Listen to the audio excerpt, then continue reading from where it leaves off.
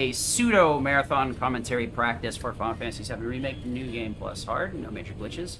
This might be the commentary video you guys see if I manage to PB, but for the most part, we're just practicing, so let's go.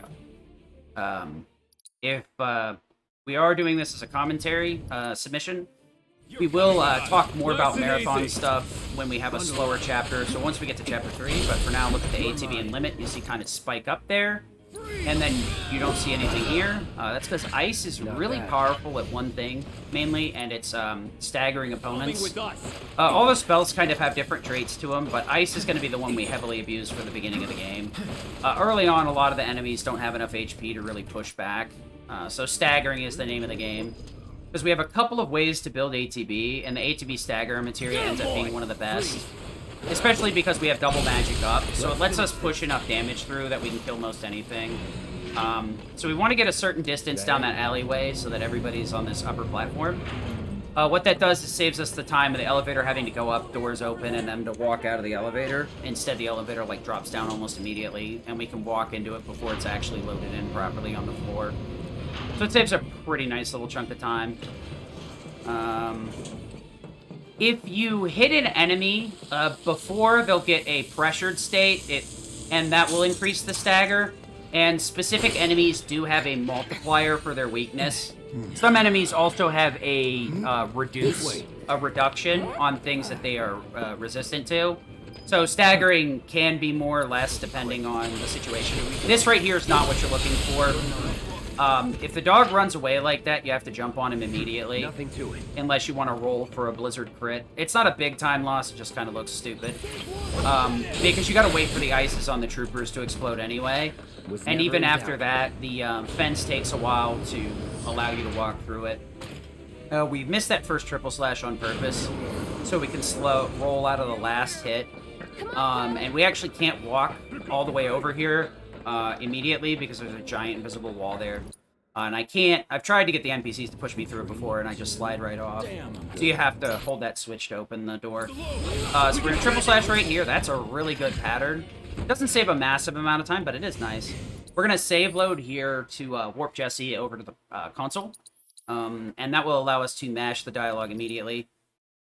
This also, opening the menu, resets the laser cycle in the next room. So, we can get a good laser cycle with this. So right here, we're going to switch to Barret automatically, and then we're going to Catastrophe Turret B. And we also need to move forward left just a little bit. So Catastrophe kills all the turrets and the mono drives as they spawn in. And we got a... I think we got the worst laser cycle. You need the laser to be spawned in when you start, but I got the worst of the worst laser cycle. It just despawning as I was able to move. I could have gotten God Laser if I hadn't screwed up my movement. The thing is, the mono drives won't die to catastrophe if you go too far down the stairs.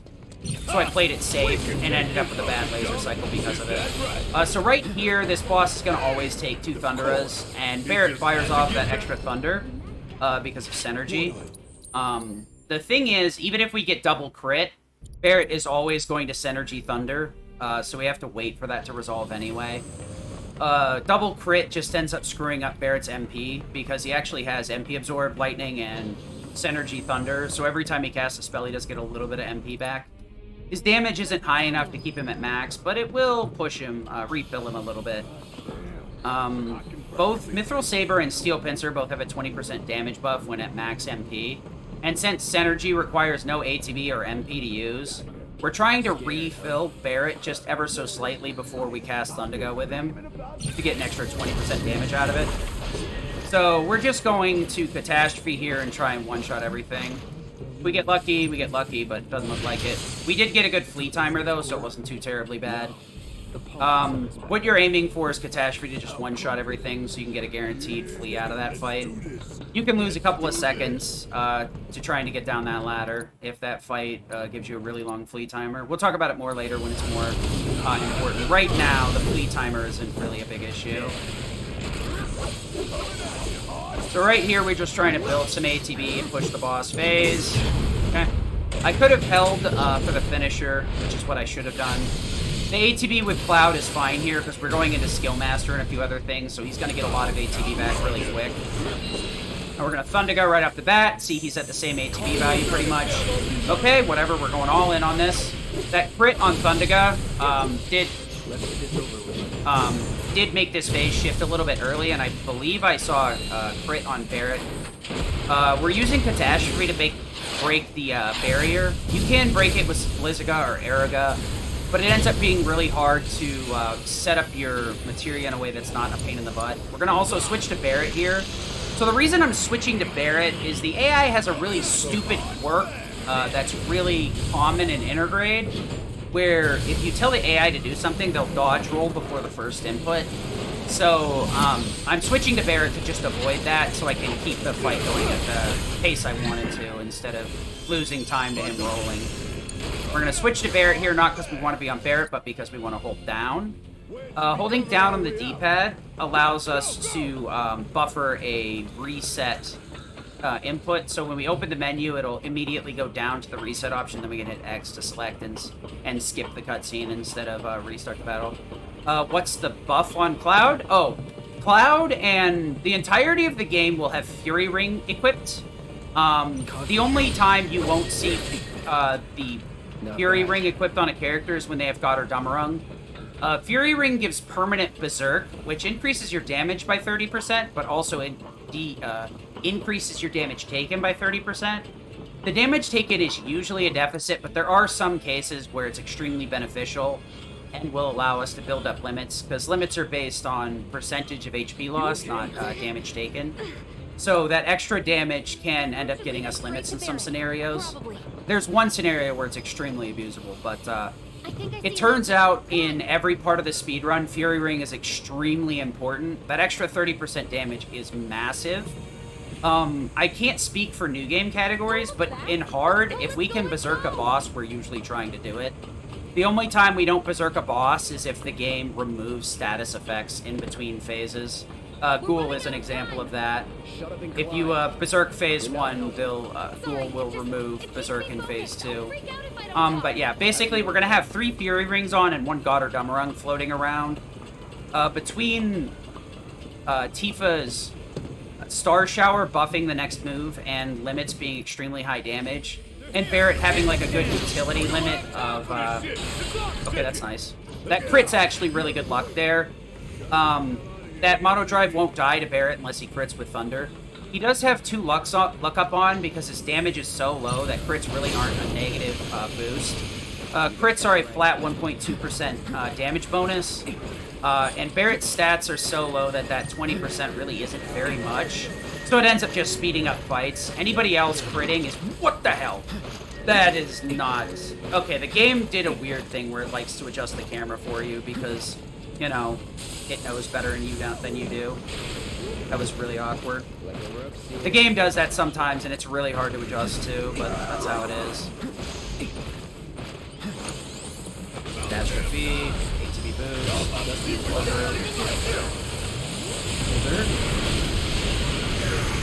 Okay.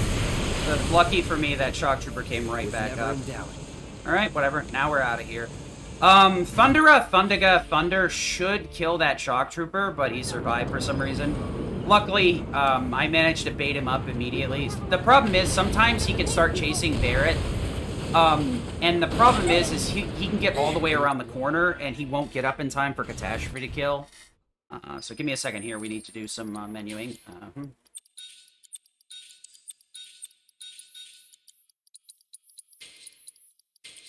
Okay. So what we did there is we took off Elemental Thunder. We're not going to need Thunder again until we get to Crab Warden, so in Chapter 5. And at that point, we're going to go Thunder Magnify, Thunder MP Absorb, so Cloud stays at max MP for that 20% damage bonus. So right now, we need Ice for the ATB Stagger activation so that we can get through a lot of these fights, because Cloud's the only person in here. So that's the most efficient way to keep our ATB up and kill everything efficiently. Fire MP Absorb is mainly for Roche. There will be some situations like Huntsman where it's more beneficial. You can actually do Huntsman without the fire MP absorb because you get a limit. But it is nice. We need MP absorb because I don't have enough MP to get through the Chapter 4 fight without either MP up or MP absorb. So that's the better choice. MP absorb ends up permeating all of Cloud's equipment for the entirety of the game. Because he has a 20% damage buff at max MP and a 20% cost reduction on spells with Mithril Saber, plus its ridiculously high magic stat. NP Absorb ends up being very, very beneficial on him. You can also put it on Aerith, but the Mithril Staff doesn't have that 20% cost reduction. But she does do more damage, so it's not as hard as you would think to keep her at max. The problem is it's just an additional 2 slots, and it becomes very hard to fill her out because you need both magic ups. You need First Strike, you need a Magic plus Magnify, you probably should have Magic plus Synergy, and that's 7 slots right off the bat. ATB Stagger most likely is something you want to have on her, and possibly an MP up, unless you're going to use MP Absorb, so you've got like 1 open slot. I'd like my money now. So, we'll talk about that later. Right now, we can use Can Opener with Barret, luckily, but we're going to have to switch to EKG late game because they just did not design this game very well around Barret having melee weapons. There are several places where you could use melee weapons and probably get more damage out of it, but you're completely screwed over because of the orientation of the game, and Barret needed to shoot stuff. Hey, Pizza Panda, thank you for dropping by. Appreciate it. So we're going to try and set up the camera here so that we don't do that. It's actually not that hard, but the thing is like I usually set it up right the first time, and then I got hesitant and then readjusted it, which screwed it up. We're actually going to do another thing here where we try to make Sephiroth despawn. For a marathon run, this isn't going to be 100%. What am I doing? Possible, but we'll go for it anyway. That was really weird. I should have been mashing X. Okay, so Sephiroth's not here. We're going to look at the ground because in PS4, this is what we used to do here because this area lagged really heavily. I am in graphics mode, which makes the game run at 30 frames per second and lag like a suck cuss. So it's going to be really hard to get inputs. I think we're good. I was listening for the sound effects of his boot. I think you can hear him walking. I'm not 100% certain. Yep. It's really hard to get all the inputs here. Alright, we're good. So this isn't 100% guaranteed, but it is about 15 seconds time save. Depending on how well you do the menu. You can probably save a little bit more, maybe 18 max. You can save between 20, I think it's around 22 seconds, 20 seconds, something like that, in a normal playthrough if you just don't go into the menu to change the graphics. But, like, the likelihood of him despawning properly is probably, like, 10%. So if you want that actual time save, you're going to be resetting for it over and over again. I settle for the middle of the road in a more consistent version. I mean, I already had ass lasers in Chapter 1, so it really didn't matter. Lasers and Sephiroth are probably the biggest reset point at the beginning. There's also that third shock trooper, the one that spawns alone on the floor below the top floor on the escape. That one actually has to die for you to be able to escape, so he's also a little bit of RNG depending on how you do the fight.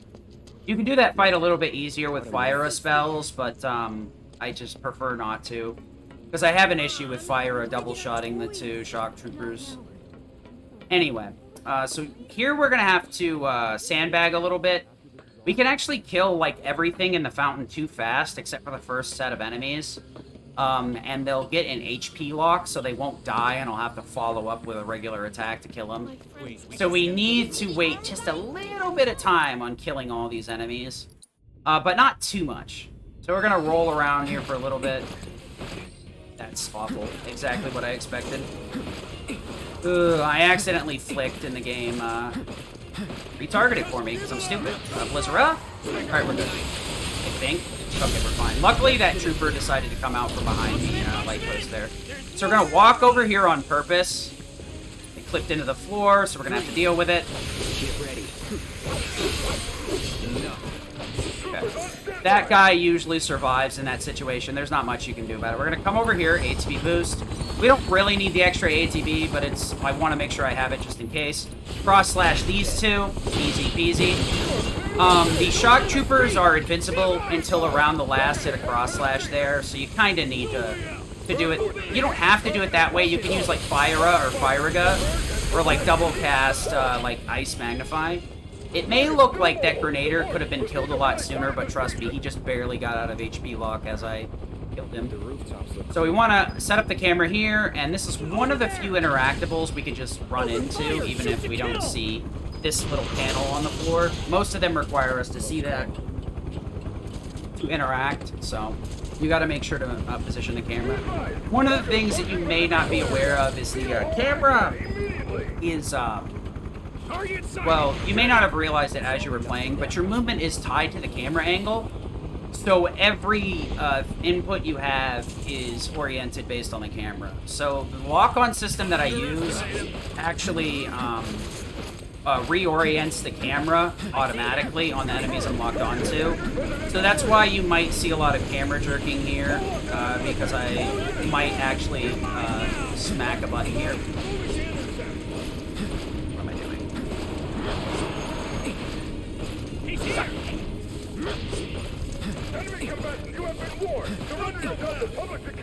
Okay, whatever. You want to lock on a dog B, but that was kind of scuff. I'm trying to relearn how to do that. It saves a couple of seconds going in the street, but when it's me, it doesn't really save any time because I'm garbage at it. Gotta learn it somehow, though. If I don't try to do it, I'll never get it done. Okay, we want to do this. Blizzara. Lyra. You should get double hit by Blizzara here. Or not. That's pretty stupid, actually. I don't know how he didn't get double hit by Blizzara. Because Blizzara should have hit him twice, and that would shoot his stagger high enough that Fyra should have done it. So the train car movement here is deceptively difficult. There are some runners that still have issues with it. It's very particular. Used to be in the PS4 version, you just ran right down the middle of the train car, nothing stopped you, you just keep going. Sometimes Biggs can spawn inappropriately and you get in front of him, but I've never had it happen to myself. A couple of the other runners have experienced, but that's one of the things I've never had it happen before. So we're going to stick to Biggs here. Bonk once, we're fine, let me through. Okay. So that was a little bit tighter than it needed to be because I played it a little bit weird. You need to loop around on the left as you're passing Wedge to get around those NPCs quickly. Then you need to stick to Biggs to make sure Kyrie doesn't get up in front of you and block you from walking forward. And then you need to kind of like bonk, but you want to stick right next to Biggs, but you don't want to bonk so much that you're constantly like getting the shoulder twist movement. If you get the shoulder twist movement more than twice, you're going to end up getting caught by those two NPCs where Biggs stops. You're going to have to wait for his dialogue, and then one of them will get out of the way and let you progress. It's not a big time loss, but it's one of those things that's really obnoxious. It's that last one that's really the hard one, because you're thinking, I need to stick to Biggs, I need to stick to Biggs, I need to stick to Biggs. And if you, like, run into him enough, it's, like, makes it less common that you bonk. It's hard to explain. The movement's really stupid. So for a marathon, this is one of the slow points where we could talk about random stuff. It's a 4.5 to 4 hour, 40-minute run. Probably closer to 4 hours and 40 minutes. Thank you, Laura Weaver. Appreciate it. Good morning. I hope you're having a good morning, too. But this is a good point for donation incentives, reading over stuff. There's quite a few of these. Every other couple of chapters, there's a slow point. I'll go over incentives and whatnot just as, you know, as if this were a submission. But obviously, if this was a marathon, I wouldn't be talking about the incentives. Well, I guess I would be, but not in the same way. So the incentives I can offer, there's the elevator at the very beginning of the game you could soft lock on in the first 60 seconds. So you could make it a meme donation incentive to soft lock the game. If you don't move around after you hit the button on that elevator, you stay stuck to the floor and the elevator goes up without you, and there's no button to bring it back down. It's just a cutscene. So it's not really like a hard lock, it's a soft lock. You can just reset and do it again. We have English, Japanese, and French as language options. I would prefer to only change those one additional time, if at all. I think it would be better off to cut it off at the beginning, because you have to close the app and reopen it. So I could make a save, close the app, and reopen it. But there are some good RNG things that might get deleted, but there's very few. Like, there's one fight at the end of the game that the RNG can get screwed up and all the enemies can spawn at once, which saves some time. But there's earlier ones that if it does... Never mind. Ignore me. We do have Stairs versus Elevator in Chapter 16. That's about a 7-minute time swing. Very popular one, though. You could make it an incentive or a bid war, whichever. We have Barrett's cutscene in Chapter 14. I think it's very good. Most people don't see it. Speedrunners always see it, but we never play it out. It's about 2 minutes, so that's a really good one in my opinion. Room 2 here is where I sleep. There's the super bosses in the VR chamber, top secrets or vice we could add in. I could make a more interesting looking route, and then I could show off what would be world record, because like most of those fights are like 30 seconds or less. It's kind of how hard it is. You can just rip through stuff, and that's even without God or Dumbarung in some cases. We could also, there is one thing that's kind of on the table. I could try and do blindfolded Rufus. Hey. I'm pretty close to being able to do Rufus. It's just a matter of like doing the muscle memory. Rufus really takes no visual cues. It's all timing. A little bit of audio cues, but mainly timing. So that should be fine. I've gotten pretty close to just doing it out of the corner of my eye, so I get the feeling if I practiced it enough, I could do it blindfolded. That was something another runner suggested, though, but that's a neat little thing you could add in there. I probably wouldn't want to do it during the run, though, because there's a... the end of the game is a 5-boss boss rush if you're not familiar or haven't played it in a while. It's actually 6, but Sword Pete is a joke and hard. The other difficulties is a little bit... Sword Pete's a little bit harder because you don't have God or Dumbarung to just burst damage through one side. Anyway. Go ahead and keep whatever we collect. Yeah, so I think that's it for the incentives, but we have a lot of downtime. Chapter 3 is one of those where there's stuff to talk about, but not pressing that we have to talk about it now. 4 has a little bit of slow time in it too, so 3 and 4 have a pretty big window. 3 has a little burst of combat at the very end of it, and 4 has a large burst of combat at the end of it too, so we go through a slow point, a little bit of combat, a slow point, and then we go through 4, 5, 6, and 7. 6 has some slow points, so you could fit in a donation here or there. Nothing too terribly interesting. 8 has a pretty slow lead into town. There's nothing too special in those fights. Once we get through those and do the back end, there are stuff to explain. There's plenty of things to explain in these areas, but for the most part, there are, by the large part, not needing super specific explanation. 4, I need to set up talking about the arena, so it's possible, but I prefer not to, because like when I'm in the arena, I need to focus, but I need to talk about what I'm doing in there ahead of time. So once we get through 8, then we get into 9. There's some slow points, but really nothing too much till we get to Wall Market. It's a bunch of back and forth, about 5 minutes. Then a couple of fights, another little bit of a slowdown. Then we have 10, 11, 12. Are all a lot of stuff all back to back. Do have a very long slowdown period in 13, another 5 minutes of walking, give or take. Thank you very much. Seeing as we're done. 14, 15, 16 are somewhat gassy, so we keep going. There's a, or, you know, 14, 15 are mainly gas, 16 has a big lull in it, and then once we get to the last dungeon in 17, it's all killer, no filler. We're doing all action, all gas, no break.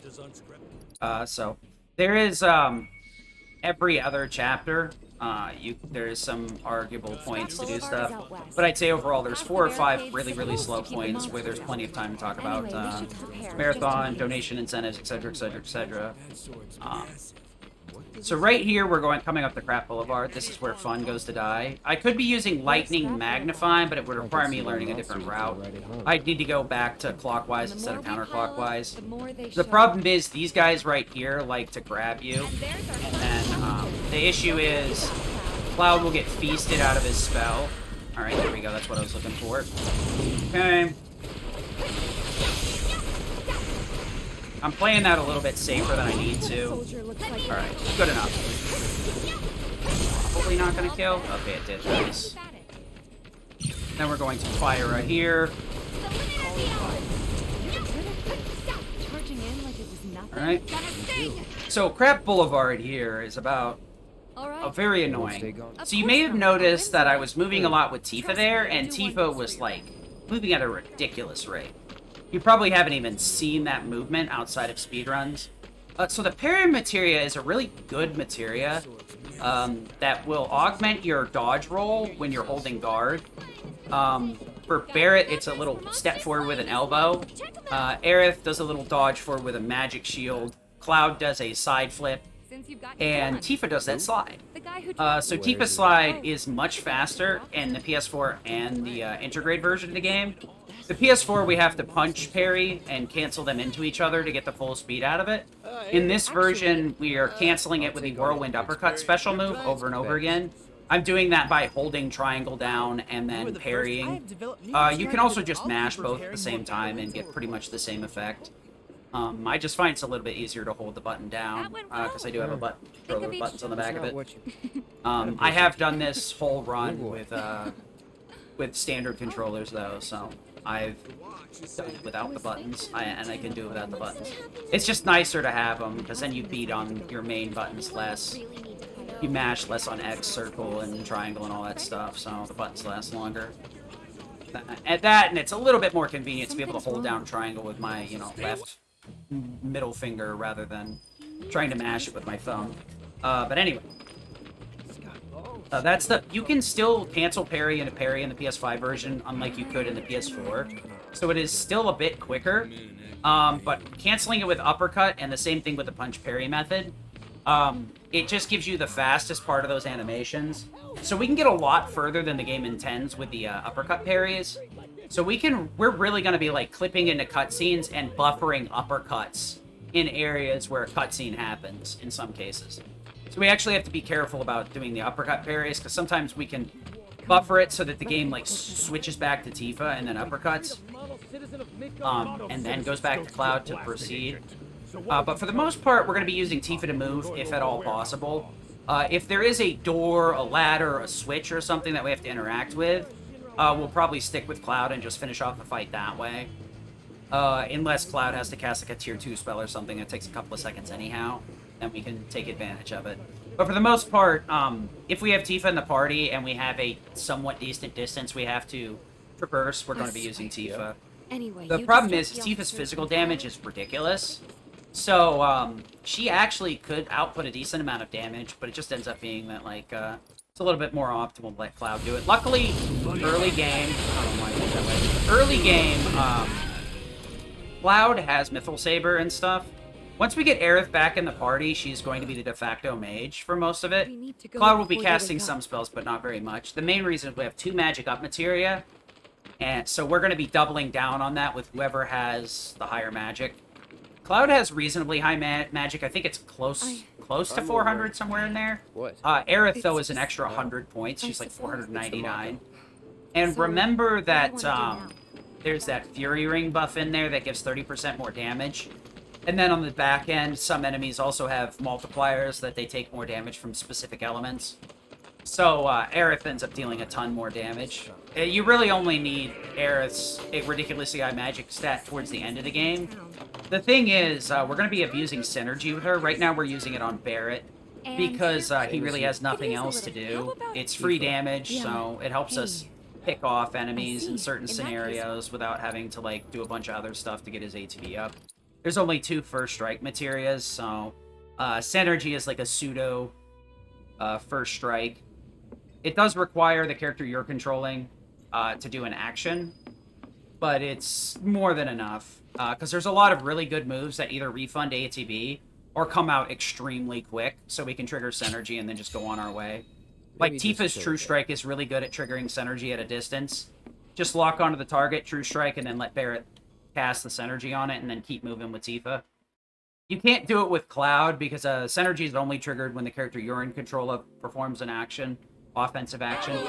So it would have to be something that would damage an enemy or that would debilitate an enemy. So Berserk, Sleep, Slow, Stop, all those things will also trigger synergy. We're going to be abusing it mainly with Berserk. All the other ones are pretty much useless. Disorder is also an extremely potent synergy trigger. Because it gives you ATB back, it comes out really quick, and then all it does is push you into Punisher stance, which means you're on top of an enemy with your high damage attack stance, So you can build ATB really quick out of it, too. Punisher Stance does have less ATB build, but the damage usually makes up for it. So yeah, right here, this fight's kind of stupid. We got 4 enemies, and we have no way to hit all 4 of them. What we're gonna do is just throw a slash at them, and then spam Blizzard Magnify specifically to hit all of them. If they decide to melee me, they're all going down to 1 Blizzard. Usually what happens is 1 to 2 of them survive, and I just fire the leftover one. Blizzard won't one-shot unless they're close enough to be multi-hit. Yeah, you seem to be good here. Yep. It's perfect. And one thing that I did kind of gloss over, hard blocks you from using items and doesn't have any way for you to actively recover MP. Benches, beds, any sort of recovery point only refills HP. Items being blocked means no ethers, elixirs, any of that nonsense. So there's only a few things that let you recover MP. MP Absorb, obviously, which is a 100th MP recovery on damage. So for every 1,000 damage output, you get 1 MP back. So for tier 2 spells, you can pay them off, theoretically, or break even. But for tier 3 spells, you're going to lose money, or lose MP. Because the tier 2 spells are 21 and 22 for Thundiga. So you'll always lose MP on those unless you have Magnify up. Tier 1 spells are 3 and 4? No, 4 and 5. Yeah, 4 and 5. Lightning, for whatever reason, is 1 MP more expensive than the other ones. And then, so it's 4, 10, 21, and 5, 11, and 22. Thunder is really only good for machine bosses. There's a very narrow hit radius. It does, quote-unquote, instantaneously cast. But Integrate changed Wind so that it spawns on the target and then explodes, and it sticks to the target until it explodes, instead of just sitting in air. So Wind basically functions like Lightning now. Except it takes a little bit of time, because you gotta wait for the explosion. But the thing is, Wind has an AoE, like Fire and Ice. I think it's a little bit narrower, but for the most part, it has an explosion radius. So you can get multi-hits with that, while still getting the guaranteed hit. So, Wind is going to come on later in the game. Used to be flying enemies were extremely difficult, because you would cast the Wind spell, which they are weak to. And then they just fly out of it. And I'd be like, oh, that's cool. Wind is actually really good in this version. Hopefully it stays the same. You've got to be kidding me, Biggs. That's a little bit of time loss that I can't control. Sometimes the AI is just like 3 IQ points short of being positive. Cloud, you know what to do. So yeah, we're going to ignore elements for now. Okay. It's a shame you Every element has a stagger value. Ice has a really high one. If I remember right, Fire and Wind are the same one, and Lightning is a bit lower. I think Lightning may not even be lower. I have to look at the numbers. All the spells have the same base damage, and then there's a quirk of the stagger. So the spells do a damage value and a stagger value. If an enemy is pressured, they have a higher stagger value that's applied instead. And tier 2 spells, so Raw, Fire Ra, Blizzard Ra, Arrow Ra, whatever, the Raw spells have the same stagger value numbers as the Ga spell, so the tier 3. So all you get for the more MP is an extra second of cast time and more damage. But in hard, we can usually get away with tier 2 spells or tier 1 spell spam because of Berserk, Synergy, tier 1 spells being free, and a few other things. Some of the enemies are even too quick that tier 3 spells are a really bad idea, that they'll usually duck it.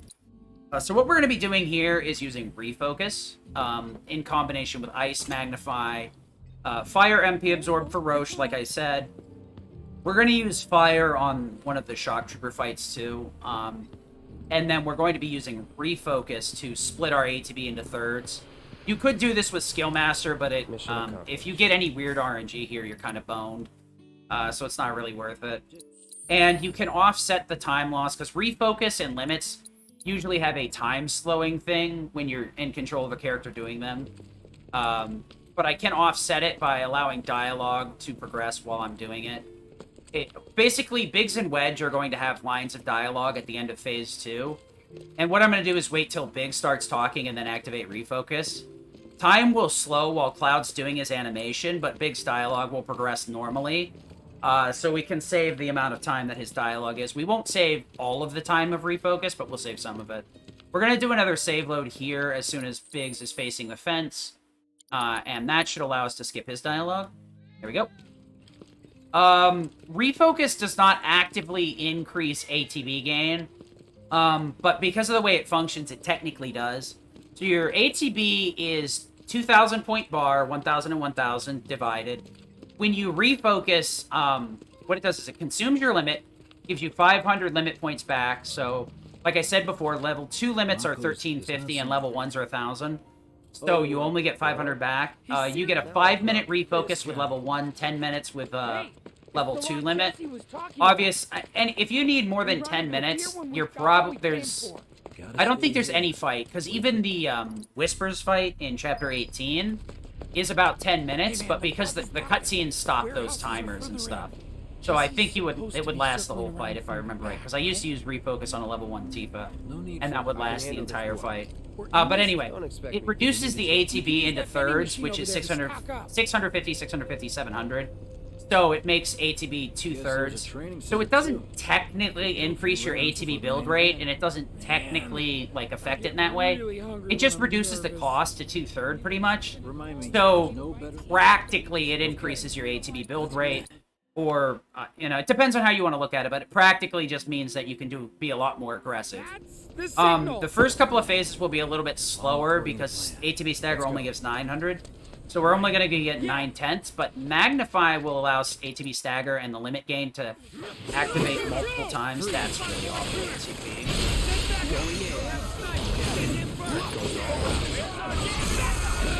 Okay, let's get rid of this guy. Into Blizzara. Blizzard. Alright, let's get out of here. So that Blizzara is going to stagger all those guys. I'm going to get my ATB back. So even though the ice spell looks like it would stagger multiple enemies, the ATB stagger and limit gain can only be activated once per spell cast. Magnify allows it to activate 2 times, so that allows us to get 2,700. Uh-oh. Okay, that was really, really early. Okay, I'm lucky that I'm actually lucky that fire hit, to be perfectly honest. That shouldn't have hit at all. So we're going to wait for Biggs here. Into refocus. See his dialogue's continuing. Not perfect, but it does offset some time loss there. So we're going to Blizzard. Fire and that should one-shot all the dogs chasing Biggs here. Nice. So we're going to attack this guy, roll off to the side, and hope, yeah, we got the backup. 1, 2, 3. Ah, ah, ah. Alright. Fire. Attack. Bait out a counter. If your ATB is a little bit short there, you can step forward. I really didn't need a Fire for that. I could have used Fire. But since I don't have it shortcut, I'd have to go in the menu and end up losing more time than I would save casting Fire. Because it's a half-second difference. It goes from a 1-second cast to a half-a-second cast. The MP recovery really isn't worth it either. ATB boost. Wow, that was really scuffed. That counter stance almost missed. It can miss. It's just very uncommon that it does. Alright, so we got a really good arena there. Everything went the way I expected it to. Everything went down. The sweepers backing up is extremely nice. You kind of need that with the Skillmaster variation, because you're trying to spread 900 ATB very, very thin. Refocus splitting our ATB into thirds makes that fight a lot safer. And the first 2 waves are pretty easy. As long as you, like, how do I want to put this? As long as you, optimize the order you're casting Blizzara and Blizzard in, you'll always have enough ATB until you get to the end. So, how do we get back to the slums? Could Blizzara the enemies coming out of the door, though, the one that I cast Fire on. The problem is, without max MP, it won't one-shot the Shock Trooper, so I'll have to do something after. I probably will just go back to doing that, to be perfectly honest, because I keep missing the Fire on the Elite Grenadier, so I'm gonna have to swing at somebody anyway. I don't know. Okay, Jesse. Jesse, like, did a double turnaround there. That was super weird. So we had a really good couple of first 4, I'd say. Nothing, like, out of this world, but nothing, like, really offensively bad either. So we got a little bit of a slow down time here, but I'm gonna explain the Whispers. So the Whispers are a fight that's really, like, poorly explained in the menu. Basically, what they want you to do is hit them with magic that will pressure them, hit them with magic again, which will stagger them, and then now they're gonna take the 160 damage multiplier. But I'm not sure if it's just the Enigmatic Whisper, but I believe the Whispers have a damage reduction. No, it's just the Enigmatic one, never mind. Basically, they're just weak to magic, and when you stagger a regular Whisper, it pressures the Enigmatic Whisper. Me too. And the Enigmatic Whisper has a massive, massive damage reduction. So outside of, like, hitting him with 2 limits in a pressured state, you cannot kill the Whisper. But what we're gonna do is kill one of the Whispers, use Blizzara Magnify to kill the other 2. That will cause the main one to get pressured, then staggered. It's really weird, too, because the main one's pressure cycle only lasts a certain period of time. If you only stagger one Whisper, it's like a second or 2, and it's only extended while you're attacking. But if you kill, like, 2 or 3, it's a lot longer. So the Enigmatic Whisper fights are really jank. And then there's this weird condition where if you're, like, attacking the Enigmatic Whisper before it gets pressured, it can, like, instantaneously depressure. It's so weird. So these are probably the most jank fights in the game, outside of Sledgeworms, which obviously aren't till Chapter 17. There are a couple other enemies that are a little bit meh, but wind being upgraded makes most fights, like, not an issue anymore. That's basically the long and the short of it. So the first fight, though, isn't with the Enigmatic, it's with regular Whispers.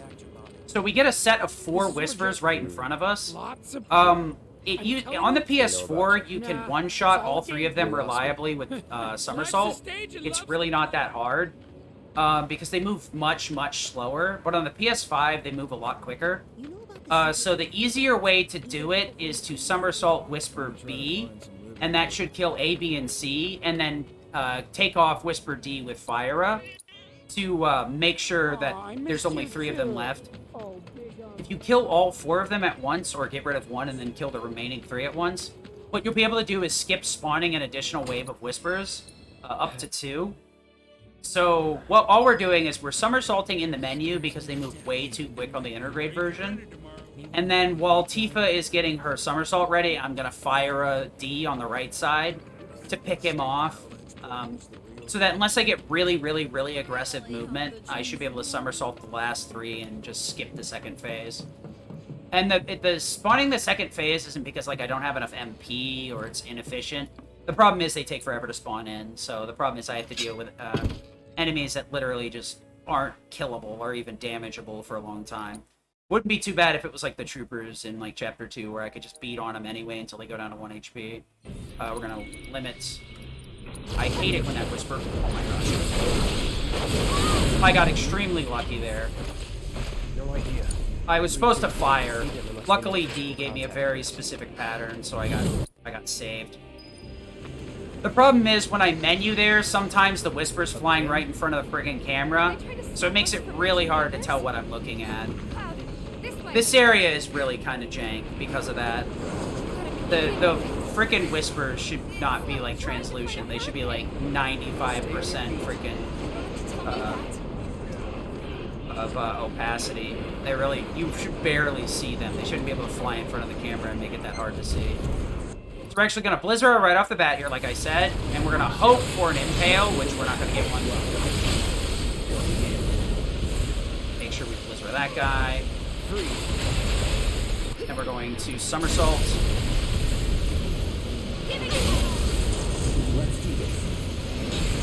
Okay, Somersault. And we did input Somersault really late there. We could have done that a lot sooner, but whatever. I'd rather make sure the somersault hit than not. I wanted to make sure the Blizzaro was hitting. So what I did is I killed one of them so that my Magnify duplicated the additional Blizzara to the Enigmatic Whisper. And then I retargeted to one of the 2 that were right in front of me. Blizzard both of them. Kill, stagger, kill, stagger, kill. Now the Enigmatic Whisper is pressured. Third ice spell explodes. Ridiculously high stagger value, ridiculously low stagger threshold on the Enigmatic Whisper. Bingo, bango, bongo, you're done. So we could, like, True Strike, fire Star Shower, fire I could cast a spell with Cloud and do a non-limit with Tifa, but I've just decided it's quicker and more consistent to go with a limit. Because if I'm standing still with Cloud, that fight will end immediately. If you're in the middle of an action, it will take a while. So we're going to do a little save load scum thing here. We're going to try and save load in the train car. Probably not going to happen, but it does save like 15-20 seconds if I can get it. A little bit late. So what I'm trying to do is get into the save menu as I'm walking into this cutscene. But it's extremely hard to do. The problem is you have to be opening the menu as you're stepping into the cutscene, and the game doesn't want you to do that. So this is one of the harder save loads in the game that can save a chunk of time. So what would happen is instead of doing the ID scan segment and then the Tifa conversation, the ID scan would be taking place right now during this conversation. If you go for it too early and you don't have good visual cues, you're going to save load and lose even more time. So it really depends. The reason I move the way I do in that train car off to the one side and turn off the mini-map is actually because I'm using a bunch of visual cues to try and hit it. But that save load is extremely hard. Save loads are much easier when you're moving at faster speeds. So Cloud only being able to jog is a massive pain in the butt.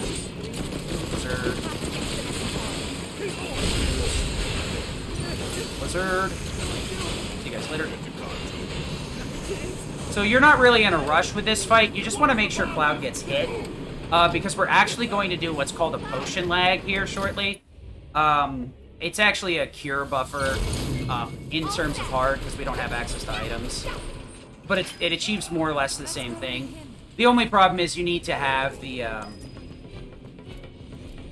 healing materia on the person you want to do the buffer with. What we're going to do is buffer Tifa behind so I can get full movement speed much earlier in the upcoming cutscene. And then from there, I can save about 5 seconds by being able to move a lot faster. I'm going to switch over to Tifa here, take advantage of her parrying. And then what I need to do is... There we go. You can hesitate a little bit with that, but if you push your luck too much, you're very much not going to get... Uh-oh. That was really bad movement. I was too busy looking at the camera, not enough focusing on my movement. Okay, yeah, that was pretty rough. Whatever. Yeah, could have been more better. But, in long story short, you kind of see how, like, I'm getting through all this, like, one dialogue to the next, to the next, to the next. There's, like, no breaks. Let's go. What we're also hoping for is Barrett's going to be at the other end of the train tracks, kind of like this. That's close enough. It's halfway. If he's at the very end, he can spawn right next to the fleet. There are some fights where the game instantly exits you from combat instead of putting you in a fleet timer. And then there's a lot of fights where it's 3 to 6 seconds per fleeing. So with Tifa's speed compared to this, obviously what we're looking for is a longer fleet timer as much as possible to increase the damage here. Or increase the amount of time I can take advantage of it. I think that was about as far as you can get. I think you get a little bit further, I'm not 100% certain. That's not bad points.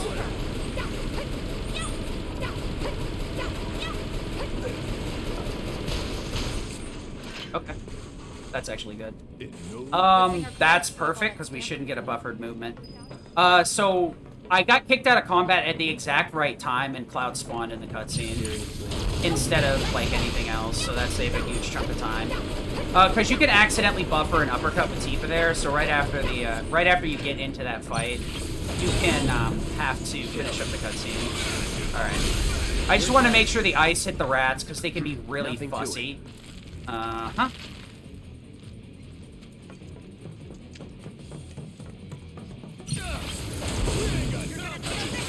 Let's just deal with it. Let's finish this. Alright. All done. Right. So we're going to do a little bit of movement here before our ATB boost. This is all in service of making sure that this ice hits at the right time. I want to be a little bit careful with that somersault because I have screwed up and refocused instead before. Barret has taken damage, so that can save me some time here. I'm actually going to try and heal buffer with him after this next fight. It's not guaranteed to work, but that's why I equipped the materia in the menu in Chapter 2. You want to do it in Chapter 2, because any time after that, Jesse has given you at least one healing materia. So if you try and just mash X to equip a healing materia, it's going to give you a low-level one. We want to give Goddard to you. This. We're going to grab an MP up, even though it's not needed. Spell Thunder, Thundera, Thundiga, and I believe it's Mag. What? No. God, I did that in such a weird way. Yeah, that was a really awkward way to do all that. Okay, so we save load here to try and trim up the cutscene here.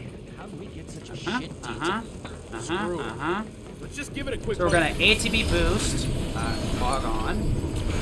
Okay, this room is really jank, so I have to be very careful with the movement. That's all I can say. Okay, Barret heal. Not bad. Stealth. Not the best. I got a little bit of movement out of it.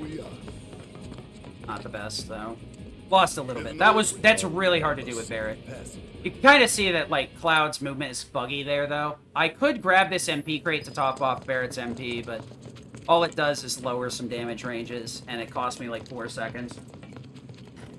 And most of those damage ranges I can very quickly fix with an uppercut. So I'd have to do, like, 4 or 5 uppercuts, because you can uppercut and cancel it really quick with a parry slide, because uppercut actually hits extremely low in its animation, well before she's even lowered, jumped off the ground. It's actually when she's like crouched all the way to the floor, is when uppercut hits, so you can cancel those extremely quickly.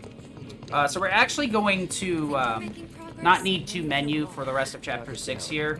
I need to double check my menu here, but we're fine. So we got a couple of missile turrets here and a couple of fire guys, and the fire guys do not care about my thunder spells, so we're gonna have to go all in here. Thundera. So I want to make sure to get Tifa's Thundera after, so that it finished off that missile turret. If I did it too soon, Barret would have Synergy Thundered, and there's a really good chance that Barret would kill the turret. And the problem is the Thundera Magnify Cloudcast wouldn't have duplicated to anything that was left over, so I would have had to figure out how to kill the rest normally. It's really annoying. That's incorrect. I accidentally catastrophed, so I just lost a bunch of time. Just like that. Okay? Dummy. I gotcha. Catastrophe takes about 5 seconds to start up, so it's like 6 to 7 seconds to hit. For that tiny room, that was a big fuck up. But whatever, you gotta roll with it sometimes. When you make a mistake, you gotta just keep going. So we're gonna Thundiga here. Uppercut. Cancel. True Strike. Okay. Uppercut. True Strike. Poke. True Strike. Uppercut. Uppercut. It's focused. And then we want to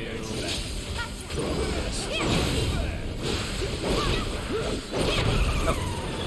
So we wanted to hit the generator there to get that last bit of damage, but and not put too much on the leg, because we want to break both of these legs in this phase right here. And these legs, front legs, are both weak to magic, so get bop bop.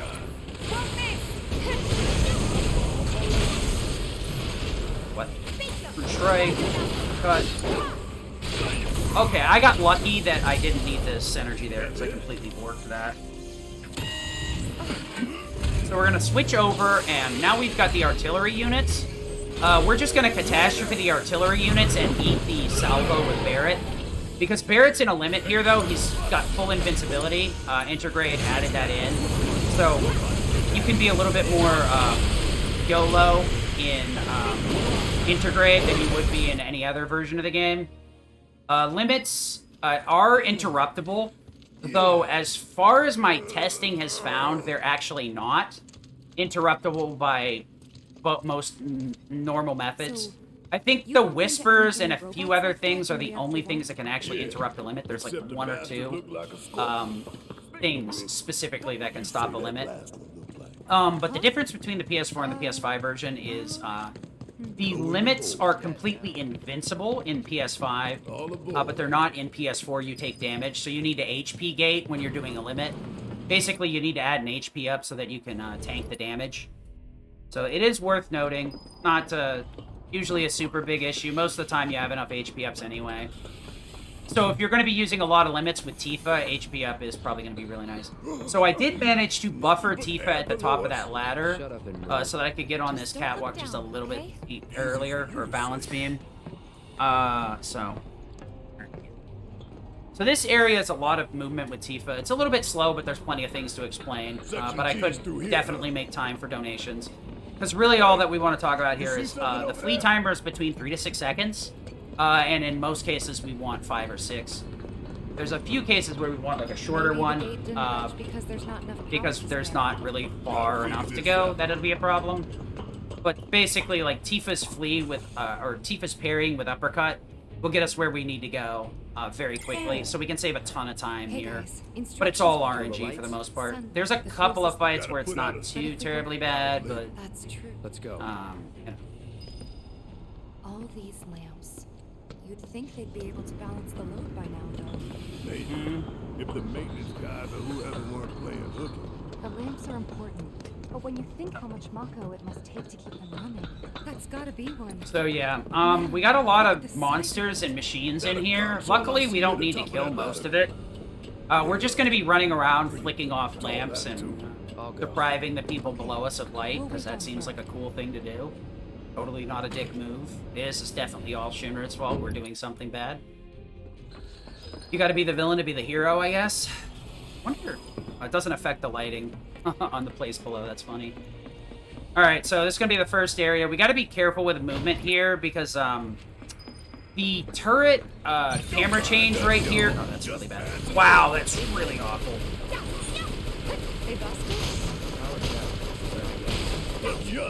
Alright, you gotta be very careful with that movement right there. There is a line that will kick you out of combat. You can only get over it with the parry, though. I think you may be able to get past it with dodge roll, but the laser turrets there, for sure, have a line that is meant to kick you out of combat so you can do a cutscene. And the thing is, Cloud does the slow put away thing, so we're trying to slide over that. Yeah. Okay. Sometimes you can trigger it by accident, there's really not much you can do about it, but that's a pretty decent flee timer. You can get all the way down the stairs, but I did spend 2 or 3 parries parrying into the railing, so I really can't complain. Most of that was my fault. We're going to switch over to Tifa here again. First, instead of Barret. I forget sometimes, because Tifa's placement does change throughout the course of the game. How do I want to put this? So right now, most people probably use up and down to swap characters on the D-pad. But because I have the auto lock-on system, where I lock on with R1 and it, like, I change what I'm targeting with the right thumbstick, my left and right are my character controls. So the way that I think of things are, my shortcut's L1, and the character, the shortcut that they are on is on L2 or R2. Bring up their mini menu, or their shortcut menu rather. So I actually think of swapping between characters as in left and right instead of up and down. So Tifa's on left, Barret's on right, and when Aerith's in the party, Aerith's left, Tifa's right. So you gotta remember that. So that's kind of how I remember, is by the shoulder buttons too. I can actually look at it in combat and have it not be a problem. So we're gonna be passing the fan vents here. Nothing too bad, nothing too awesome. Pretty decent overall. What we're looking for is to have a decent run. We're looking to switch off the second light within the first hour, but that's really not needed. It is nice if you can get there, but 4-hour, 40-minute run can be done without that. The first hour is not really that bad. The end game can be pretty vicious when you start. If you die at the end of a boss fight or the major boss times, or basically like die or have to reset after the first phase stops, because a lot of the bosses have a pretty lengthy cutscene in between. Some of the worst offenders are like Hell House, which is like 30 seconds. That's our objective. Or the first boss of Chapter 17 after Swordbead. I don't want to ruin it just in case somebody hasn't played that far, but it's like a 30-second cutscene to start that fight. By the So light of these any mistake in that magnificent fight's a lamps, massive we time shall loss. lead our brothers It gets and even sisters of worse the if you get Undercity to a past brighter the earlier future. phases. Say what? So we're gonna It's from come a up the speech ladder President here, Shinra gave and we're gonna talking attack about the this one importance of specifically. Thundaga. Nothing down the one-way path to God. I switched over to. I did Thunder out with Tifa just as to make sure. Probably should have waited a little bit because that wouldn't have done much. So we're gonna lock onto the left turret here.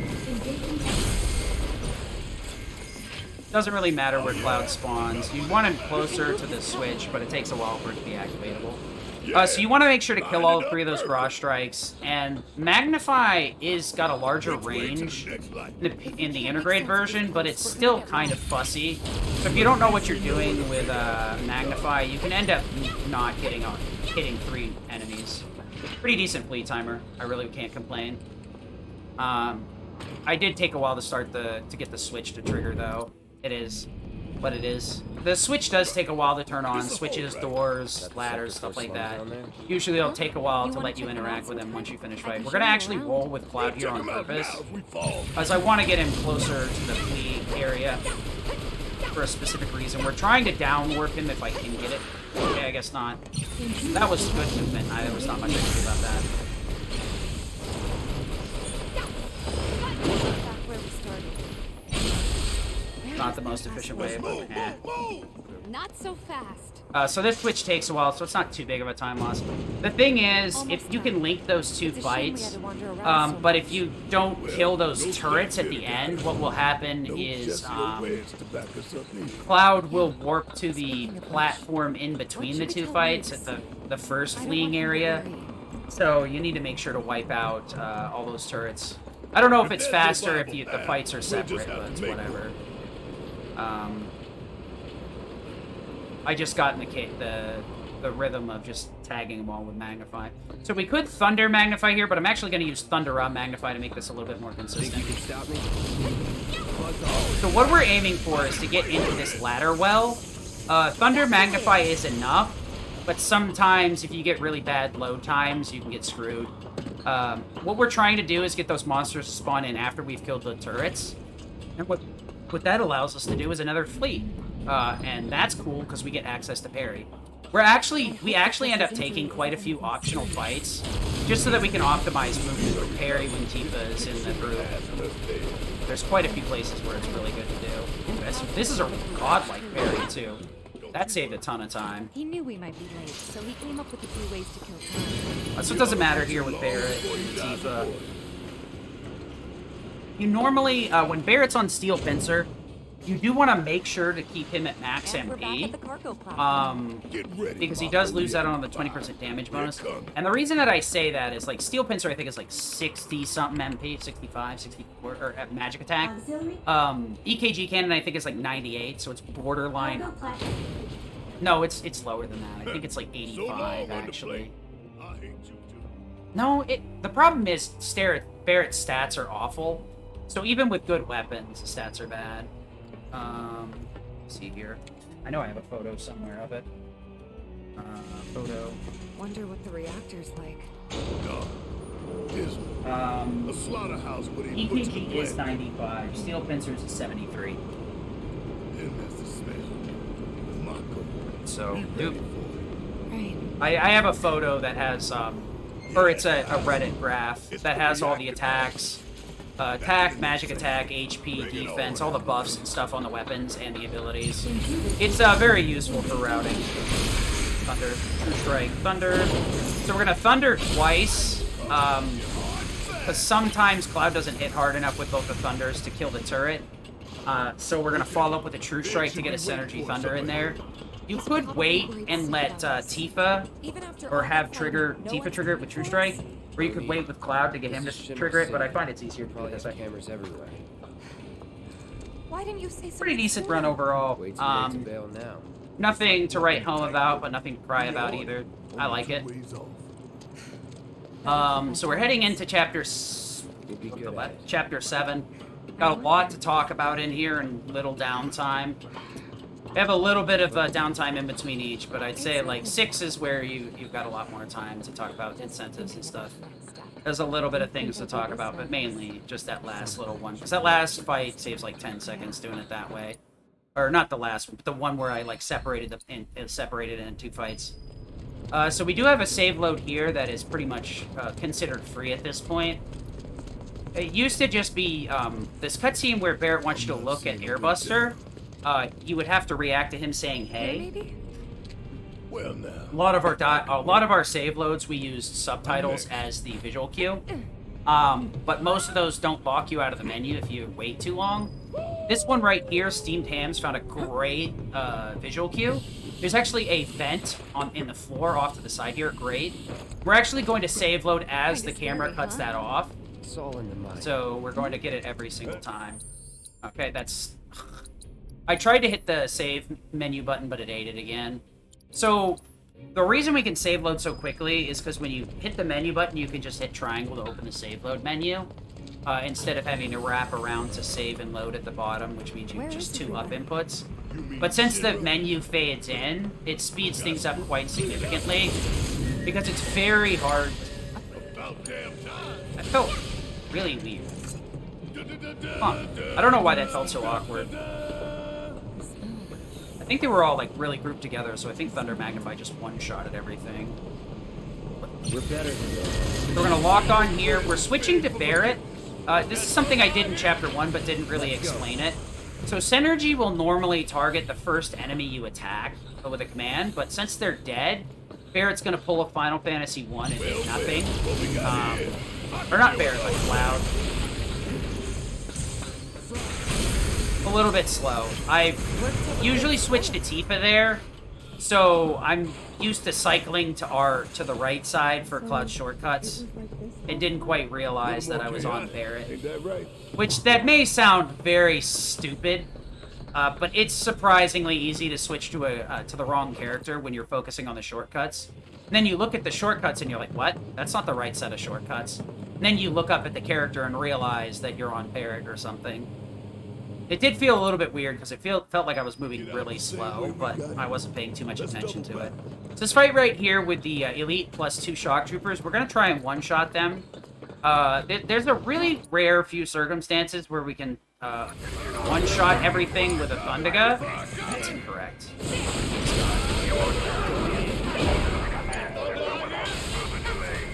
That's so awful. The Star Shower wasn't bad, but what I needed to cast was Thundera. Luckily, it didn't trigger a dodge, but I honestly... What happened is a lot of bad things. So I was going for Thunder Magnify to kill that last trooper, and what had happened was she killed the main one before the Thunder Magnify came out, so it didn't duplicate. So a lot of stupid things happened back-to-back to make that fight way longer than it should have ever been. HP boost. Maybe this fight will make up for it. Might be. Yep. Okay, can we grab this? Can we grab this? Now Thank let's you. see what these bastards were up to, huh?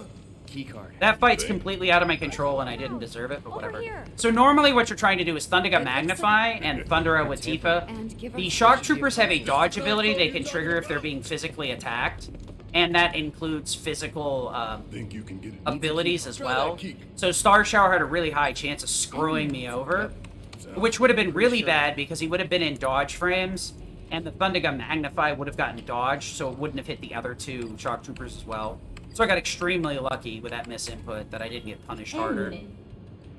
You could theoretically reset that fight, but you get reset back to the center of the platform and have to run all the way over to the ladder. Right. It's a really bad thing to reset. Probably one of the worst fights in here you can reset. Well, that's not true, because there's some fights where enemies are supposed to stick to consoles until dialogue is finished, and resetting those fights fixes it, but if you clear the fight the first time, it doesn't activate properly. So we're going to Thunder Magnify here and just move. I could True Strike if I really wanted to, but okay, I guess we're doing that instead. I meant to switch to Cloud, but it ate my R2 input. So we're just going to Thunder right off the bat here. Everything's dead. Grab the MP crate here because I got nothing better to do. Get over here. See ya. Finish him off. Star Shower. I gotta wait for that guy to get off the console. Double the set. That's one of those ones that takes a time period to react. Okay. Everything. Those greedy. Barrett, The people. 1,000 Okay. kills, says the This fight right here is really kind of awkward, too. We're going to go for Thundergun Magnify, and then we're going to switch to Barret and Catastrophe. Thundergun Magnify will hit hard enough that the Shock Trooper will be held in place. And then the Thundergun Magnify will also clear out the turrets as well. So I could Thundera with Tifa here, but I found it slower because it takes longer. And it's also riskier in terms of MP. So we're going to Thundera this guy. That'll clear that side. Magnify and True Strike. The Thunder clears the rest of the enemies, and True Strike clears. So that's one of the rooms where I'm talking about where the timer is kind of hard locked depending on where you go. But if you do all these rooms in the right order, you can basically one-shot everything and not have to wait. The last room is the weirdest one, because I'm going to have to ATB boost. I'm going to use Overrun to kill one of the troopers in front of me, and then I'm going to switch to Tifa to get to the other side of the room and use Thunder Magnify to wipe out the rest of the enemies. This room's really awkward. It seems super stupid, but this is actually the best way, whether you believe it or not. We're going to wait a little bit here. Yeah. We want to make sure that the other guy dies before Thunder Magnify happens.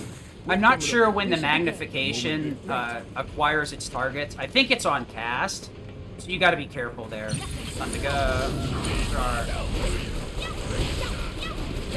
This is awful. Okay, that's fine. I got a little bit spooked there, because sometimes Catastrophe doesn't hit that guy. He usually does get hit by the last 2 ticks of Catastrophe. I don't know why, but that's how it works. I was trying to sandbag to get him a little bit closer, but the game decided that that wasn't necessary. That's cool. That's really bad, actually. I'm going to need to heal up Cloud. Barret, not so much, though. So we're going to Catastrophe with Barret here.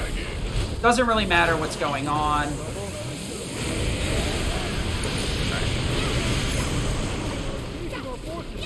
So we're just going to uppercut.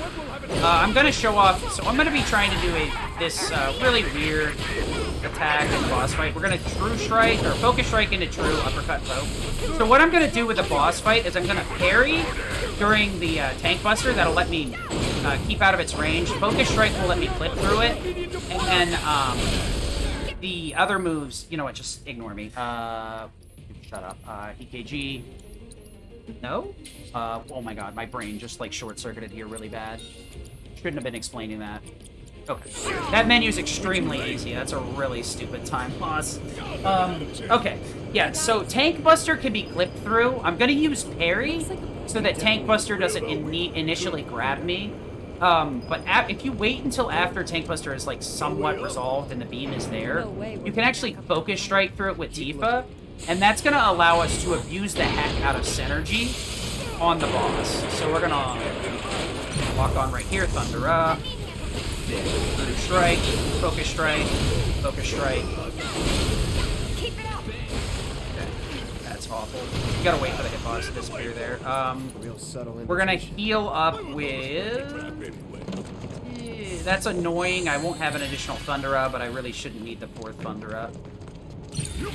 This fight has to go really bad for me to need an additional Thundera. And even... Actually, I don't think I need an additional Thundera. I just end up having to spend it in a different place where I don't want it. Hit the button. Hit the button. Thank you.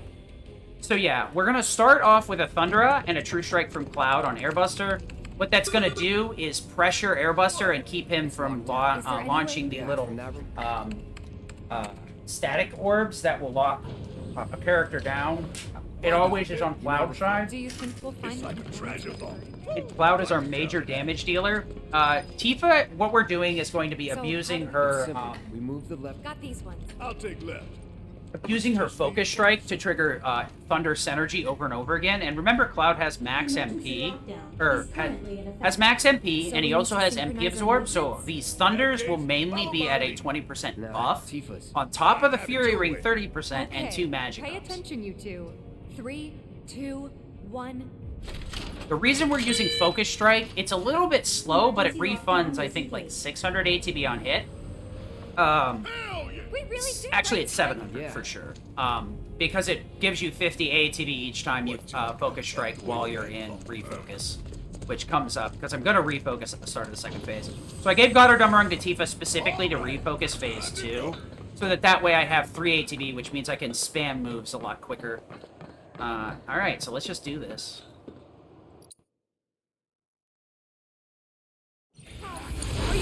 That's our move.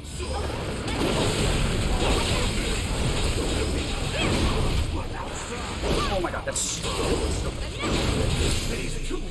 Tifa into refocus. Boost. Character. Wrong character again.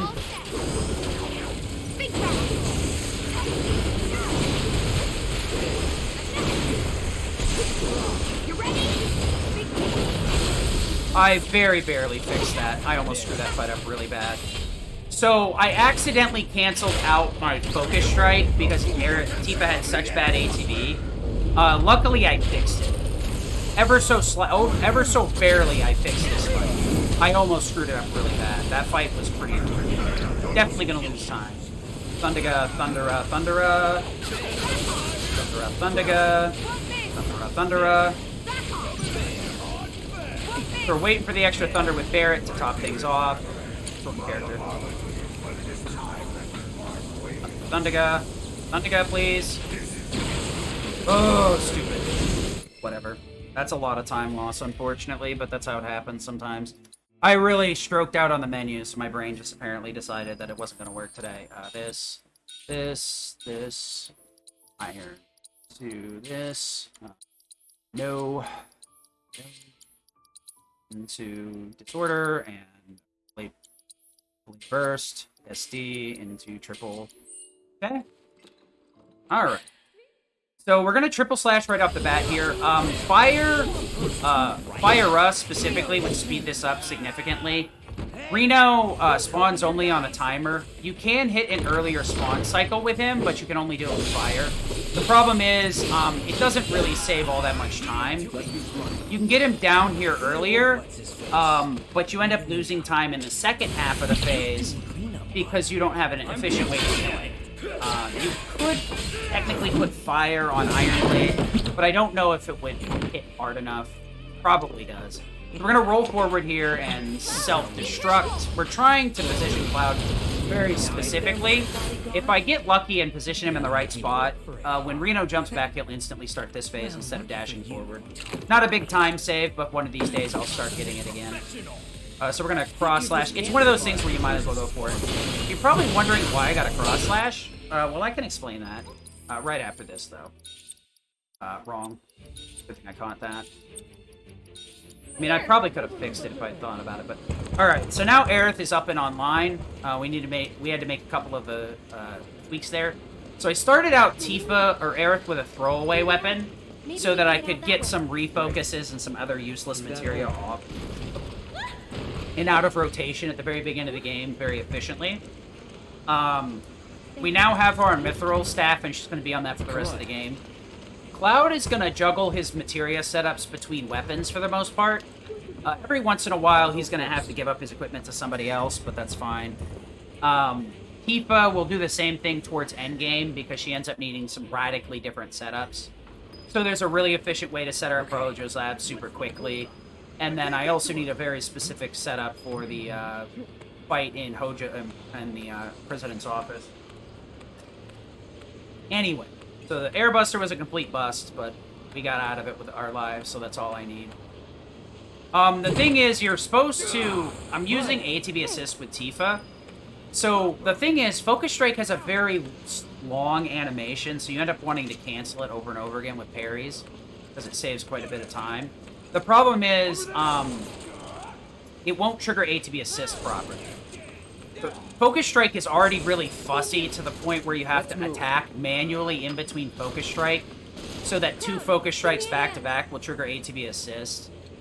But using an uppercut completely screws it up. So the way ATB Assist functions, it's one of the most potent materials in the game outside of First Strike. It gives 600 ATB to both your allies. One or both. It doesn't give 600, 1,200 to one ally if you only have one. More of those things. You still only get 600. Every 2 actions you do, your allies get that bonus. So the real trick of it is The game Or not. is very picky about the situation.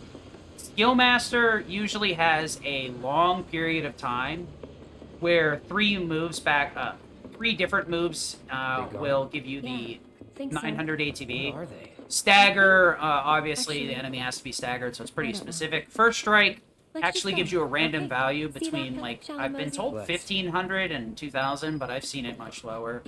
Maybe I'm just stupid. So, But, what's next for you? A little bit of bodyguard work. ATB Assist is one of the better After that, materia, but it's also the It's most back to fussy. Sector 7 slot. So you have to do the two abilities back to back. Yep. And the problem is if like an AI has the ATB assist, suit there's for no me. way to guarantee that they're not He going was to one of move. Shinra's Turks.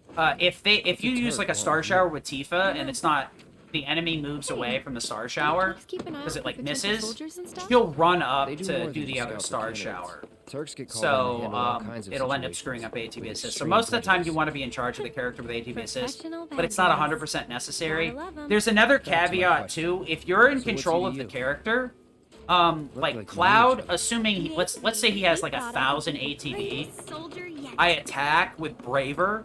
Now he has 0 ATB. But Skillmaster activated, so now he has 900.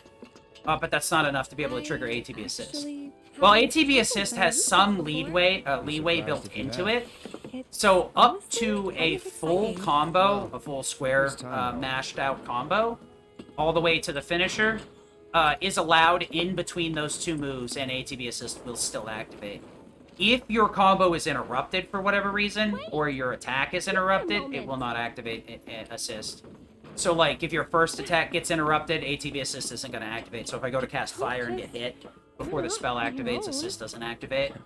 Those Or notes of a if I soldier get candidate? knocked on my ass during that normal combo in between, ATB assist will turn off as well. So Synergy is one of the most fussy I'll go materia that requires the most babying and knowledge, but ATB assist is also very, very obnoxious. Thank you. That was unexpected. It makes you Thank you, work for Cloud. it for sure. Ah, there it is. The wall. You know. So now we're set up until we get into Chapter 9. We're gonna make a really quick menu in Chapter 9. What we got is Aerithon Lightning Magnify, because we got a lot of machines to deal with. Double Magic Up. First Strike, ATB Assist, or no, ATB Stagger, MP Up, and then we Sure about also this? have See Synergy for Win. yourself. We need Win for Rude either way, so Synergy Win just ends up working Maybe out. I'll go on ahead. It also allows me to do my strat for Hell House, so it's a Just double down. I get two. Maybe I you get two shouldn't things talk. out of it. You can do Hell House with ice, but I don't know how to do that strat, and I don't think I'm going to learn Cheapskate. because I'm just stubborn. We will need to toggle into Lightning Synergy though. It just speeds up a lot of Chapter 10. Not, excuse me. Gotcha. You're There's a lot of killing me here. sweepers, smoggers, cutty, and sweepy. So Lightning Synergy just ends up being better for most of that chapter. Turns out going into the menu to toggle like one materia really isn't Here that goes bad of an nothing. idea. If it ups your damage on a lot of the enemies. So what's going on here with Iron Blade? How did self-destruct work? What's this all about? This is another slow point that you could talk a We're little bit getting in closer to the Marathon, station. but there's also a Even big so, slow we'll point in probably run town, into a which is few actually monsters. better because that's usually after a bathroom break or during a bathroom break.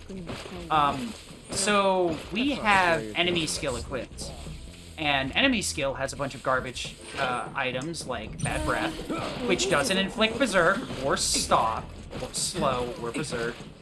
Yeah, I said Berserk twice because it's important. Takes 2 ATB, so it's trash.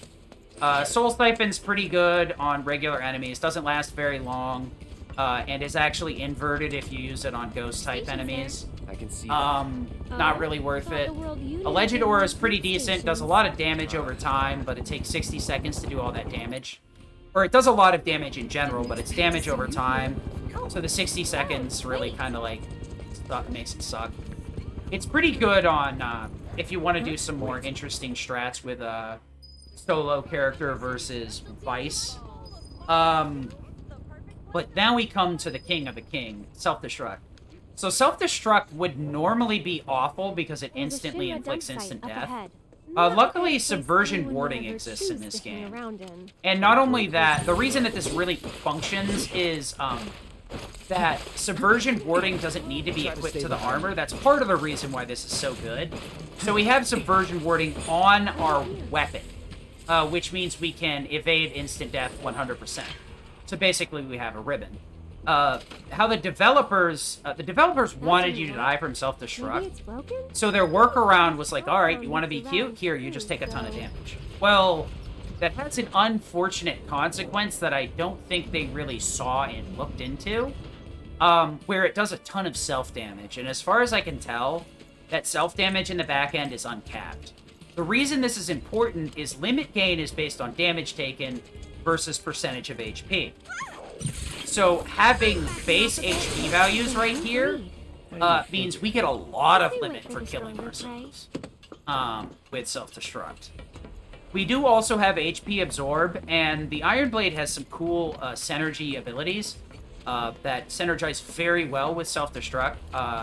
Retrieval, which is what makes it function. If you're greater than 1 HP the first time you die, that isn't an instant death. You revive at 1 HP. And then also trade-off. Every time you take 10% HP loss, you get 1 MP back. We won't be casting too many spells on Iron Blade, but it is a thing we could do. It does come up on some boss fights where having spells are nice. You could theoretically do this on Ghoul with like Fire Elemental and get something out of that.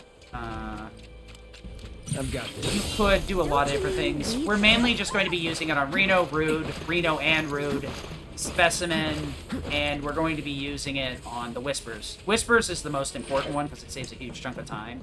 That Airbuster fight saves about 30 seconds. It probably only saved like 20 or 15 compared to the PS4 version because of how bad I messed it up.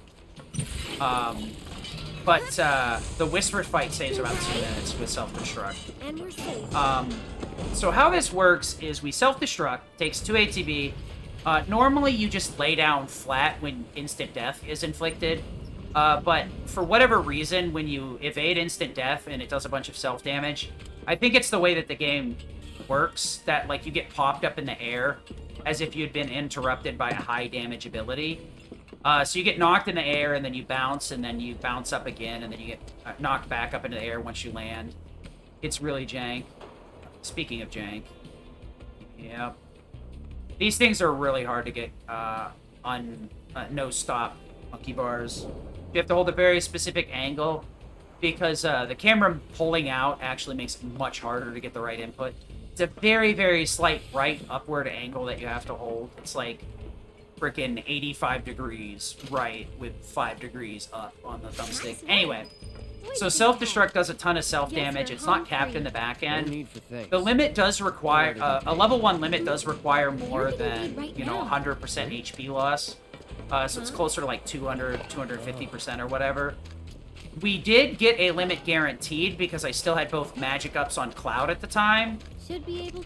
We'll be hitting around 9k with self-destructs anyway.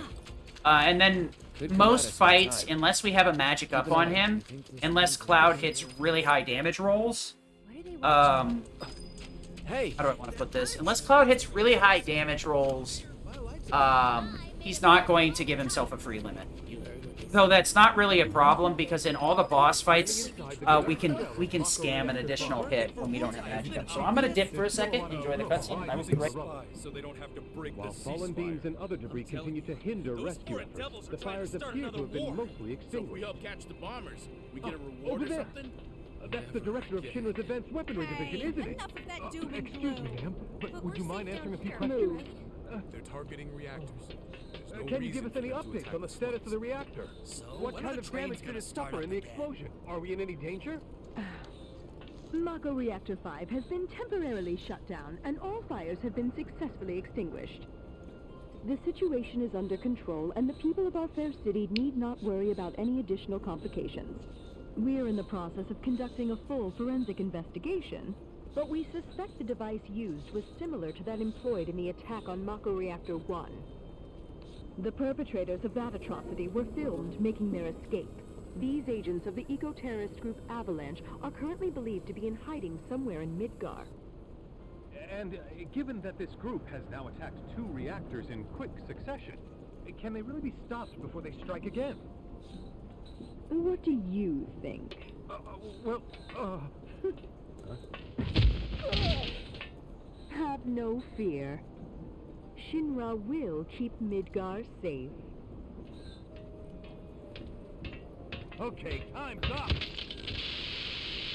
So this is a good place for marathon stuff too. It's a pretty slow area. There's a lot of slow walking. Guys are unbelievable. Without the reactors, how are we supposed to live? We need to stand up and fight against anyone who tries to destroy our way of life. Man, I can't decide where Oh, to go with my what honey. timing? Mind lending me a hand? Place is really hopping, huh? Nice side effect of the train really situation. enjoyed my tour So, of the ship what do you building. say? I'd love to, but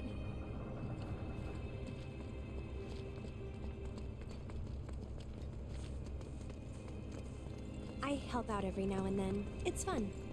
Anyhow. Aerith! Alright.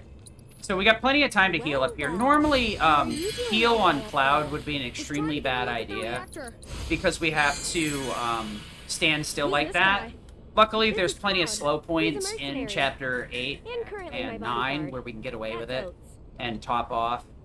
The thing is, I really don't want to be using Aerith's MP if I don't have to. Aerith does have Bloodsucker, so every time she kills something, she gets HP back on Mithril Rod. That's the trade-off for 20% MP reduction, I think. It's mainly her offensive weapon. Everybody's offensive weapon has Bloodsucker. Hard Edge, EKG. Oddly enough, EKG, Metal Knuckles, and Mithril Saber. EKG, like I said, has high enough magic stat, but its physical is trash, so it mainly is for casting spells. EKG is an odd one that really doesn't fit anybody else. Hey, Aaron, where'd you It's go? his critical weapon and considered his offensive weapon and his best magic weapon. It's really weird. Because most people's critical weapon is like the Nail Bat, Purple Pain. No, not the Nail Bat. The Twin Stinger, the Purple Pain. And I can't remember what Aerith's is right off the top of my head. Give me a second. I can actually look that up real quick. You've helped a lot of people. No problem. Anytime. How'd you manage to find so many Bladed Staff? anyway? No. Wait, what? Her Bladed Staff? I Never have my mind. ways. Okay, so the Bladed Staff He's my is the bodyguard, worst weapon just in the until I get game. home. And you're Bar sure none. he's up to it? Because Aerith's damage is 100% calculated on magic. The only time she does physical damage is when she hits with a rod, and she Since I'm bonks. so generous, If I she gather hits the medicinal enemy with the herbs for rod, my it patients bonks off sometimes. of them. Here's the leaf house. So that's cool. So There you physical is are. garbage with her. Don't The be. Bladed Staff Well, is then, actual no trash. You problem. shouldn't All wear you it can care outside for of with all the- I'm learning sure the they ability let's and all then wash never out put it on before. again. The only time you want Bladed Staff is if you want to handicap her MP for some her magic for some reason, which you can do in. You might do that for skips if you need her to like heal buffer or whatever. So we're gonna save load here twice. There's actually 2 dialogues. This first one's pretty short, but apparently it's a little bit faster. Just save load both of these. The other one's a little bit quicker, but you'll see kind of right off the bat. There you go. That speed boost is part of the reason why you just save load. Anyway. So yeah, self-destruct really only works because of Iron Blade. Theoretically, it would work on Barrett's EKG. Problem is, he has no good way to do, he has no fast way to build ATB on EKG cannon. Overcharge is one and done. You have to, like, spend a couple of seconds recharging it. My house is just up this path. And the other thing is, should be almost home by every now, circumstance so you I'll would introduce theoretically put it on him. It would just be better on Cloud. Because there's, like, no... You could theoretically, I guess, use it in the underground laboratory against a failed experiment, but the fight's so much easier with There all you of that go. extra stuff. That's my house. The only way you do it is if you, like, double down on his magic up. The problem is you need Ice Magnify for that boss fight, so Ice Magnify would have to be on Tifa, and she would have the magic ups at that point, so... It's this damned if you do, damned if you don't thing. It works out on Cloud, but really nowhere else. You could use it in some of the VR fights, maybe, if you really want to YOLO. But the problem is, Barrett's not fast enough to dodge most attacks, so doing that's kind of dangerous. There is a downside to this. Obviously, it requires 2 ATB. It locks Cloud's movement down for quite an extensive period of time. The SD only does 10k. That's it. It doesn't hit for more. And you can usually hit for more with 2 spells. any of them. So, like, the Oh, conditions don't are be like very that. I specific know to you make have it an eye for useful. this kind of thing. Good eye. Basically, People used to give SD boosts is to only different good on allies bosses and when you're whatnot. transitioning in between Interesting, phases. right? Because a cutscene will happen and Cloud will get put in his standard stance immediately, right? So like think we Reno still and need a few Rude, more. you SD and then he What should we transitions pick phases. next? Same thing with Rude. I'm gonna SD going into phase 2, and then I'll be standing back up regardless. Specimen, same She said, thing. as many as you can I have to get, wait so to maybe get a back few up, more? but there's a cutscene immediately. What am I doing? Dummy dum dum dum dum dum dum. I saw chicken nuggets, my brain got fried. My lunch showed up. Unfortunate. Could be worse. Could be worse. Unfortunately, slow movement speed probably makes that I like a think we're 5 or good 6 now. second time What do you loss. say? Shall we Oh, go? at least I can't say that's never happened before in a marathon. No need to worry. We're not under the I guess I'm city. trying to find all the cut out stupid for this time crap. losses that one can Sure possibly you are. find over the course And of when the you're done, running this you'll be game. drowning in job offers. Anyway, so we're not really going to want to be how firing can off we arrange self-destruct these all flowers? willy-nilly in every Yeah. fight. Well, we'll It see does a right lot of now. damage. It'll, in some cases, get you a guaranteed limit if Cloud has at least a magic up.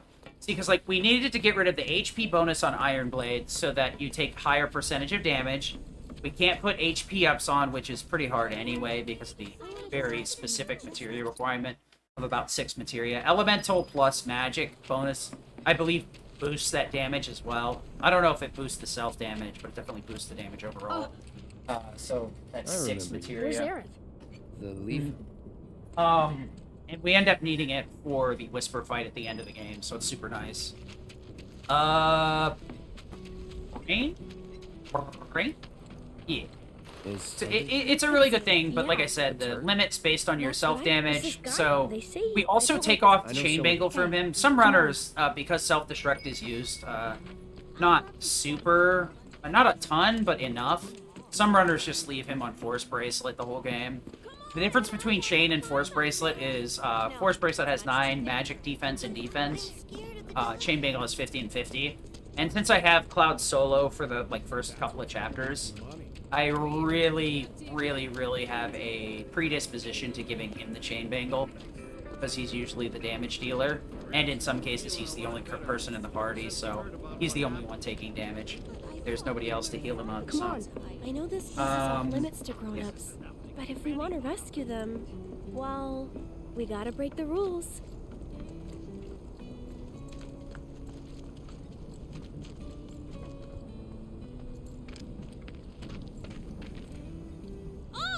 You're back! Aerith's come to. Yeah, leave it. So- But there are. Don't worry, I've brought a soup. How I used to. do I want where's to put the- this? I don't know. Right now, This come on. area here is both extremely straightforward and really obnoxious. You guys have gotta The first fight, we can basically do anything to just kill They the ran off hedgehog this pies. Be careful. The second and third fight, it's not quite as straightforward. We've got rats in those fights, and rats have an Who knows? ability They're kids. called arms. Nothing to do but look. Call to arms is stupid and annoying. Remember how I was talking about trying to avoid spawning those whispers Let's earlier? go. Same thing. Call to arms spawns an additional wave of rats, and they take forever to spawn in because they dig out of the ground. Glad that's over. So we're gonna use Sork Storm here to try and one-shot all of them. Ah, It's the there best they thing are. I could think of. It's an AoE attack, has pretty down wide low. range, and it one-shots. If you try and do, like, Magnify or anything, the spells hit at slightly different times, so it meets the conditions for Call to Arms. You could also, I guess, theoretically use I'm in a rush, Self-Destruct, so. but, okay. Oh, for a minute there, I thought You one of them sure you wanna survived. fight? I stroked out. Okay. Gotta say something. Alright, now this fight right here is a little bit wonky. I'll explain it after I get done with it. I'm gonna attack, disorder, triple hit all of them to get ATB boost. Okay, I did it wrong. Okay, self-destruct's gonna make this really annoying. Alright. Oh, that's super duper obnoxious. Okay. Thunder up. You jittery? You gotta be careful with that, and since I screwed up the first one, I didn't want to make it even worse. So, what I was trying to do was attack to get close enough, hit stun the hedgehog pies, disorder to hit all 3 of them, so I get all 3 give me ATB back when I hit them. And then that's going to put me up to 2 ATB so I can self-destruct without ATB boosting. So I get ATB assist activated. And then if I time it properly, Aerith is going to cast Arrow. It's not going to hit anything. And then she'll cast a second one right back to back. 1, 2, 3, 4, 5, 6. She'll cast Arrow, and then she'll cast a next one. So what I can do with that is that Hedgehog Pie that jumped up, I can pre-target him with that arrow, and then kill him immediately. Unfortunately, I didn't get what I needed. Okay. It's just how it happens sometimes, though. I'll protect you. But, You shouldn't grow up to be a soldier. You gotta work at it. and then from there, you want to Thundera the Smoggers, but if you cast it immediately, they both HP lock. That was so cool, you guys. So it's much like Chapter 2, where you need to take your time, or else you're going to lose more time. I did lose some time there, because I waited way too long. You got it all wrong. Baby. Like that. No way. It was way faster than that. Yeah, yeah, like that. Fine. Then how about... Yeah, yeah.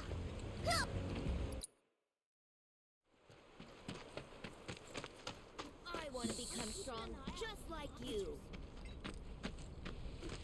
Thank I you. don't necessarily need to eat during a run. You guys are Can both be a grown-ups, problem. but you're also one of us. I just tend to eat when I'm streaming at home, because it runs into lunchtime. So, I want to keep my schedule up. Hey, Cloud. I know a lot of when I'm out on. Only thing is, do I you think probably you- definitely need the I'm on the beat clock. breaks. Don't worry. And I always might have the need somebody to latest hold the information. controller and do some movement, because bathroom's pretty close right here, and I'd have to like jet across the damn room. I probably have to use a couple of water bottles too. Keep hydrated. Nothing else, I swear.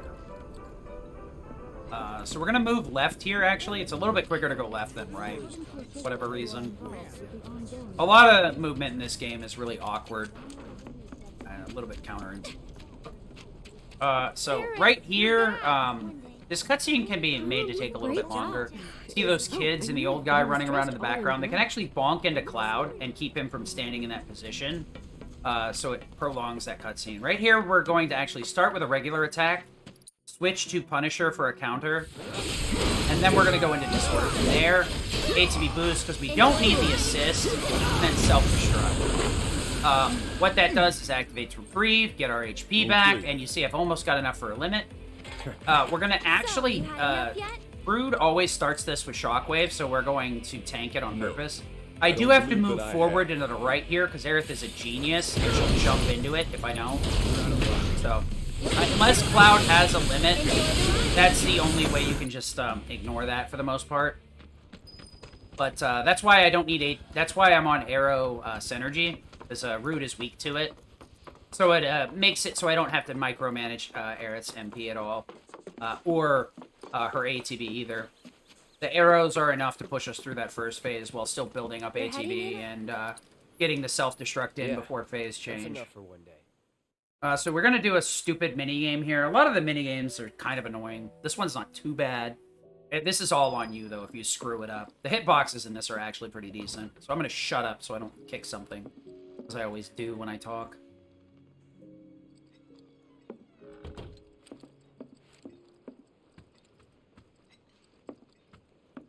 Yeah, a lot of us tend to do that really weird camera position. You would probably think that it seems counterintuitive and it makes it far more risky to hit stuff.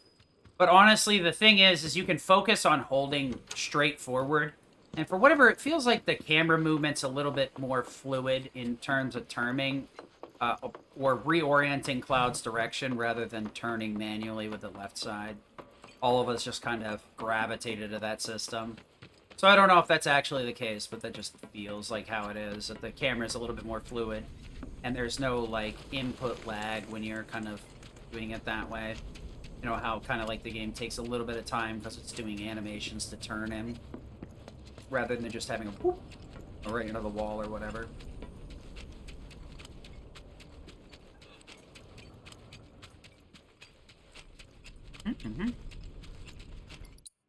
There's time here for a couple of, things. Everybody's pretty familiar with that cutscene, so talk about whatever. You can see the sky. They're still Next working couple on of the new areas, I can't explain the I don't like can this explain the Midgar. combat Back when and they the were hand still mini game, building but they're really Midgar, not that there was important. an accident, and the plate fell. There is a very People slow had only period just of started time moving in Wall So Market, there weren't a lot living there at and the all I can time. really do is like explain the pathing and explain how to get the Madam M side quests instead of Sam's. And why they are faster, but there's really not much to talk about. Plus, there's the dancing minigame after the arena, so 8 and 9 probably are the slowest chapters. Mainly because combat's so ridiculously fast. And there's not a lot of combat sections where we have to take the fight.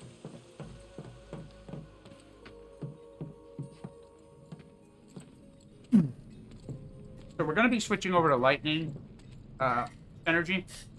We're going to hold on to Wind for the moment. Because it does what we need for these first couple of fights. Specifically because of the Lesser Drake coming up. That's really stupid. Okay, I got lucky. High damage roll. She can roll low enough if you don't hit with her. I'm pretty good at protecting myself, you know. 1 HP Drake as usual. Alright, so we swapped out Wind Synergy there. Big arm. You would like Aerith to kill the Drake, and you saw how close his HP was. Great. If the Drake Someone starts pull up the attacking, which usually is the case, she'll start defending instead of continue attacking. You're probably better off just soul draining immediately, or a little bit delayed like I did. Here's an idea. You serious? But it's whatever. Absolutely. I think I waited too long for that soul drain because I was really hoping she... The reason I went for that is because I hit with Disorder, which doesn't always hit the Wind Drake, or the it's definitely 1, 2, 3, 4, 5. There's a reason I counted the up arrow pulses, and that gives you a really good visual cue of like how high. Piece of cake. Give me a sec. And here Raise comes the the hand. ladder. So it makes it very consistent getting over the ladders Well, instead of what did I bonking tell in ya? them. Sometimes they're really easy cues instead of like trying to create some weird visual cue. Counting is a pretty good visual cue in this game sometimes. So we're gonna Disorder right off the bat here. I do have enough to Disorder again immediately, but you see how Aerith had to jump forward before she cast the Synergy Thunder? Used to be way If I earlier. just Disordered twice, she wouldn't have triggered Synergy again. Because the way that the shortcut, the input system and the way that it goes is the game will usually dodge roll, then they'll go to do whatever you input on the shortcuts. And while they're performing that action, as long as you're not in control of the character, you can tell them to do a next move right after immediately. And you can keep chaining that, but you can only buffer one additional move in the Quay. Synergy functions the exact same way, except you're not doing an input in the first place. That's really annoying. I'm pretty good at protecting myself, you know. So I needed to delay the Disorder so that Synergy Thunder got cast twice to get through that sweeper. Or else I might as well just stayed on Wind Synergy, to be perfectly honest, because the damage Hey, would I bet you can grab that container with you. Fun fact, the inputs here for this minigame, the left, right, up, down, are inverted from the catwalks. It's left and right on the left thumbstick for the catwalks, up and down for the left thumbstick in this minigame, and vice versa for the catwalks. Up and down for right thumbstick, and left and right for up here for the hands. Not really anything important, but weird thing that you may not have known. 1, 2, 3, 4.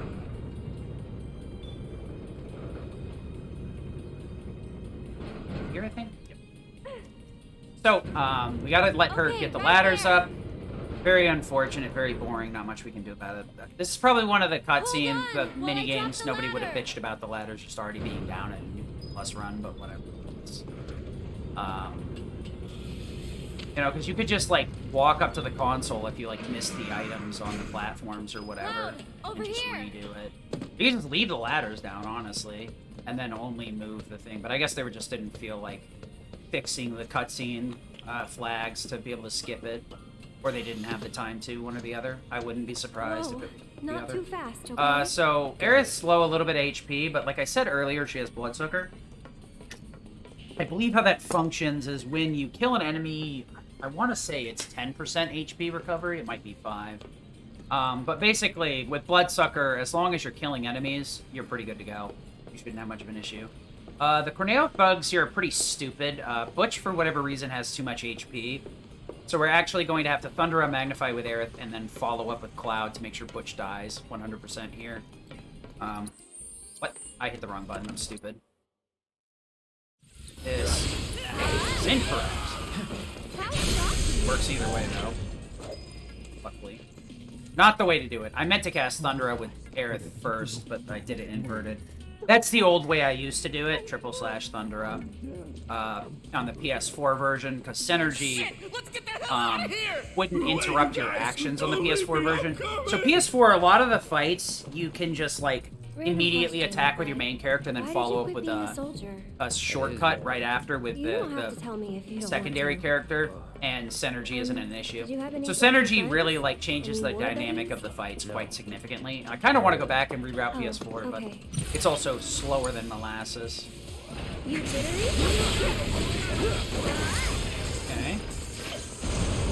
Alright.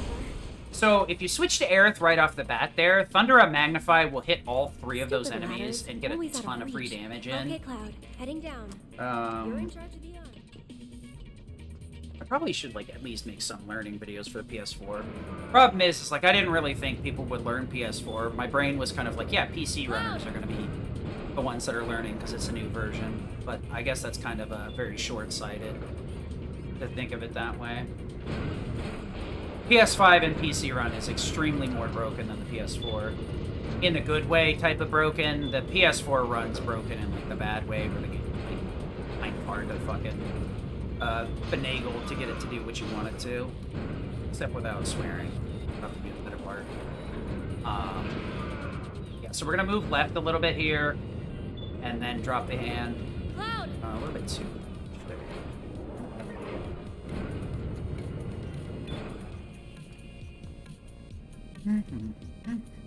So you do get the magnify material in this little spot right here. Or would, if I hadn't already got it. You're probably wondering if new game runners bother with it. No. I think that was perfect. Yep. Near perfect. So new game runners don't bother grabbing Magnify here. But that's actually because it takes about 2 minutes to get it here. But the thing is there's no argument, one way or the other, really. Because Magnify is actually available at the start of Chapter 13 once the plate falls. You actually can never get back into this area. So they figured probably would be really nice to give you your all materia. And what they did is they made it so that the it shows up in Chapter 13. So you get the Magnify there. It does make it really hard going through 9, 10, 11, 12 without Magnify. You also do lose out on an earlier level. I think you hit tier 2 much sooner if you grab it at this point. But I'm sorry, okay? if you're gonna run it casually, don't worry about it. Just grab it. Hold it right Might make your there. life buddies. What am I doing? You want to pass? I accidentally tried to like synergy immediately because I'm so used to doing it in this order. You gotta be careful here because these stupid guys can lay down a little shock panel in the floor. And if you finish the fight while still having a character shocked, especially Cloud, you have to sit there and watch, wait. I guess if you take damage, you might be able to cancel it with a cure spell, but I don't know where you're going to take damage here, unless you're specifically taking damage just in case to prevent that from happening. You could, Aerith can take damage, but the problem is she has Bloodsucker, so she can recover the HP anyway. Cloud specifically has to be the one that takes damage. I guess you could empty self-destruct somewhere, but then again, you have that issue that I was talking about where Cloud's in the air for a long period of time.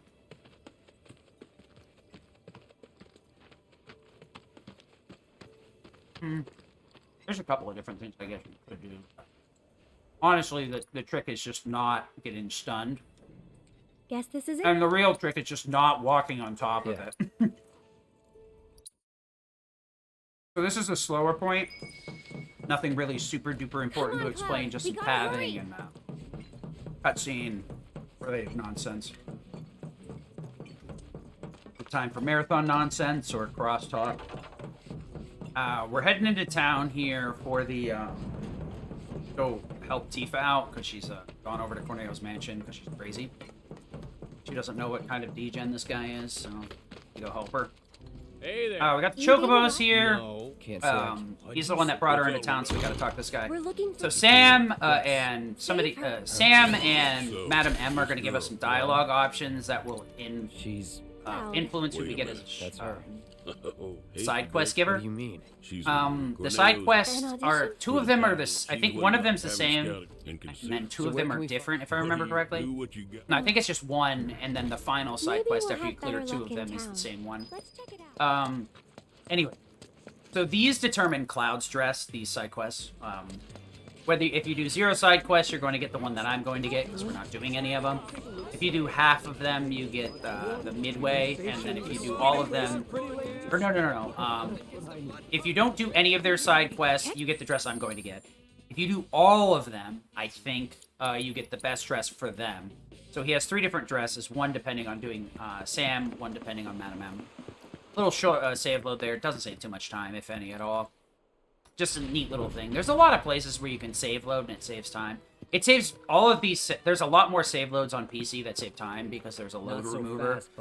So things that you know would actually lose you IRL time, but they make your time attack on the game shorter. Come on. Do you have any... You're playing the game less. Seriously. It's not as bad if you're on the The trio. First. And on then a high there's frame last rate but with a not least, they're an PC eccentric. though. So if you're running at like 120, I think it actually loads a little bit quicker than the PS5. I'm not 100%. I could be lying. No. So we have to go to Sam's, Honeybee Inn, and Madam M here.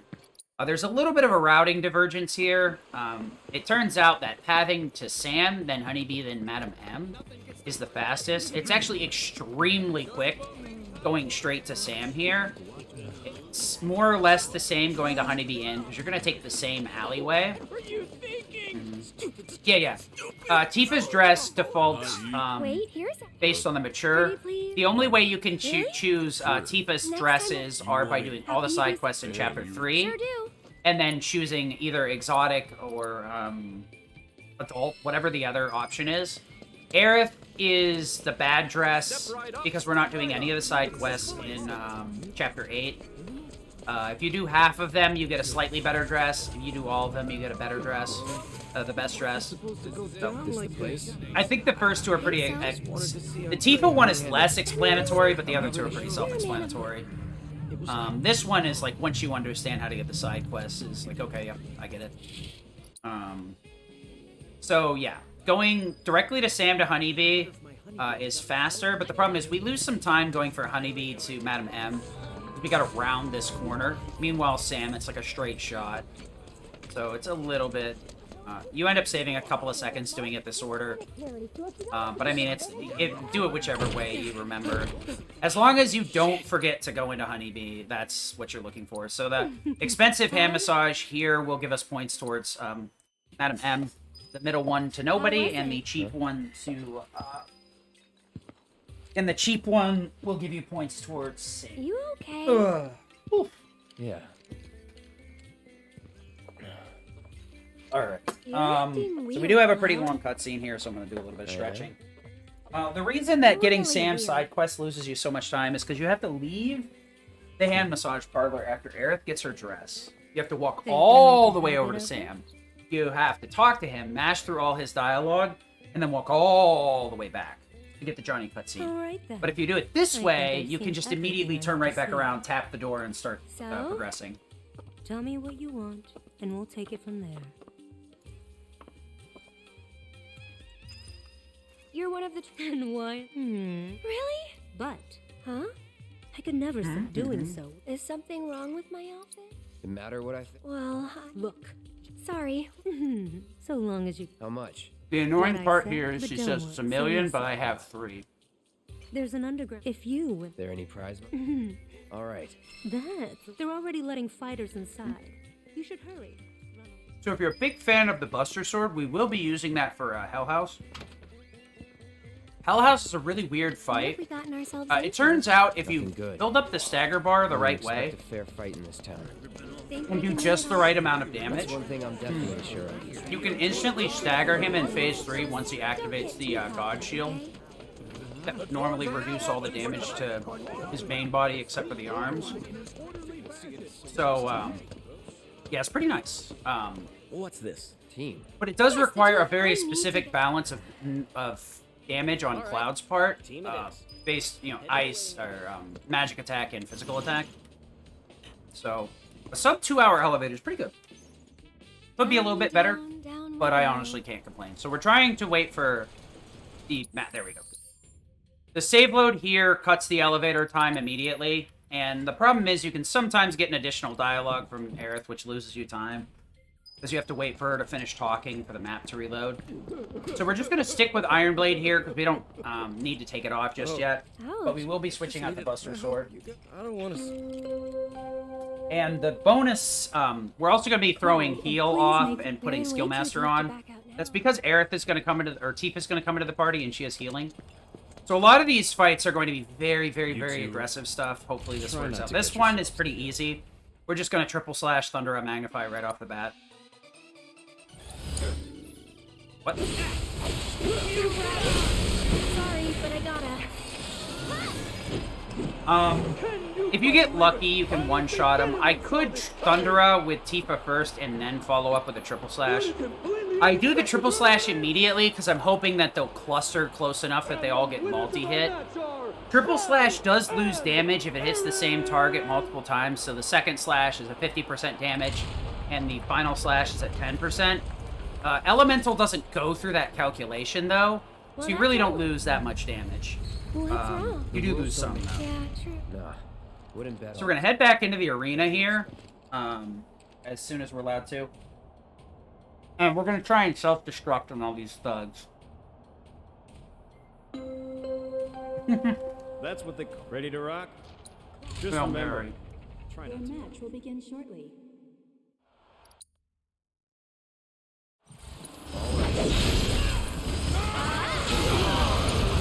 You jittery? Oh, perfect. Unfreaking believable! What the hell did I just say? Alright, so I'm going to explain what the hell just happened. It just looked like black magic. I don't remember how many exactly, but a lot. But somehow. So like I said earlier, Disorder can give you ATB back on hit.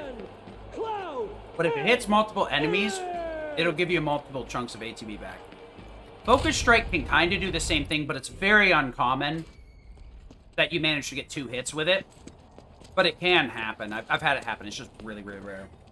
So what I did is Disorder, hit the entire group of enemies. That shot my ATB up to max. And then SD, bing, bang, bong, everything's dead. And then I timed it specifically that Aerith's follow-up Synergy Thunder was enough to kill everything. Are we going to switch over to this? ATB boost. What? Dude, damn it! How shocking. You jittery? Too bright? I mistargeted the spell there. That's unfortunate. The first Blade Burst was on the Sweeper. Sweeper goes down to double Blade Burst. So I did lose out on a little bit of time there having to cast Thunder up. That was really stupid. I couldn't retarget either because the enemy wasn't dead. Buster. What? Brain, please.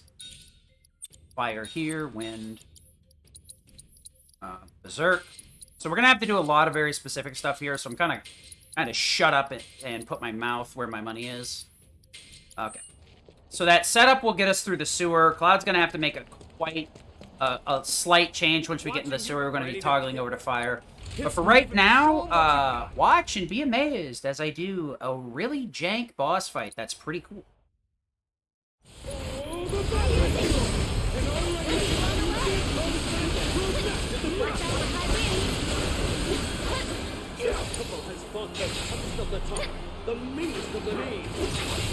So we're attacking there with Aerith to speed this up just a little bit. We gotta wait for Cloud to switch stances anyway. The Punisher counter is gonna give us an absolute F-ton of ATB here. And we're also gonna be triggering Skillmaster, and if things go properly, we're also gonna trigger ATB Stagger on Cloud. So we're going to be absolutely drowning in ATB here. We're going to start off with an Era on Aerith, but I need to bait Hell House to the left so that she doesn't jump into the boss.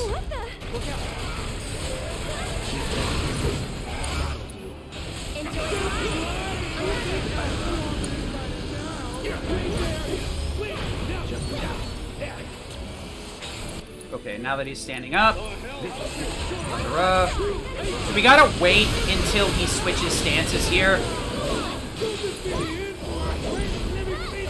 So we want to disorder there for the arrow synergy to speed things up. If you get lucky, Thundero will get the stagger. But there's just some situations where you just can't get it. That's how it is. Right here, we're just going to be building a little bit of ATB, arrow, just for some extra damage.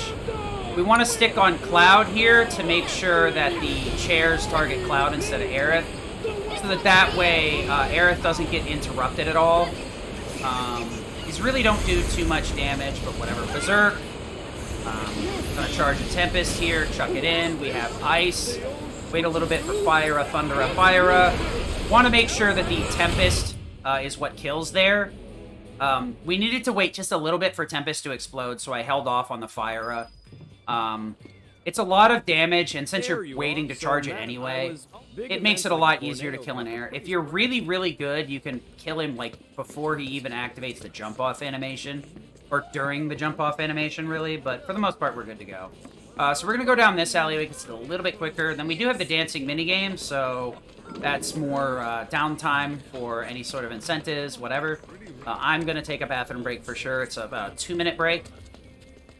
A little bit more, a little bit less. I'm not 100% certain, but that's the end of Buster Sword. I did use it on Eligor at one point. You're here. Just one thing. Because it ended up meeting a very specific materia requirement, but it change? turns out it's just better to stick with Mithril Saber. Does more damage, makes things a lot easier. And Buster Sword doesn't really have any abilities on it that make it better than another choice. Buster Sword is basically raw stats. Balanced down the middle, some extra defense and magic defense, HP up, MP up, and pretty mediocre attack and defense. Not bad. Luckily, like I said, we need a very balanced weapon. We either need Iron Blade or Buster Sword to make this work. So, Buster Sword happens to be nice because we can just preset it up with everything specifically for Hell House and just take Iron Blade off. We'll put Mithril Saber on after this. We're not going to go with the Mithril Saber we had in Chapter 7. We're actually going to overwrite most of that and replace all the materia with what I need. I'm going to go with Fire. We're going to use MP Absorb because it's on there, because I don't want to put it in the box by accident. We're going to get Cure so we can specifically heal Ghoul. Because Ghoul can get above furniture, and fire spells will hit the furniture instead of the ghost. So we want that Cure spell. I believe we're going to have ATB Stagger. I could be wrong about that. Maybe HP up, I'm not sure. And then we're also going to have Binding and Berserk. Or Binding is Berserk, rather. Binding and Subversion. Subversion so we can breach Eligor's Reflective Shield. And Binding so we can Berserk pretty much everything. Because we're going to be using Synergy with Aerith a lot. And Disorder into Berserk is extremely potent with Arcane Warded Synergy. Arcane Ward does reduce the damage and cost of a spell by half. A Arcane Duplication is half damage, half MP, 0 ATB, and half stagger. There is a quirk with it with Synergy where the Arcane Ward spells take a single MP. So it will drop us off of having max MP from those, but, you know, that's how it goes. I was looking to confirm what I already knew. There is no... But for you could, and theoretically, the problem is, Disorder refunds ATB, so you need to attack with it first. It would be beneficial if we could Berserk into Disorder instead, because then everything would be dealing 30% more damage, but Disorder really doesn't hit all that hard in the first place. It's more of a gap closer and starting up a synergy loop on Aerith as quickly as possible. To see the hunt, you said you did. Ice is a little bit better though, because that first phase, Hell House starts as fire, so you do a lot more damage a lot quicker. The thing is, if you end that fight with, you end that phase with magic, which is why I wasn't doing any additional attack commands to attack. you can end up carrying over the stagger value to phase 2, which screws up my setup. What stage? Ice is better for that fight because you can do it quicker, but I don't know the ice setup and it doesn't fit into my materia. I could probably make it work, but it would be really obnoxious, so I just kind of stick with what I got. I'd have to see how much time it saves, really. Be bothered with it. This is pretty consistent. And muscle memory is super important in Hell House. Alright, so I'll be right back.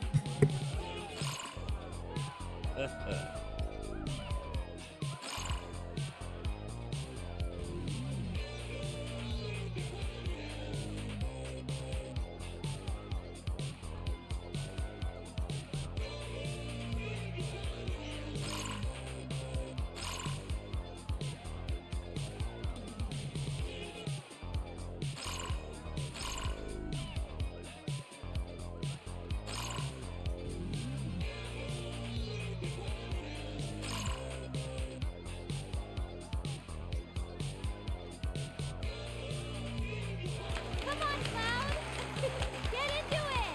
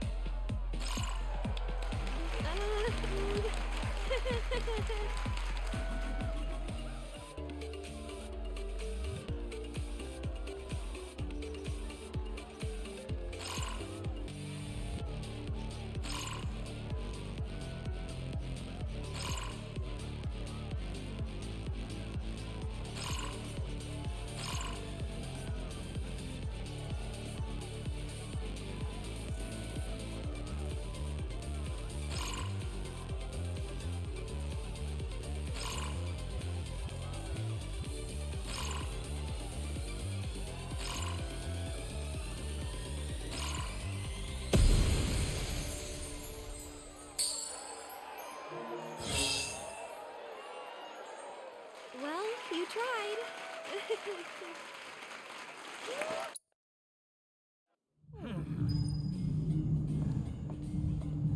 That show today blew my mind. Hey, look at me! I could dance too! How much did you drink tonight? I can't help it. It was amazing. We can talk. Was it planned from the start? Probably not. Did you see their look of surprise?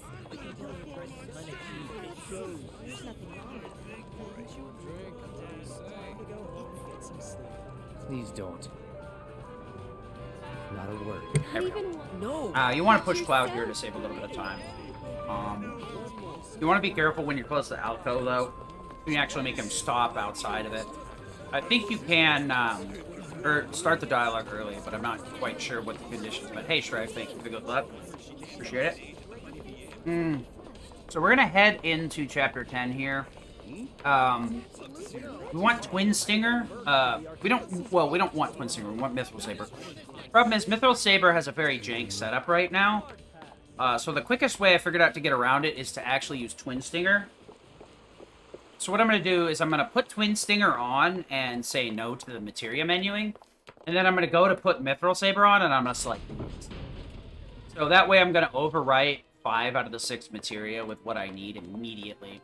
And that'll float Cloud into what I want really quick without messing with a lot of equipment and juggling stuff in between characters.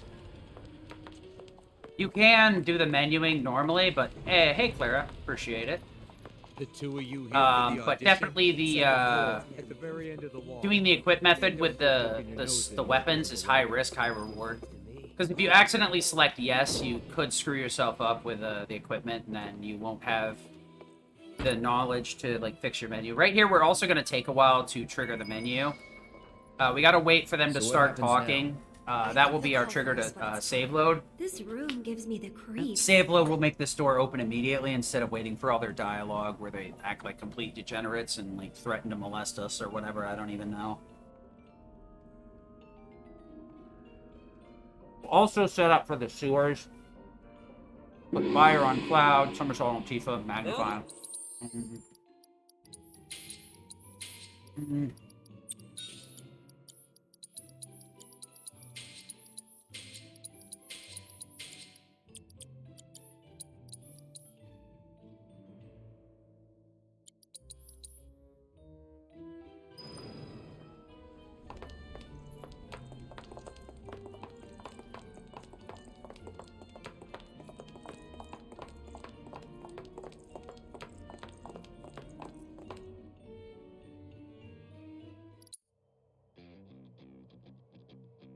Alright. Okay, let's go rescue Cloud. So this next room here is both complicated and not really complicated. We're gonna spam Fire right off the bat. Then we're gonna switch to Tifa ASAP. And what I'm gonna do is just parry slide into these idiots. Bounce them up in the air so they both get hit by Fire up. And then slide to the other room with Tifa. So we, double down. What are you doing here? 2 for 1. That's a win. As you can tell, it doesn't save super huge amounts of time because the door takes a while to let you activate it, but whatever. So we don't give a crap what Corneo's saying here. We're just going to ignore him. And this next fight is actually, like, really quick, but very difficult. If we miss too many inputs here, or Aerith decides to jump off Arcane Ward, we're in a bad spot. We're going to place it on Cloud, disorder forward, so that the Arcane Ward is closer to the boss, and Aerith can't jump off it as easily. Berserk real quick, build up some HP. Fire up, Super Assault. Fire up.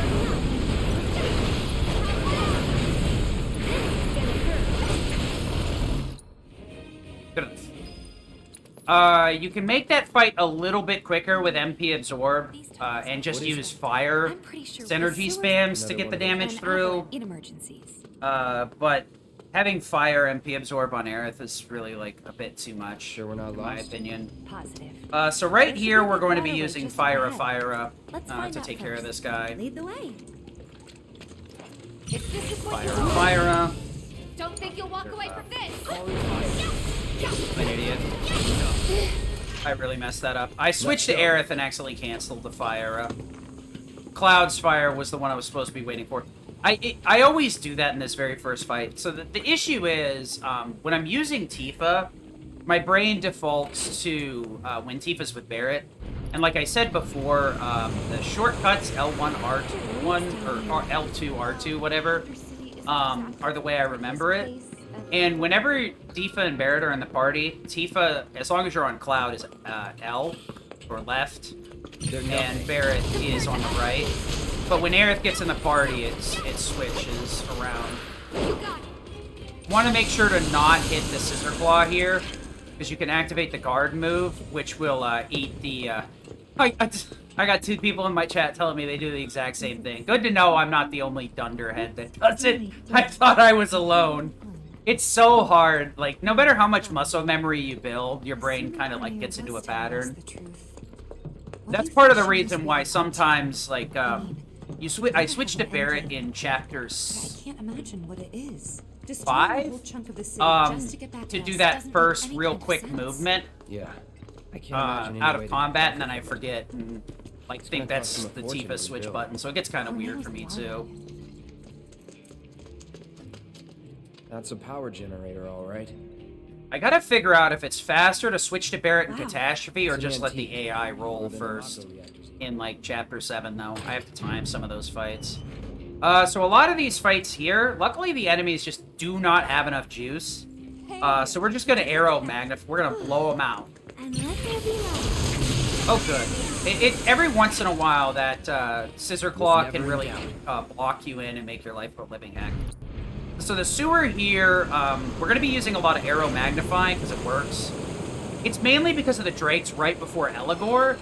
But wind not needing line of sight and just spawning on the enemy is incredibly potent in a area with a lot of environmental objects that can interrupt or block spells. So right here, we're getting one of the... Oh my god, the game's trying to load segments. Very unfortunate. We could save a lot of time in these areas if we didn't have to slow walk like this is the PS4. But basically, these little segments right here are the game. The PS4 specifically struggling to load the game. Might be harder than... PS5 PC doesn't really have an issue with it. For sure. I guess the PC could have an issue if you're running at like 30 frames, but I'm not sure about that. Okay. So we're gonna kill one rat here, switch over to Aerith. Aerith, you wanna... Unfortunately, I did the input too quickly, so Aerith. There's a weird quirk where, if you do an input with a character, you can actually accidentally trigger the AI dodge roll, even though you're in control of them. It's really hard to explain, but you can accidentally do it. I've done it quite a few times in Mojo's laboratory, actually. In the first fight where you get Barrett back in the party, I've actually made him like dodge roll before Thundergut. Because like I ATB boost, switch to Barrett to overcharge, and then go cast Thundergut through the tactical menu before I switch to Barrett, and he'll do the roll after the ATB boost. It's so weird. I don't even know why the dodge rolling has to be a thing in this game. It's really probably like one of the worst things that most likely affects general players. Because honestly, with Rude, I need to make sure Aerith doesn't jump into the shockwave attack and die. Hellhouse Phase 2, it's the same thing. She'll jump into the rushdown and die. And you have to do the same thing with Eligor, too, or else she'll jump into the stomp attack and die. It's so stupid. You have to do a lot of work for no particular reason. So you can do this fight a couple of different ways. I just prefer to do it that way. That way I'm kind of across the battlefield. The ladder takes a while to start anyway, so even though I get the slow put away, it's not, in my opinion, it's not that big of a time loss. You could definitely, like, somersault with Tifa, or, like, Star Shower with Tifa. Well, no, you couldn't Star Shower, but you know what I mean. You can go with Tifa and Aerith kill.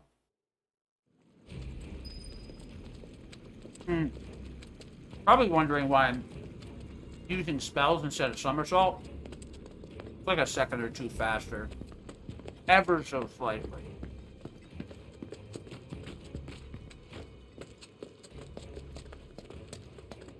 It might be quicker if you started with Tifa, but that used to be something we did do. We would change our party leader by going into the menu and changing it with triangle. Just turns out that it's not worth the effort. Tifa's movement is incredibly important, but not enough to make her the party lead. It just overcomplicates fights a lot, because Cloud is your secondary damage dealer, usually. In this party, Cloud and Aerith are the ones with first strike, and Tifa's just there to fire off a limit if needed. So, you end up being in this situation where, like, it's limit or nothing with her, which isn't bad. Somersault's really quick. It just turns out magic with Aerith, and then Cloud backing her up is more than enough.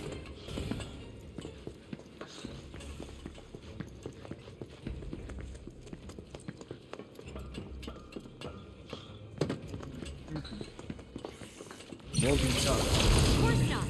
You're gonna feel this one. I did the thing again. Not bad. I can't tell you how easy it is to slide around that door.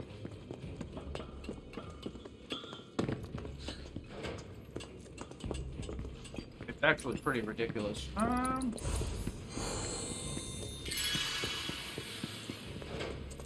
And now, behold, the best minigame ever! Yeah. I wonder. Everybody hates the pump minigame. There must be some way It's we not can just lower you. the water level.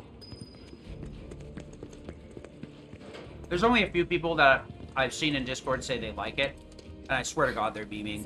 It's so hard for me to believe that they're being 100% serious. This minigame sucks. It wouldn't be so bad if it wasn't for the mashing segment. Because, like, the mashing, you get more red per push on the first one, and then they nerf it for the second and third one, which are way harder. Got here just in time for the time loss minigame, yeah. Even if I don't lose time, it'll break my spirit.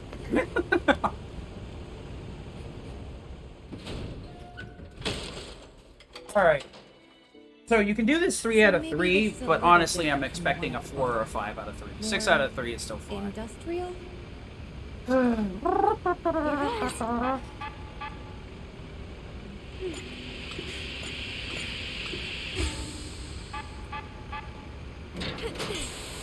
Why do I do that? I get so greedy on that first one.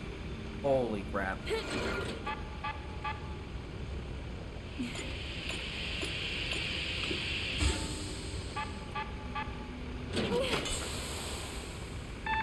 So that one, I just look at the notch before the one that I want to hit. This one, I just count. 1, 2, 3, 4. Of course. Yeah, I got nervous because I actually had a really good go at it. I was screwed either way. 1, 2, 3, 4. Alright. That would have worked if I'd done it the first time. That's fine. 4 out of 3. This is probably one of the more annoying minigames. The reason everybody hates it is it's like a 10+ second loss every time you miss. I think it's more on the PS4 because it takes forever for it to reset. It's even harder on the PS4 because it runs at 30 frames. So it's there's actually, I think, some situations where you can just you should have been fine, but it misses because of the frame rate. Switch to Aerith right off the bat here. Cast Firaga, and just go to the other side with Tifa. So that works out pretty good. Firaga just one-shots both of them. You can do some more complex stuff, but Kiss It is probably the best method. Fire, arrow.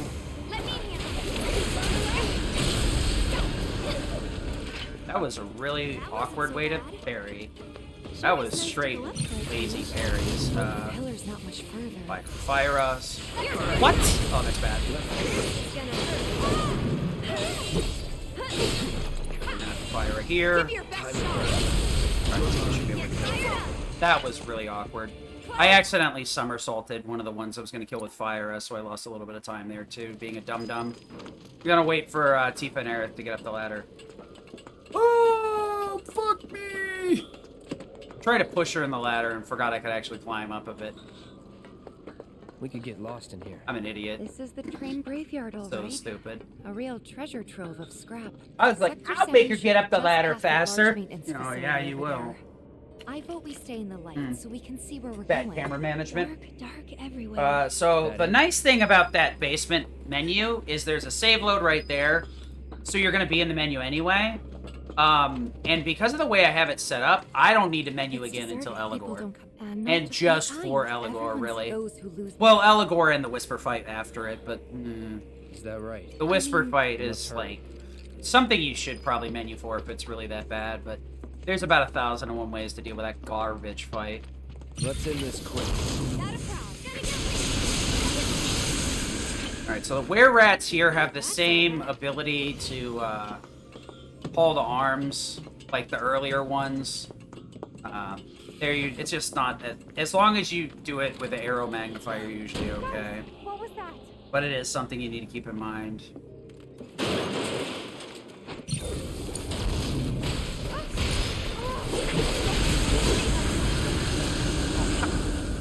That's very uncommon. I think I just heard a little kid. Popped up in Did the you guys left hear corner. it too? Why would there be kids out here this late? What? Then Yeah, we do have a very short menu at Eligor. Mainly all I gotta do is swap out Fire Synergy. Yeah, Fire Synergy for Ice Synergy. Ice really won't work in Phase 2, but it will do a whole butt ton of work in Phases 1 and 3. It'll basically make it so I don't need to worry about ATB all that much, and I can just unleash on Phases 2 and 3. So we will go for the save load in the train graveyard here, but whatever.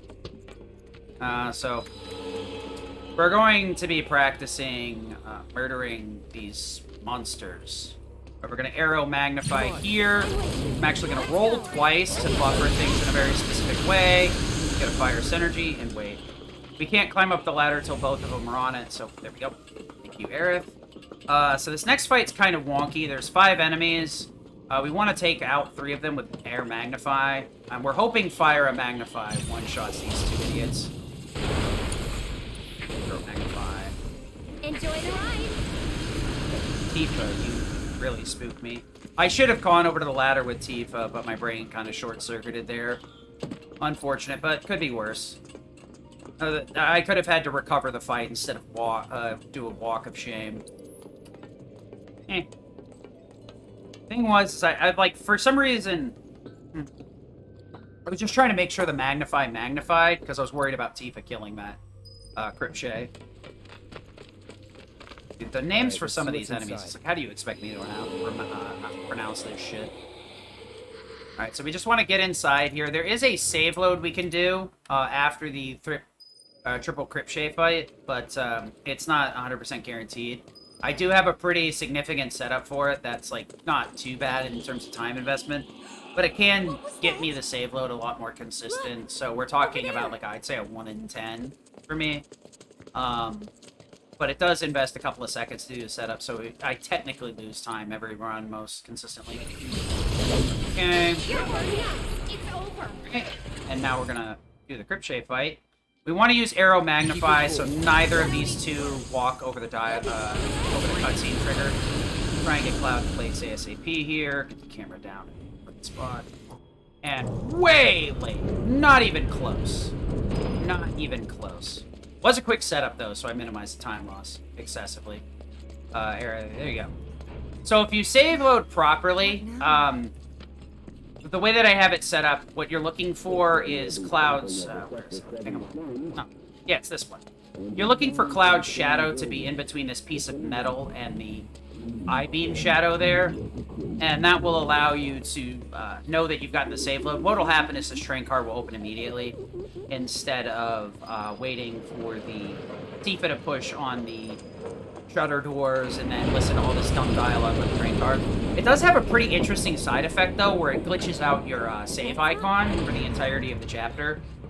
And it shows the save icon for before that cutscene for every save in this chapter.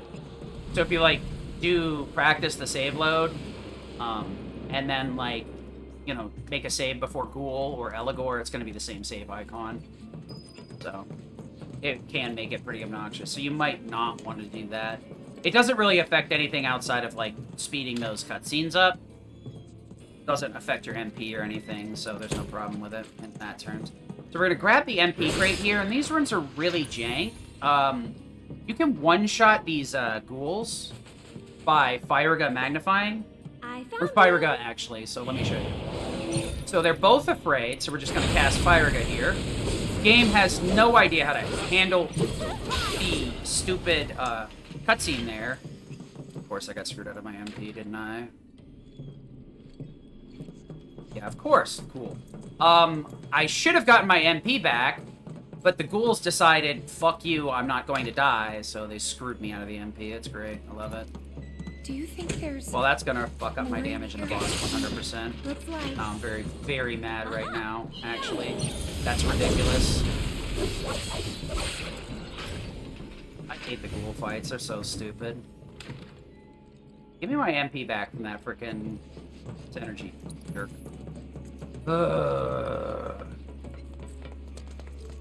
Whatever. Cloud's the only one that has to have max MP. Aerith is just nice. So I'm gonna have to go into Fire-Gun. Though the chances are now that I'm gonna under-damage with Fire-Gun too, and I'm gonna have to do follow-up attacks, which makes me very, very upset. Whatever. So we're gonna take this attack on purpose. We're gonna use Tifa's parries to get up at the top for ASAP. We're gonna try and do is there we go. Switch the camera, and there. Alright, gotta double check everybody's HP just to make sure Kiriga targets the ghoul. You still need to be careful with Kiriga on Cloud. You might end up taking some damage during this fight, so keep an eye on it. Uppercut twice.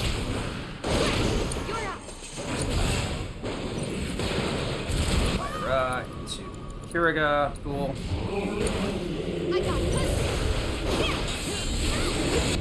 So we're actually gonna hit there during the cure. Cure triggers a stagger, but the punch causes the phase to transition immediately because I've already done enough damage to kill. You will notice that Cloud doesn't have any HP or limit from staggering. Cure is really jank and doesn't provide that bonus that you're supposed to get. So I'm gonna slide out over here. Start shower. Start shower. And then we're gonna be over here with Aerith. I'm gonna defend. Fire into Fire. I knew that was gonna happen.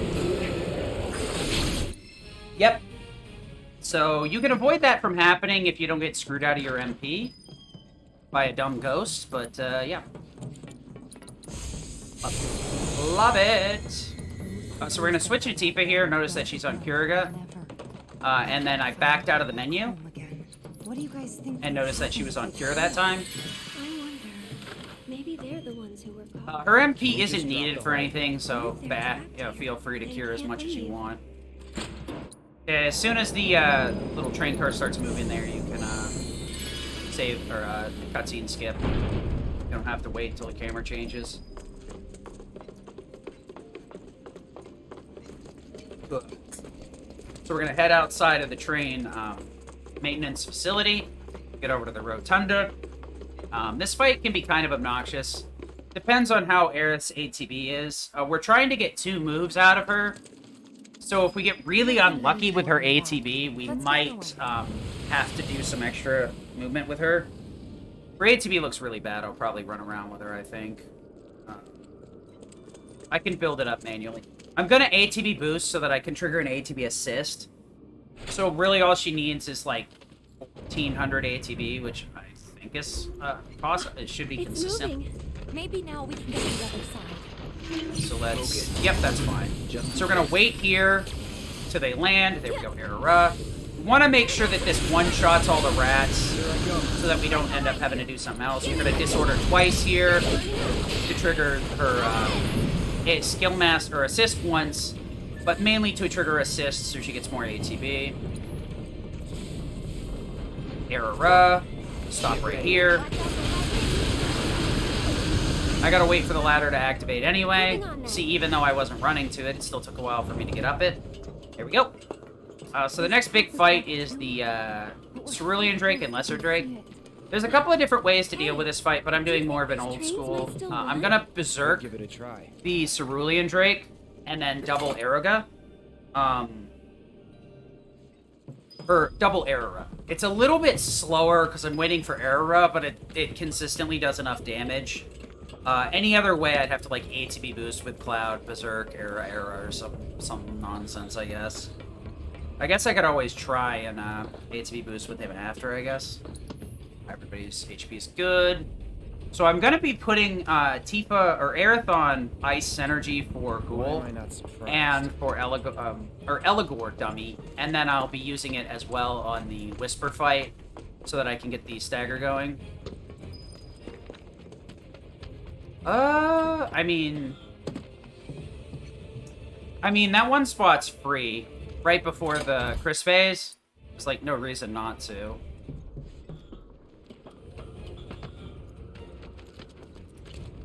I think that's what you're talking about.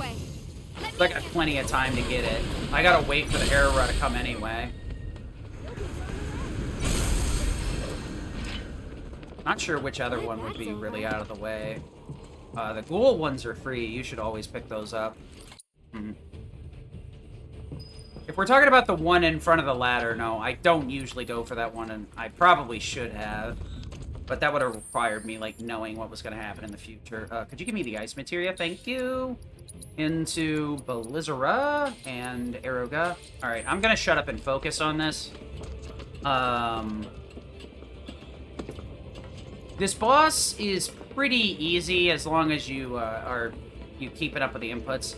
We're going to throw down an Arcane Ward right off the bat to keep Aerith locked down. Normally, I'd be worried about Tifa jumping into the Stomp move here, but it's not that big of an issue. Arcane Ward, this, counter stance, ATB, change stances, into Berserk, change stances again, build up one full bar, and then ATB boost. Okay. So now we have enough bar to Berserk. We'll trigger Skill Master, and then we're going to Aeroga with Aerith. So. Aeroga. We're going to attack with Cloud here to build a little bit to get Fire going, and And that's just enough extra damage to make double Eriga work. We're going to switch to Aerith right off the bat here to get a Blizzara, a double Blizzara going. And then we're going to go into Tifa with a Star Shower into a Somersault. So Blizzara, Star Shower, and then Somersault. So Star Shower buffs the next move by 70%. So this is going to hit like an absolute cannon. You do need extra damage though. I'm not sure which one we're talking about, so it's I'm lucky I can actually, like, do the run. I'm sure one of them is a waste of time. I think both of the ghost rooms are free. Because you gotta wait for the damn ghost to spawn anyway, unless there's something I don't know about the way the ghosts spawn. Fire. So we're gonna wait. HP boost. Switch over to Aerith. Blizzara. Blizzara.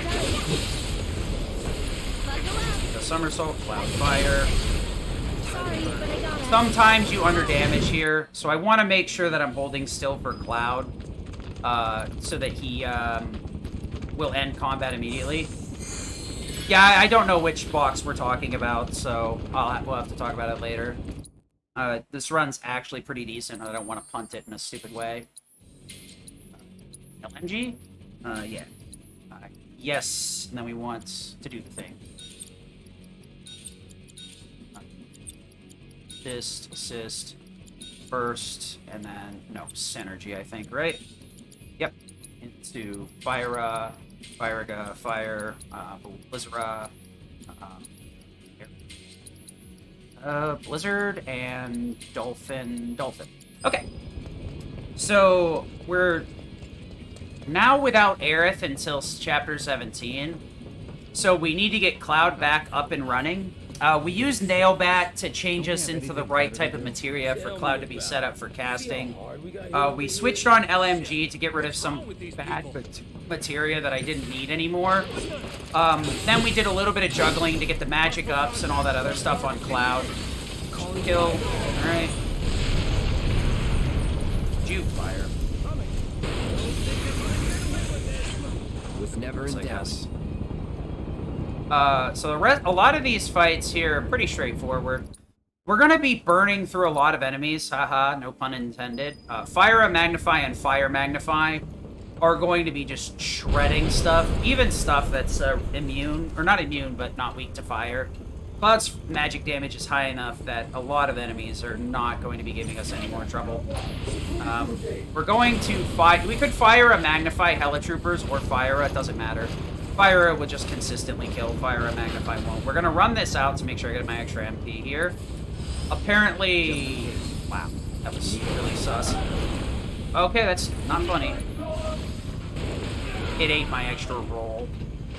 So if you roll properly, you can trigger that fight as soon as the Fire wanders over there.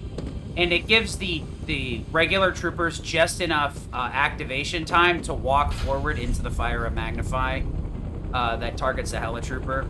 If you do it like that, they're a little bit further back, and the Fire is already sitting on the Helitrooper, so it doesn't explode just wide enough. You could, I guess, theoretically fire a Magnify if you wanted to make that work. Would take a little bit longer to cast, though. I don't know if you get all your MP back. Even off of a triple MP absorb. Probably be a little bit short. That's it. Oh God. It's not really that big of a time loss. Really, all you have to do is cast a Fire Magnify to follow up. Probably loses you like a second or whatever. The really annoying part is exiting combat and re-entering it. Damn it! How the hell did they expect us to escape? There's a way out. Alright, so we gotta get in front of the NPCs here. Really want to make sure we don't bonk on any of these ones trying to get into the cutscene. And then we want to hope that they give me a bunch of pushes right here. Almost there, okay? We need to get out of here right now. I guess if you're talking about that very first crate, I guess I'm investing the camera change to Tifa. But the thing is that I don't have to worry about damage ranges on the boss. When Aerith's at max MP, Fyriga will always kill Ghoul. It's too dangerous here. But if I don't have max MP, that's what happens. Fire-a doesn't kill. And the damage range is a little bit wider than that. That was a very slight damage range. It can get worse. No, it's not worth it. I guess if I figured out some way to get, like, Cloud an extra ATB so he could, like, cure or something, it would be fine, but, eh.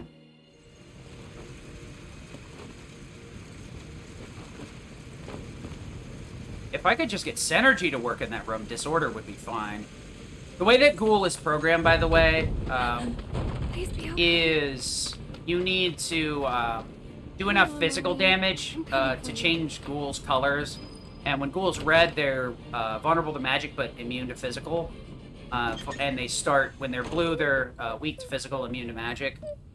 So, in hard mode, we have to do a bunch of physical damage to make Ghoul vulnerable to magic. Instead of just being able to elixir our way through it. Because our items are locked. So Ghoul actually becomes a pretty obnoxious boss fight compared to the other ones. So we got a couple of fights here on the pillar. Hopefully they go correctly. We don't have to... We got one run segment here that's going to be pretty difficult, to be perfectly honest. Team's in a really bad spot. Alright, I got to keep an eye on Cloud's HP here. He got one Gatling. He got both of them. That's really bad. We're going to have to wait a little bit. What the heck is with this? I hate this game. I swear. There's no reason that should have worked like that. Lock on? Here, let me target the turret that's 6 floors below. Wow, this is an awful Chapter 12. This game can do some really weird stuff that makes no sense. I couldn't explain it to you even if I wanted to. I wish I could, because then at least I'd know what was going wrong, but this game does some things and some stuff that just... Not major time losses, but holy poopy, you're just like, what are you doing? Stop it. So right here, this fight is on a timer. So we're waiting for 2 Gatling gun rounds to go through. So we ATB boost right off the bat, so I don't have to worry about anything. I have enough ATB and I don't need to take any damage. I could theoretically take some of these Gatling bursts for extra ATB. We're gonna jump over here and we're actually gonna wait for this guy to spawn in. You could use Fire or Magnify as long as you're at max damage. It really doesn't matter because this guy has an HP lock until the end. I'm just gonna start Shower twice here.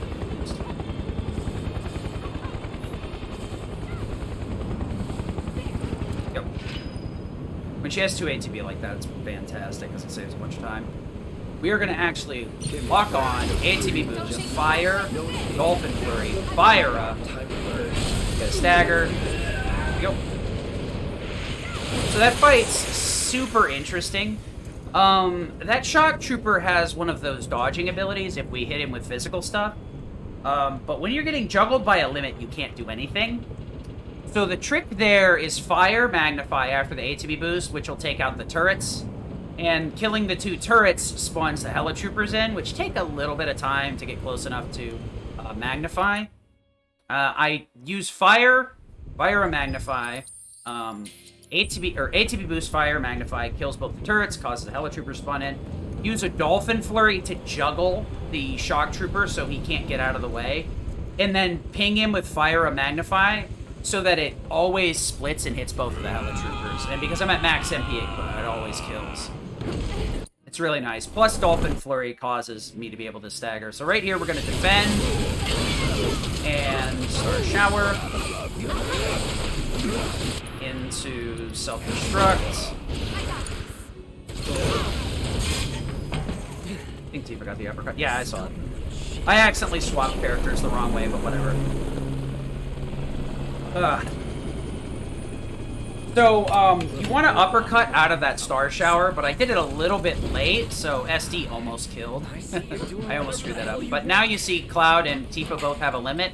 That's going to make these next 2 phases incredibly easy. We're going to pop the cross slash on Reno as he hops over the fence. Lock on this and Eriga. Get out of here with Cloud. So we're going to see what damage values we get. Okay, we can actually shoot that with a regular shot instead of overcharge.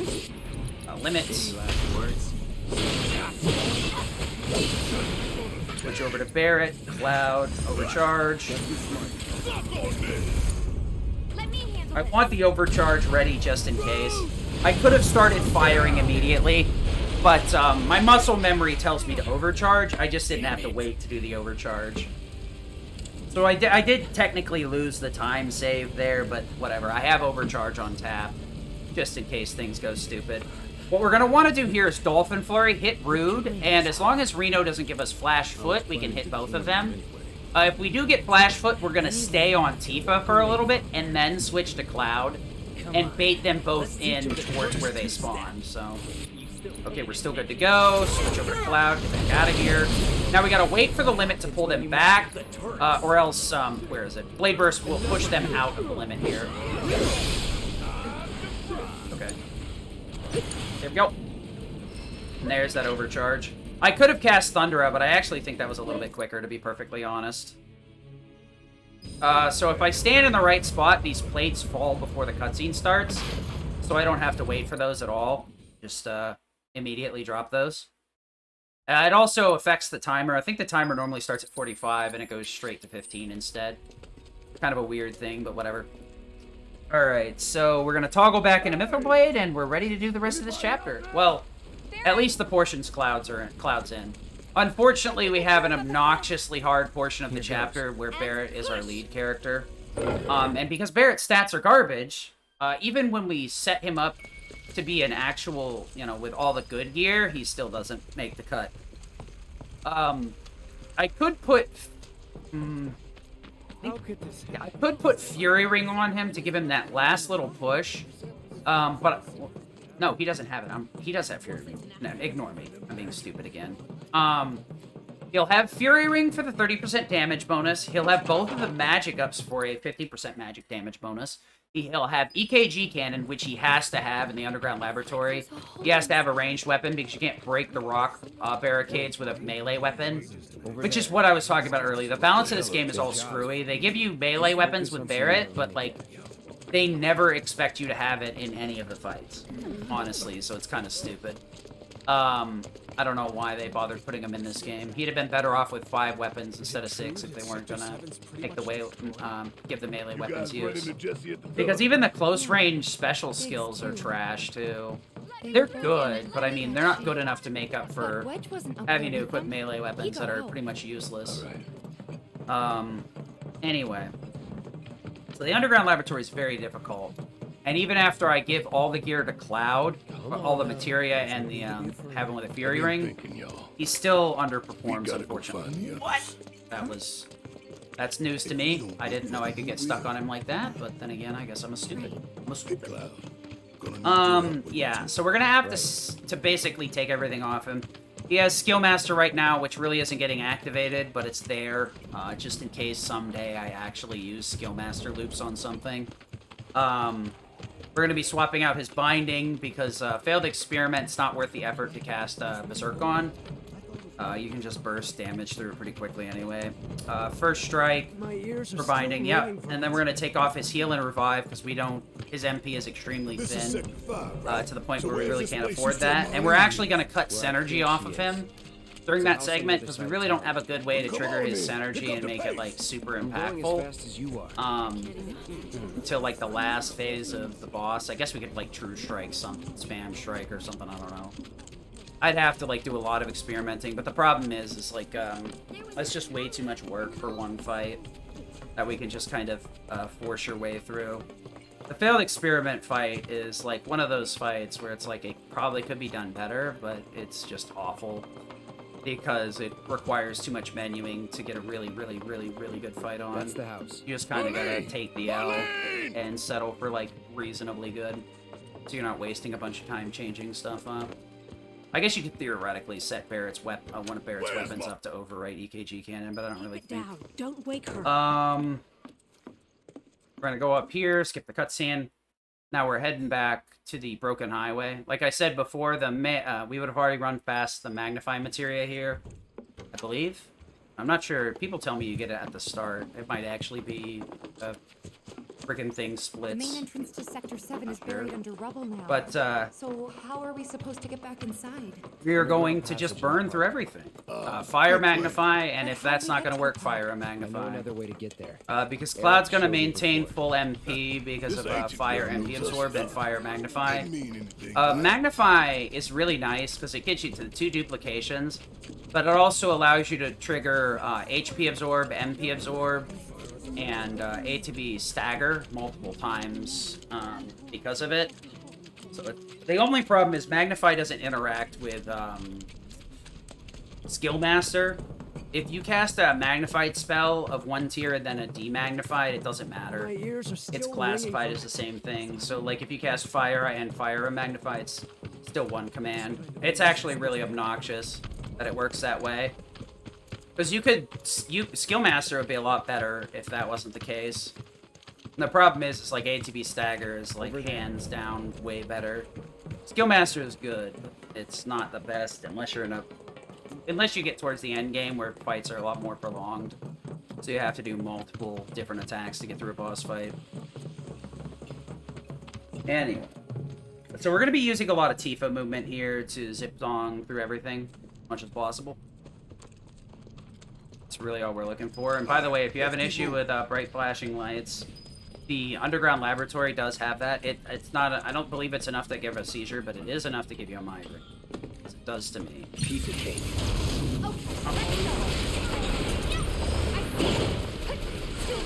Okay, the ladder's gonna take a while anyway, so whatever.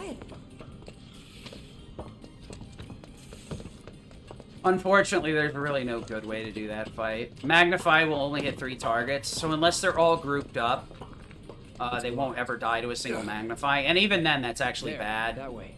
We'll have to Because find a way through. if you one-shot all of That's those, our you can't get nearly as far with Tifa's movement. So we do have a set of 3 fights here that we can escape from. If we get really lucky, we can get all the way to the 4th fight with the Sweeper and the Smogger, and we can just warp Cloud over. Sometimes it doesn't work, but there's not much you can do about it when that happens. I mean, I guess you could make sure to leave the fight on purpose, but with that amount of ATB on Cloud, there's no way in hell I'm not going to do that.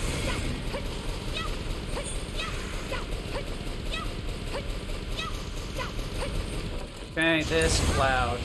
Fire. Fire. Okay. Yeah.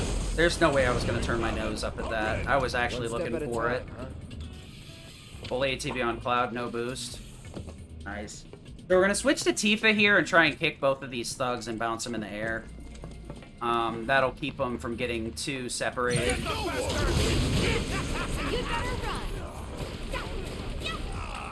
Alright. We do this. Fire up. The wrong one? Is that even gonna... No, that's not gonna work. Fire up. Tifa. Unfortunate. ATB boost. Fire up. See you guys later. Fire up. Okay. This ladder takes a while to get up. Alright, Scuff Highway, but whatever. But it could have been a lot worse. Fire up. Okay. No surprises there. Over there.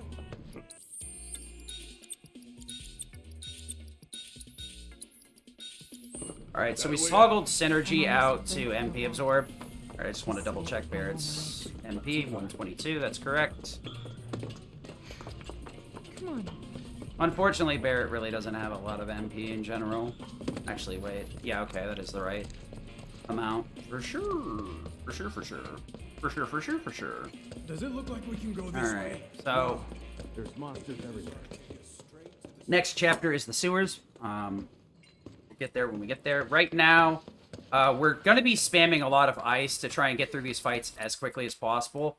Because Barrett's movement speed outside of combat is actually, like... Or, Barrett's movement speed inside of combat is ridiculous. It's like a 3/4 speed, so... If we can kill the enemies quickly enough, a lot of these fights we're just going to want to shotgun ice. Most of them, and get through it.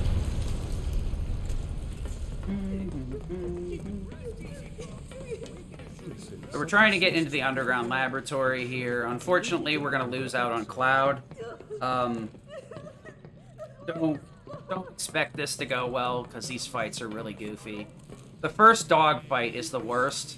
Ice Magnify is theoretically good on dogs, but the problem is, at some point, the dogs become an upgraded version that are still weak to ice, but will actively evade ice if they are not in action at that point. So if they're not like activating an ability or charging you down with a regular attack, you are not going to hit them with ice. And since the first one has a group of 2, the second one does not give a crap. So what we're going to do is try and overcharge one of them. And then depending on the grouping, I can Blizzara, Raw Blizzara Magnify, and I should be able to get away with that. If not, the other dog will run around and I can pick him up with Arrow and pull him towards me and then Blizzara Magnify.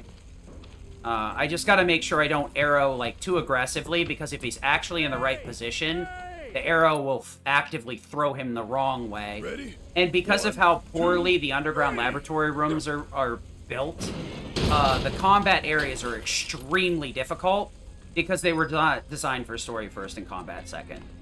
The problem is those enemies are weak to ice, so we're going to have to stick with ice, and we just got to make the enemies sit still and let it work. And the problem is, like, we're on multi-tiered combat arenas.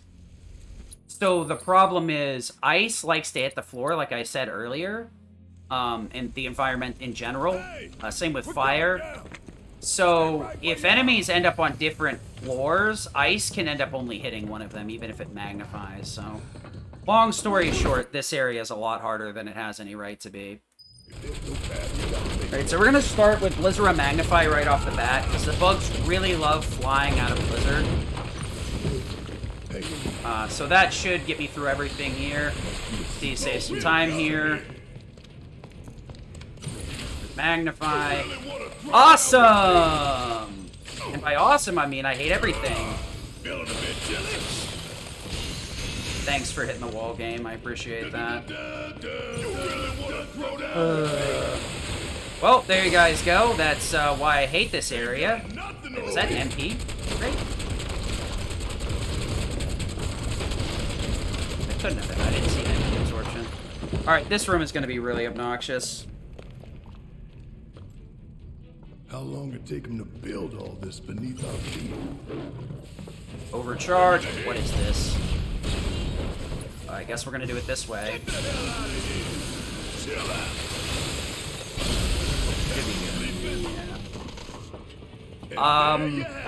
Or the dogs can just be completely passive, which I rarely ever see.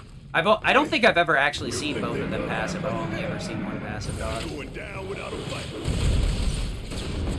Okay, I think we're in a blizzard here. Okay, fine. Overshot. What the? Come on! Come on! I hate this game. By the way, there's a bunch of invisible walls in every room that literally shouldn't be there. Just, thought I'd put that out there. The environment design in this game needs something to be desired. Whatever. I'm only human, and I can't see the invisible walls. The game just drops in stupid places. Oh, that's not good. You actually don't want to Blizzara the flying bug. In my opinion, you don't want to. Alright. So that's going to be that. We're not casting any more ice spells. Looks like my ice is a little bit less bugged up than I thought it would be. I could have cast ice there, but because of the invisible wall, I got really scared about it, like, being... about there just being a wall there. But that's off. Well, I guess last run was like 30 seconds off PB, and I completely screwed up the sprint fight. You could Blizzara that fight, but the problem is I have no way to guaranteed kill the bugaboos. What you're looking for would be like a Blizzara Magnify on the bugs, so they both get hit with a magnified Blizzara, and Blizzara usually has a wide enough AoE that would hit both of them consistently, but they can sometimes fly out of it. That was the issue that Wind used to have back in the day, that flying enemies would just fly out of it. Their fix, of course, was to just make it duct tape mod instead, so it just sticks to everything. So we're going to want to come over here and turn around. Okay, that's actually fantastic. Alright, let's go.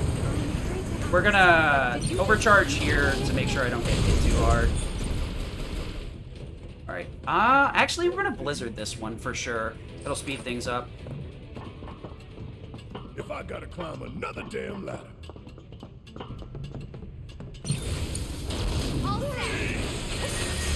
Shower. Flurry. See you later.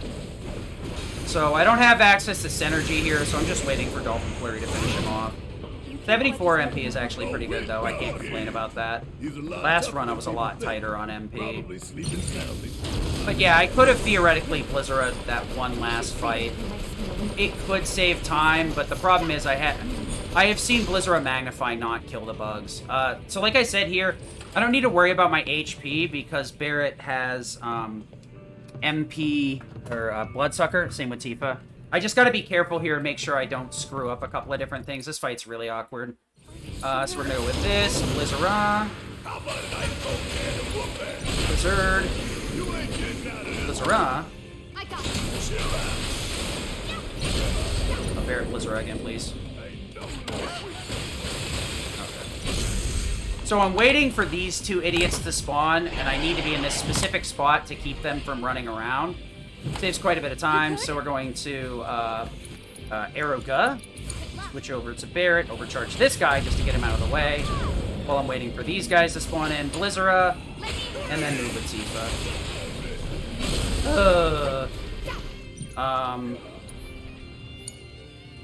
We're gonna Blizzard up. It's definitely a good call there. That's enough. This is ridiculous. Alright, so we want to switch, stick to Tifa here, overcharge, back. Alright. Okay. I should have Blizzard a lot sooner, but I had to think about that. Wait, why the fuck is his ATB so fucky? He didn't even get the ATB stagger, are you serious? This game. It's a real nuisance sometimes. Maybe I'll get lucky and I'll get all the ATB from overcharge here.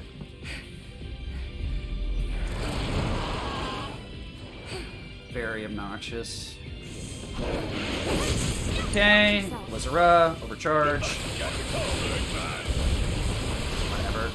Okay, we're just gonna limit right off the bat. I do want to start this phase with Blizzard Magnify, but there's nothing I can do about it. It's just gonna end up with Barret getting sleeved if I try to build any amount of ATB here. That's very unfortunate.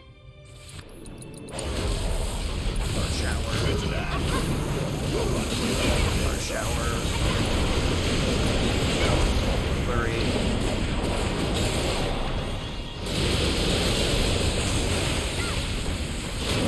Okay. I got the Blizzard in after the fact, but I would have got way more multi-hits earlier. Very unfortunate. The fight was not as screwy as last one, though.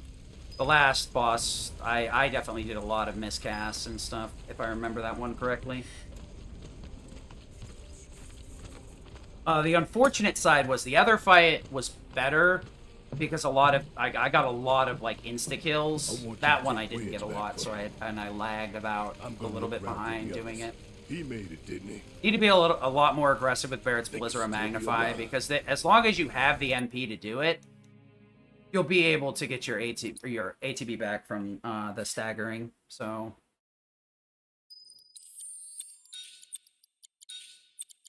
Wrong. Right. Correct.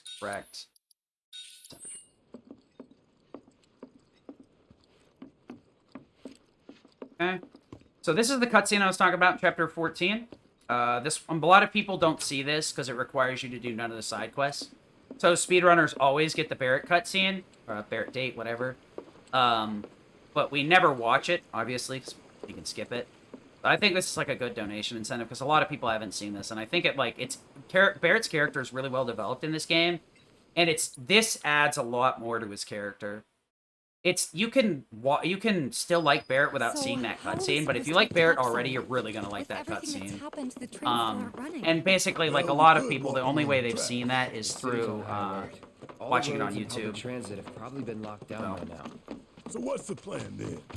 You know another way up? Gonna head into the No, sewer but I and think I know just someone try who and not might. stink. You mean Corneo? The sewer has a lot of weird fights. We also have Abzu 2, who can be pretty bad. I need to rework that fight. I was focusing on the laboratory and Arsenal yesterday. I did some off-stream practice, so there are a lot of things that I'm gonna work on though before October for sure. I could do the run right now, but there would be some high-risk points, but there's some that I'm definitely going to address before then. I hope that was the right thing. I think that was the right thing. Alright, so when I leave, I'm gonna be on Fire for Wind, Warding for Refocus, and then... yeah, it seems correct. Alright. So the sewers here is basically going to be Firega Magnify.exe for a lot of the fights. If we're not using Firega, we're probably firing off a fire. So we've got a throttle between top tier and low tier for most of these fights. It's really kind of awkward, to put it bluntly.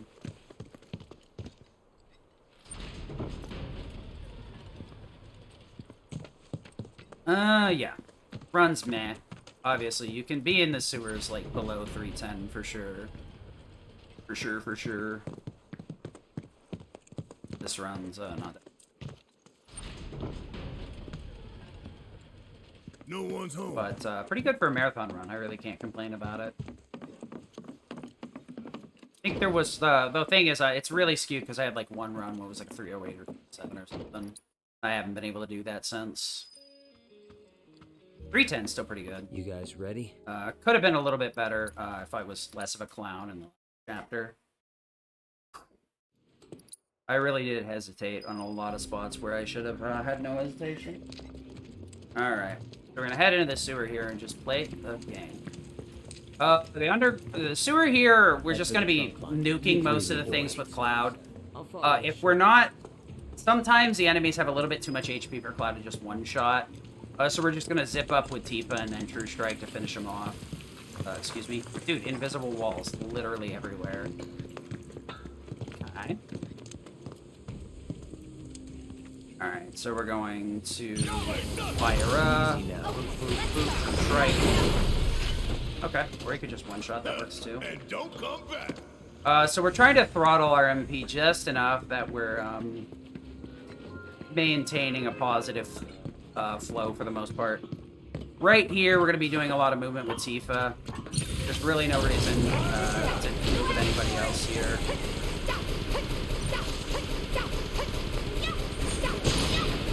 If we get really lucky, we won't lose a bunch of HP here. Okay, that's nice. Alright, so a lot of these fights should be pretty straightforward. Every once in a while, we got like 4 enemies. The next fight is really stupid, to be perfectly honest.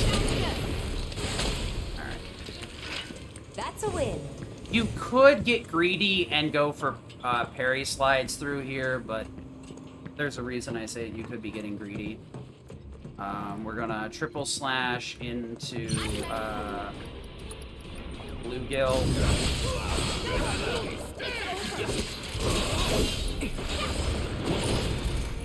What in the... Oh yeah, another one in the bag.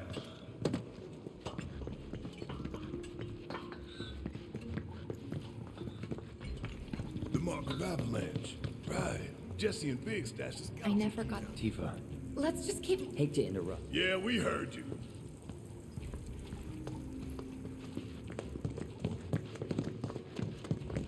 Maybe. About time. This way. There should be a door with Corneo's mark on it around here somewhere. Hey, Your time to show. Yeah, yeah. can I ask you, why did you help... Andrea. That really... And I couldn't be. Huh? It doesn't matter. Let's go. Y'all don't have to change. Let's go. Wait. We're getting close to Corneo's hideout. From here on, I'll take the lead.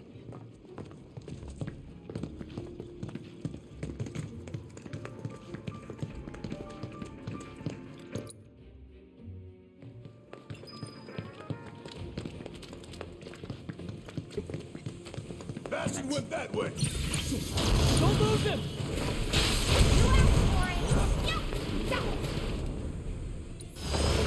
Damn it. I hate this fucking area. How nice losing a bunch of time because people in my fucking house are stupid.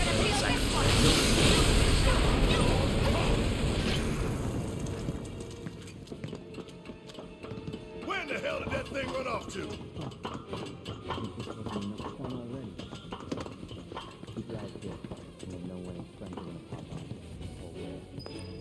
I'm so mad right now.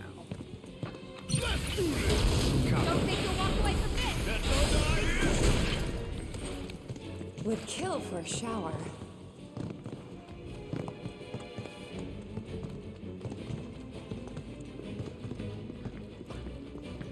We ain't got time to play hide and seek, little shit.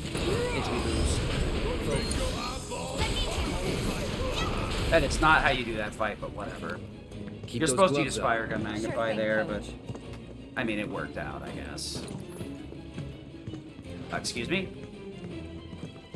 Keep your cool. No need to worry. Oh, I want to parry the opposite direction. Here. Keep your cool. No need to worry.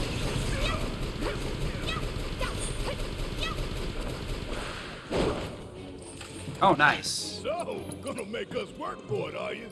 I'm not gonna hurt you, little fella. So just... Okay. Hey, Wolverine, thank you for good luck. Fire. Fire.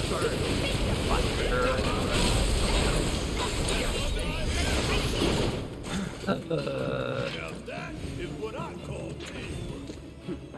I guess. I love how bluegills put me to sleep when they were already dead. Alright.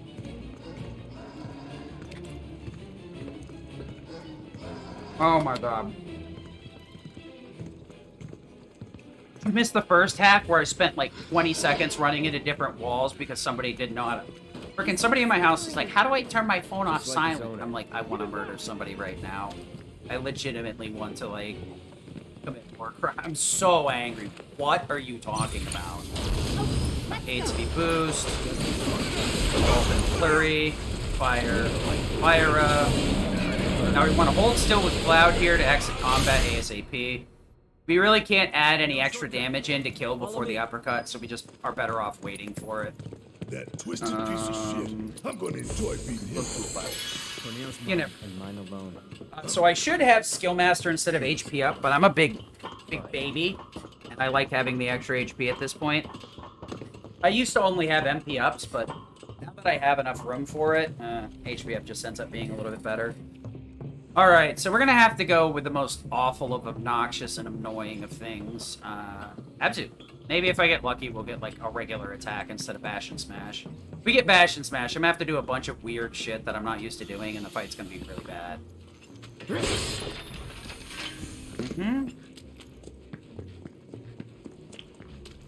Bash and Smash isn't all that common, but I know how to get around it.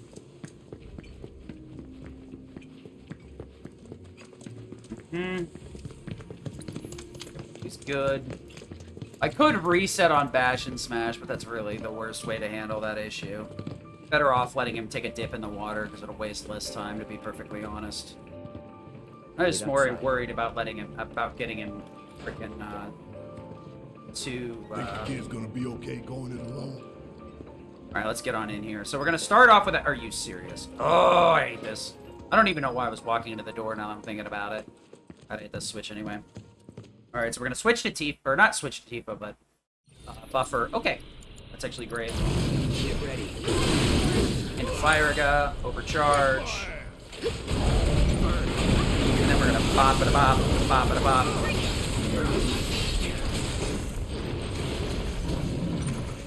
Alright, our ATV is good to go.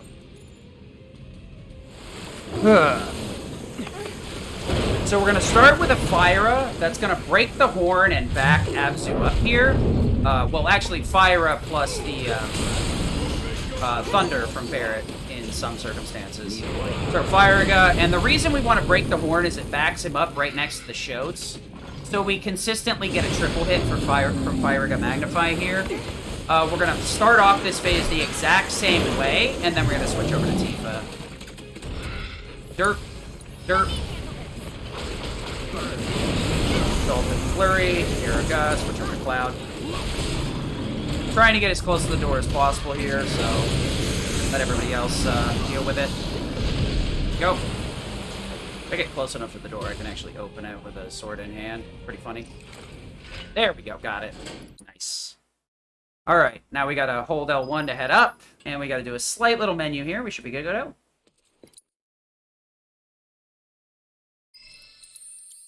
This for that. Refocus. Wind into nothing else here. We want Arrow-Ra. Arrow. Arrow-Ga. And Arrow-Ra again. Magnify and Somersault. Let's go. Whew. Time to grappling hook our dreams away! So we're climbing up the wall here. This area used to be very difficult in the PS4 version and hard. The flying enemies are weak to wind only. Some of the machines are weak to lightning and fire, or wind. The Helitroopers are weak to fire as well. So the problem is, like, the Drakes here would just take a ton of damage, and the third-class soldiers, or 3Cs, were pretty bulky, too, and had a pretty decent chance of just guarding stuff. So the Drakes would be the major problem. But because wind spells now spawn on the target and stick to them, we're actually going to be using Wind Magnify for a surprisingly large portion of the game. We did use it a lot in the sewer to deal with a lot of enemies spawning in behind us and stuff. We're going to be using it a lot in here as well, taking care of the floating enemies and putting them down. Like I said, it sticks to the enemies, so now it actually hits consistently. Because on the PS4 version, the way wind spells would work is they'd cast in the air like ice, and then the flying enemies would fly out of them. That's just like, they would never hit because of that. We want to do this, Arrow-Ra. So Arrow-Ra gets me a Synergy Thunder from Barret, and the other two, You're good at this. Get hit by Arrow Magnify. So these Drakes right here have are a little bit too thick, the Cerulean Drakes. So we're gonna use like Arrow-Ra. We're gonna use a very specific. Coming through. We can't get away with Arrow, basically magnifying here. Arrow. Over here. So we're just trying to warp Cloud next to the ladder with Tifa there, and minimize having to walk over there. It's not so much her movement, it's just that we want to get Cloud to have like the quick put away animation. Alright, so everybody's good to go. Normally we take a little bit of damage from the Drakes. But luckily it wasn't much of a problem. Next up is the 3Cs. These guys stink. I hate them. Time for the try to aim for the Don't screw up. We're gonna be going up, up, up. I can see a rope hanging off. You gotta aim with the right thumbstick here, not the left one, dum-dum. So the 3Cs, we're gonna try and just somersault both of them away. That's not a guaranteed fix to the problem, but we'll try it. We're not gonna do it.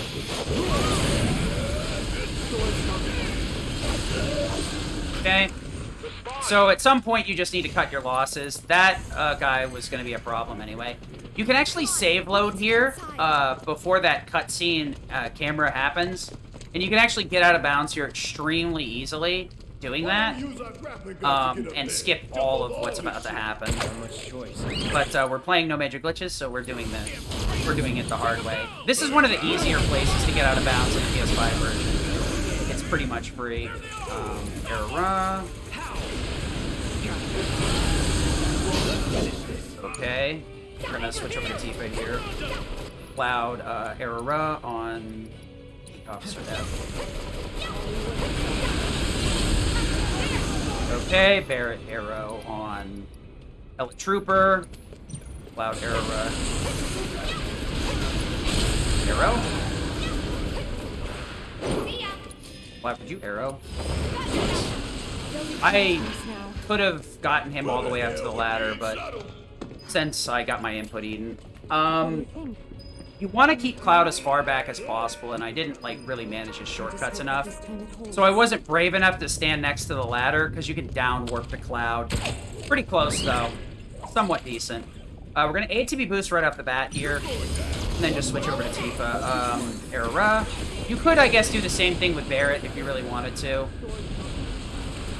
Go. You could try Era Magnify as well there. But it's a high roll move. Takes a little bit longer to cast, and it's not guaranteed to wipe out the whole set of enemies.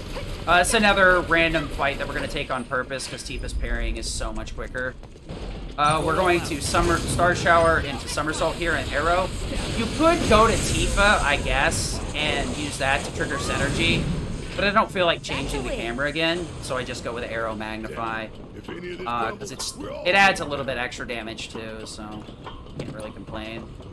We'll probably top off Cloud here, depending on what we got. Yeah. Actually, I don't even need to bother with the MP crate at this point. No. Yes? Maybe? I don't know. Could you repeat that? What? Why is my MP below max? What the heck? Whatever. Just thinking about busting into Shinra. So you can grab an MP crate in this next fight, but you probably lose like a second getting it. Because you can get across the battlefield in True Strike. The thing is, this Drake takes a while to kill anyway. So the real trick that kills it is the True Strike into Synergy Thunder. But you need to stay on Cloud long enough that you get the first Synergy Thunder out, and then switch over to Tifa. It's this weird thing. I'll probably skip the crate because I don't really need it.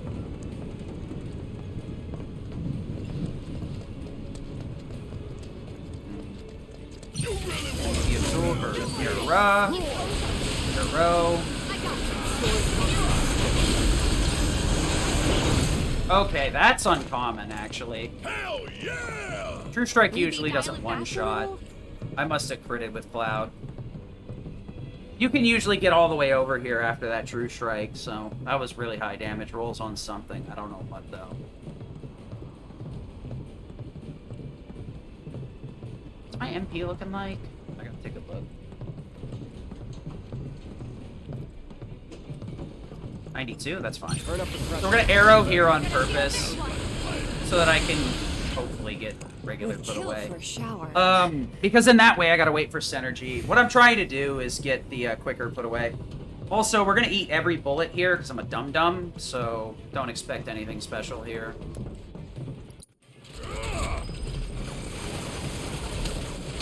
Are you? Well, I said not to expect anything special. Please? No. Seriously? That one caught me? You gotta wait here, or else you'll get stuck. Alright, we're not gonna bother healing until we get to the top floor. This is not worth. Bummer. One of these days I'll actually get good at that again. Oh, cool. Arrow?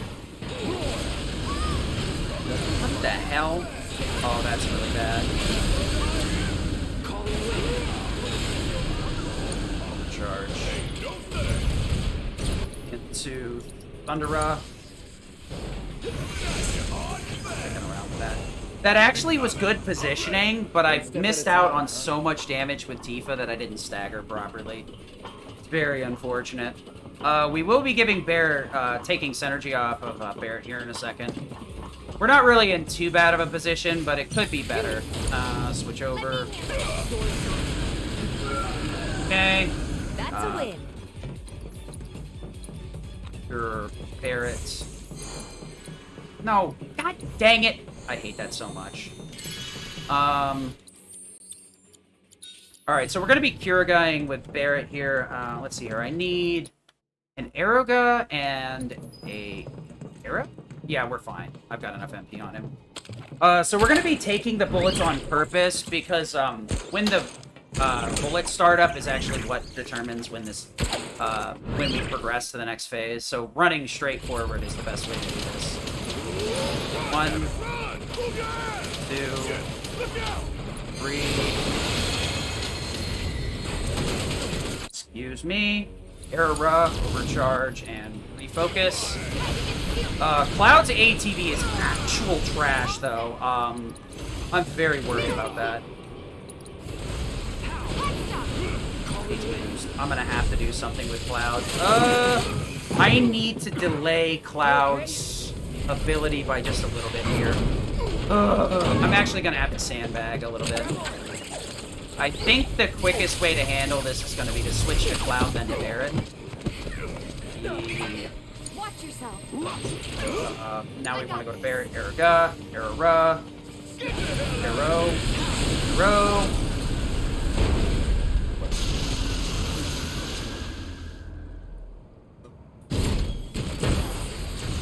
What the hell? Era. Yeah, fire, ice doesn't really matter. It's just a matter of convenience. That's the only reason you use fire here. I don't have wind to give her, so there's no benefit to, like, wasting and worrying about any other element. That's basically the strat. Theoretically, lightning would be a bit quicker, because it's faster. True Strike? Yeah, True Strikes. Security is looking pretty tight. I True Strike just to, like, trigger a bunch of arrow synergies. I think it's faster than casting Araga anyway. Maybe even Wu-Tai. It gets me 3 wind synergies, so that's enough to rip through it. I also get... I probably could upgrade... I guess I could. Huh? I think I needed the damage before, but you might be right. If Cloud's on Arrow, I might not need that additional. I'll have to test it. Because then I could waste less time going into the menu. Well, is it for Skillmaster? I don't know. Hold on, I'll have to think about that later. Cloud, what are you doing? This is my fault, I screwed that up. Or shower. Oh, I'm so lucky. Cloud, can you arrow right here? Holy shit. Oh my god. Focus. Let's keep moving. Alright. ATV boost. Araga. Era. Okay. That was pretty damn good, huh? That was really a high risk, low reward era. Where is it? There you go. ATV boost. Era.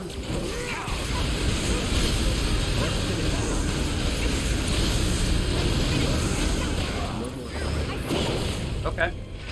I gotta start switching to Tifa there to get to the other side a little bit quicker.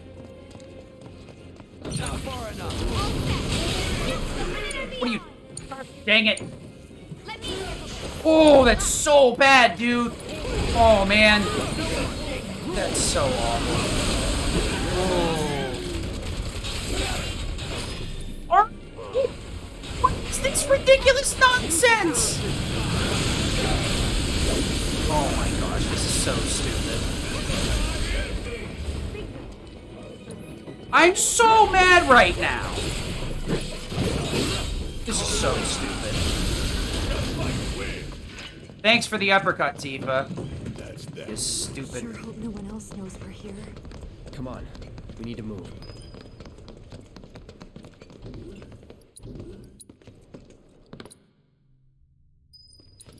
This building's incredible. Shining monument to corporate greed. One of these days, I'm gonna tear it down and burn.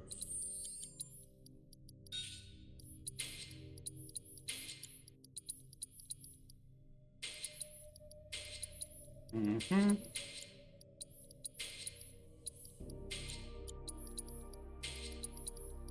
No. Soldering? But not today. Yeah.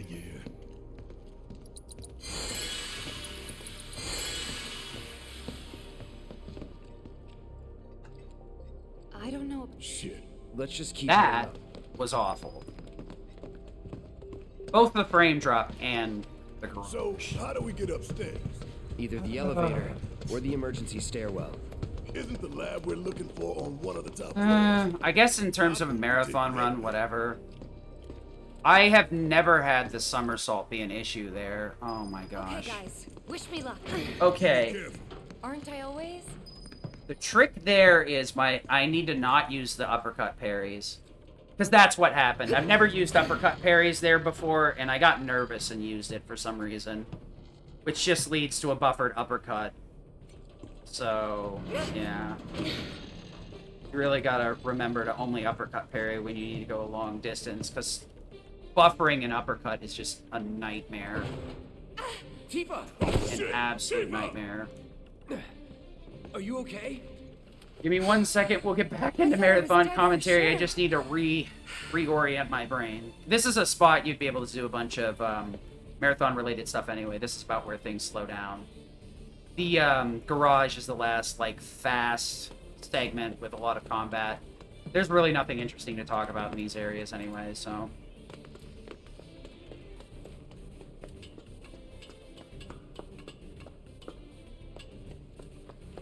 Hand over hand, huh? That's fine. Bring it on.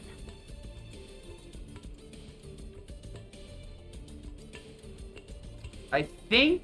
I may be wrong, but I think I need the extra damage from fire. But I have been wrong before, so I'll have to remember to try that out at some point. That's not a bad idea. You know what it was, is I used to have Blizzard on my shortcut. I think punch parrying, like, actively slows you down. You just need to not parry sail in combat. If I remember... From what I feel like, punch parry was like, it slows you down versus regular parrying. This isn't so bad. Though, I vaguely remember hearing this from Catbus, but it may also be something that I decided on my own and attributing to somebody that actually knows. I'll have to ask Catbus if he knows. If punch parrying is faster in the PS5 version, or if it's slower. It feels slower. I just shouldn't be punching at all. It's not slower, really? Just Huh. need to get across those It feels like it slows you down.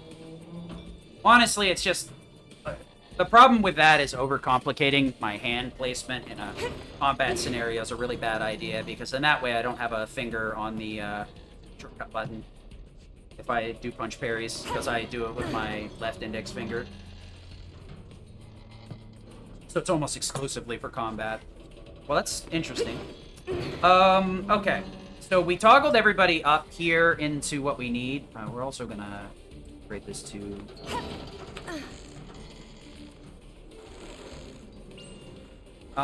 We did a quick setup there. That'll get us through Specimen and the VR chamber, as well as the few fights before or on the elevator. Also, this is where the elevator versus stairs would come in. Maybe one day, if I like have a decent like point reward, or if I have a really bad run, we'll do stairs. I guess I could do a couple of stairs runs just to kind of see how it goes, but I mean, you could just add the time, to be perfectly honest. I'm serious. Okay. Let's go. I don't know why ATB boost there, but whatever. Alright, so we're gonna Star Shower right off the bat, and then triple this guy. Okay, thank you. I pushed him too far the opposite direction. Hey, Neko. Boosting for swag. I think I was just doing it to keep myself from doing other inputs, because it just held me in position. I gotta wait to hit the elevator button anyway, so there's really no theoretical downside to it. There's just no upside to it either. Yeah, I mean, if I really wanted to, I could self-destruct those fights, but the problem is Cloud takes forever to get up off the floor. So, yeah, that last... hour 3 has been hour poop. Unfortunate. Very unfortunate. None of this has been really, like, super good. How did you expect? The underground laboratory had a bunch of scuff. Chapter 14 wasn't too bad, but there were definitely some fights that were really weird, where I, like, missed damage values, or the enemy, or, like, AI was just refusing to attack. So we want to hold up and right here. We're actually, like, fading in to this cutscene. So... Hi Neko, hi Lord Weaver. Thanks everybody for hanging out on all these different runs. I really do appreciate it. Any questions asked always help practice me as well. So thank you. Wasn't it fun to learn about Shinra and our esteemed president? And to get a peek at the president's mementos? That was super cool.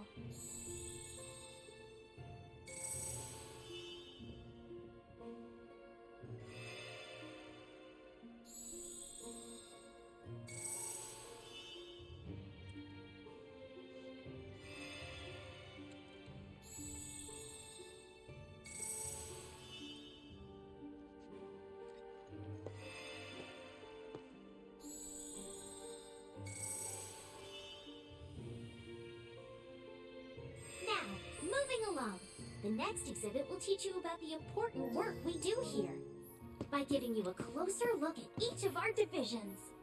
I hope you're ready to be amazed, because you simply won't believe all the exciting adventures we have here. These all look so familiar. Because we've destroyed a bunch of them already. Impressive, wasn't it? I hope you enjoyed learning about our divisions and the wonderful ideas and solutions that are produced to benefit us all.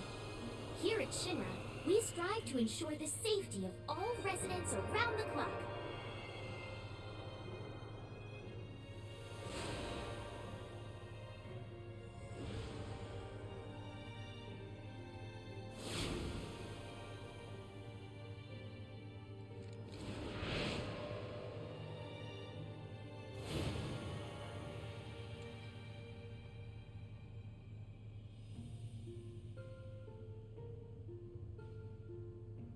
You guys excited for Endgame? Cause I'm not.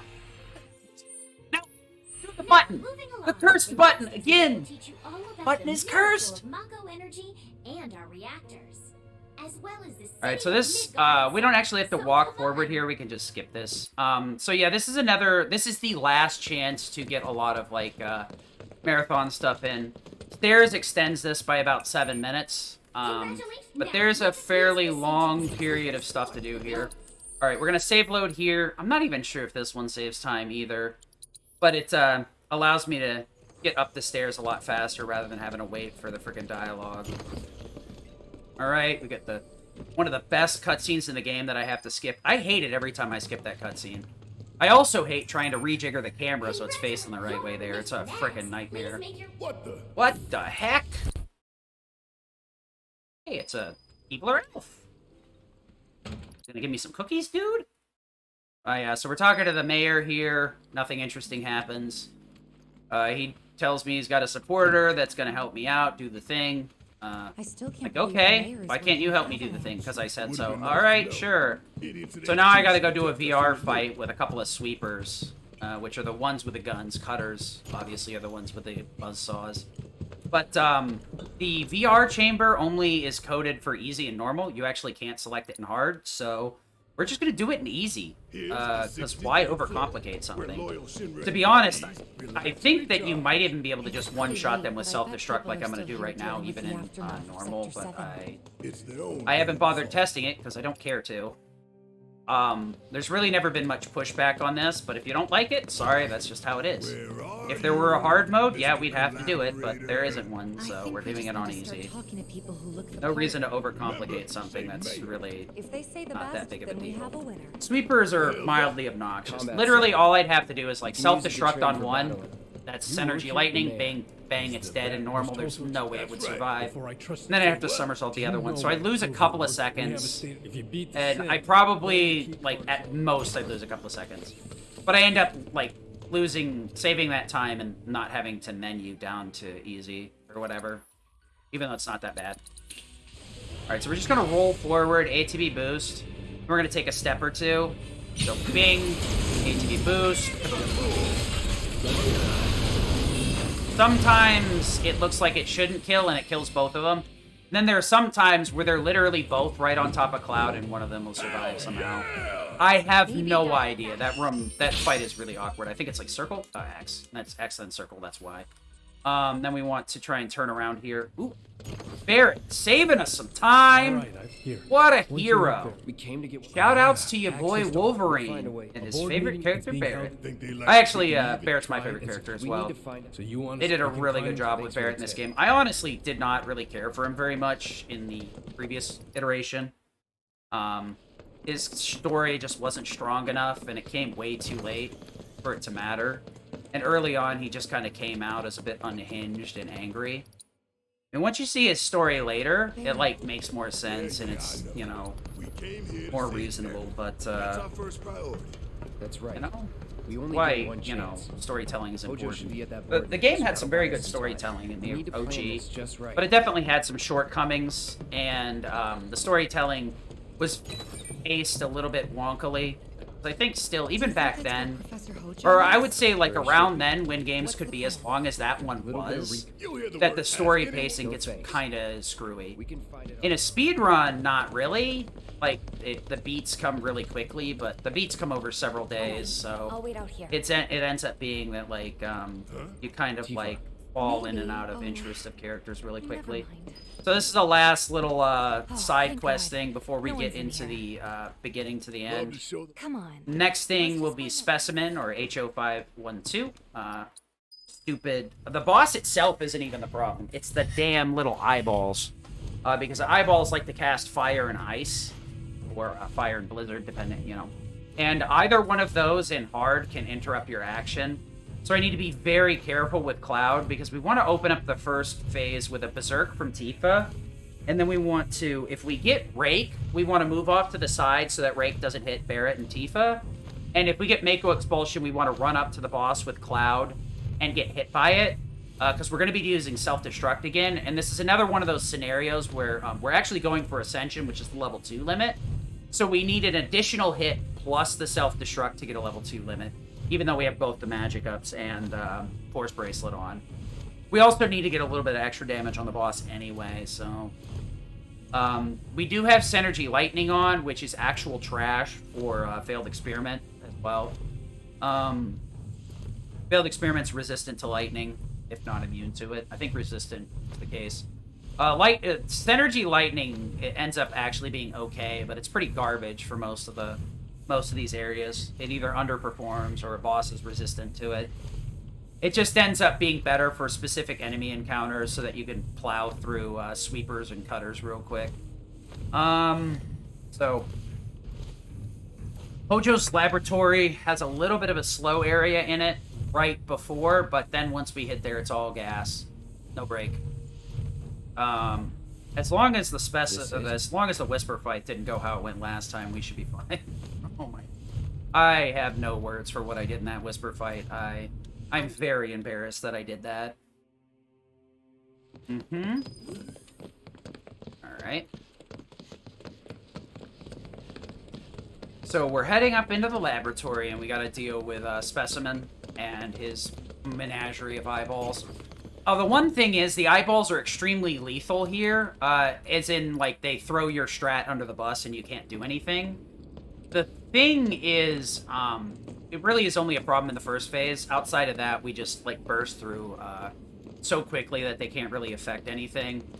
So it's just the very beginning where we might need to reset. If we get very unlucky and get a bunch of ices and fires, I might not be able to first, or even the second try. But there's not much you can do about that. If the game gives you bad luck, it's bad luck. But I mean, losing at the first fight isn't too bad. It's when you lose, like, in the end game or end of a fight. What do we got here? Noxious Expulsion, Berserk. All right, we want to wait for that fire to. Okay. Oh god, this is bad. We're just gonna have to escape, right? Overcharge. Great. Okay, that shouldn't have worked, but it did. Okay, so the Barrett's overcharge is going to help me significantly here.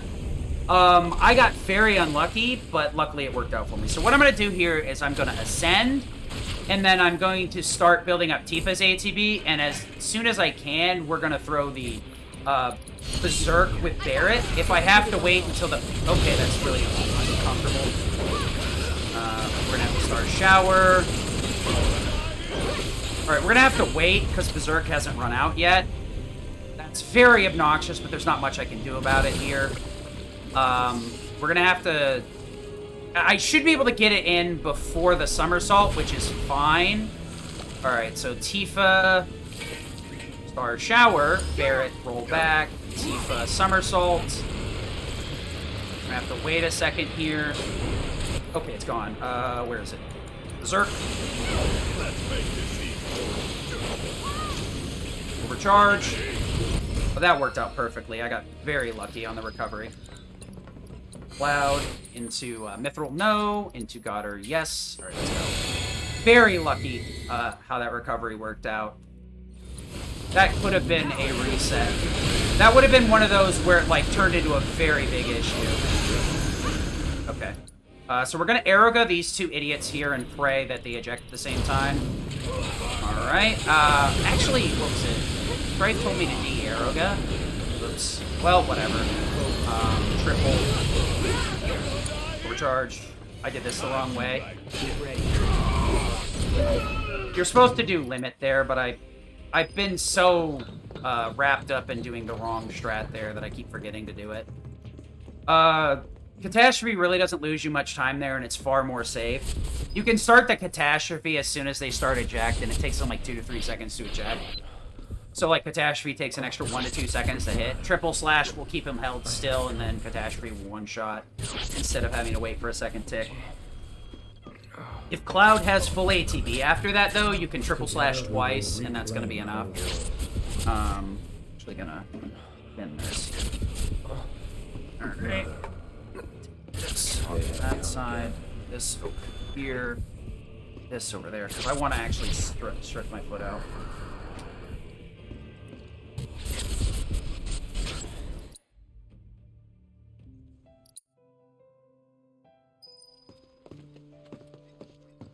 My mom and I's room looks exactly the same.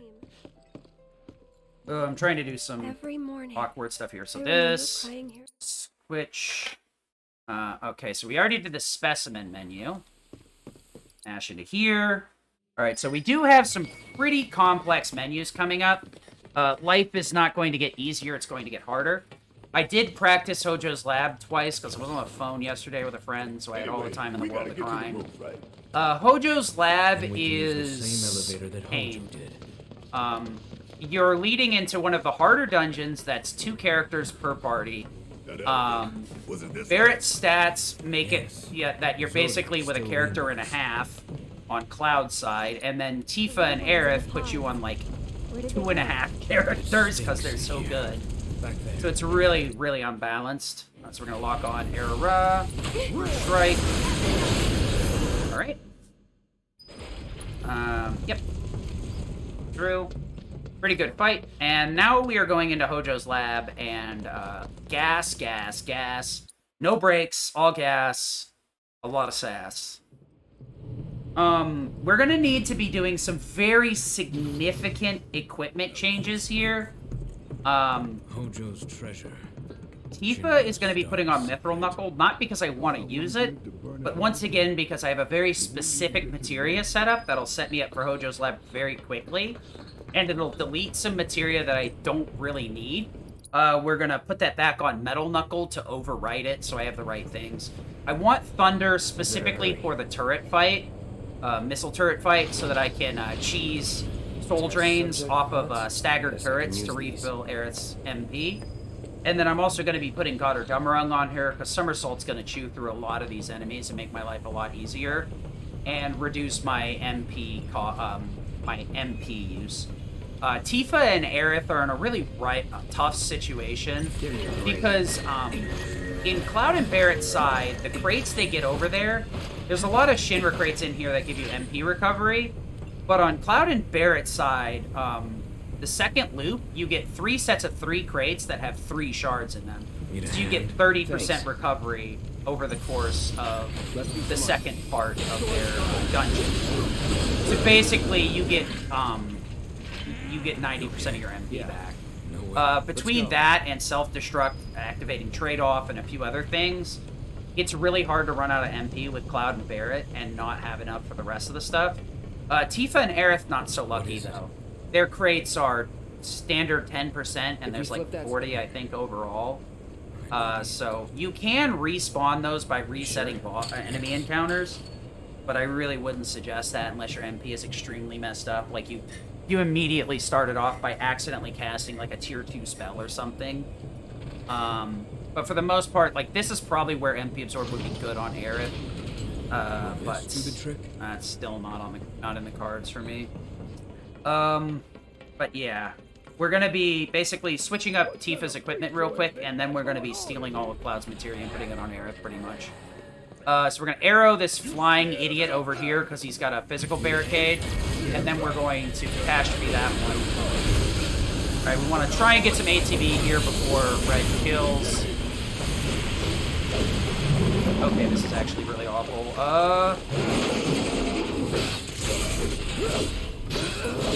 Arrow. Into Omega, recharge. Really unfortunate fight there. Could have been done a little bit quicker. Just kill it. I don't know if I interrupted a synergy there or just got really low damage rolls.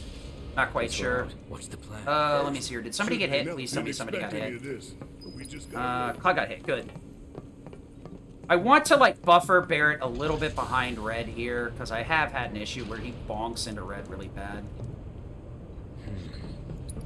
The door seems to have locked. Okay, Red does move separately. Good. Here we go. You dare...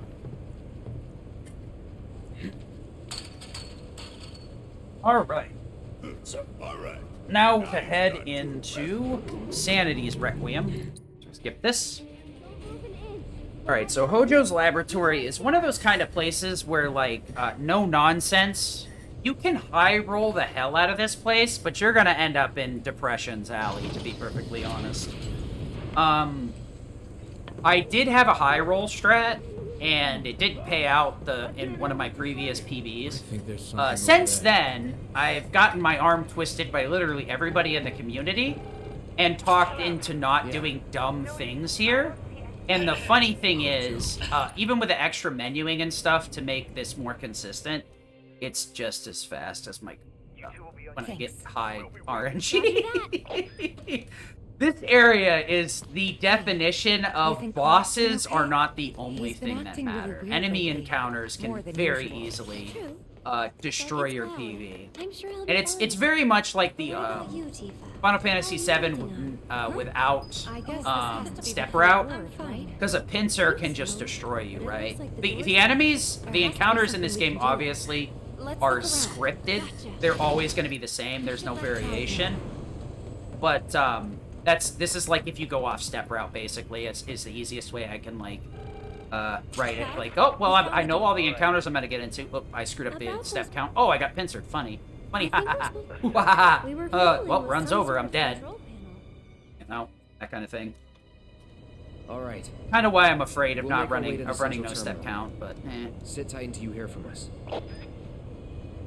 All right, so we're gonna mash through some more dialogue here and skip this. Okay, and then we're gonna ATB boost right here off the bat. That's gonna give me a second. Barret's got enough MP for ATB. Should be good here.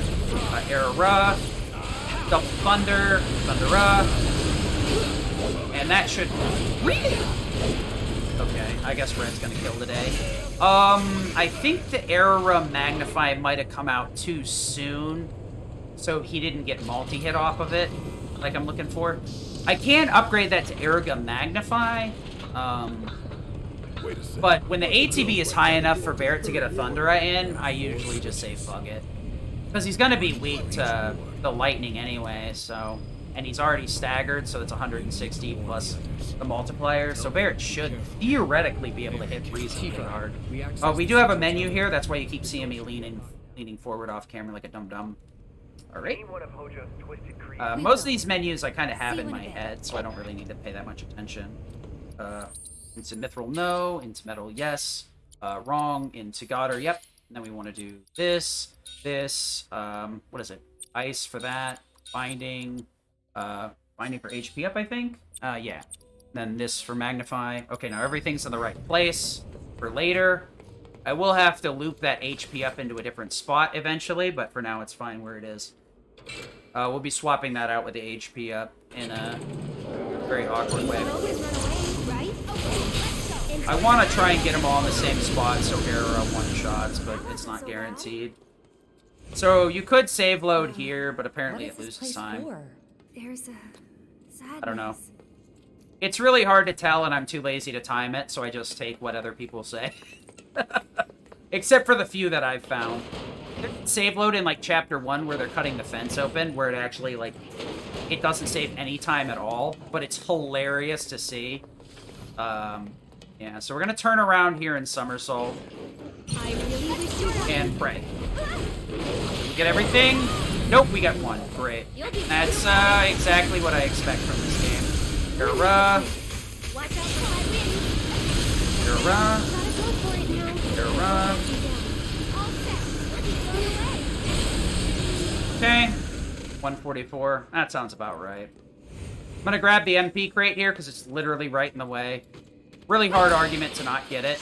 It is a little bit annoying sometimes because you gotta wait with Tifa to get the kick out, depending on how quickly you exited combat here.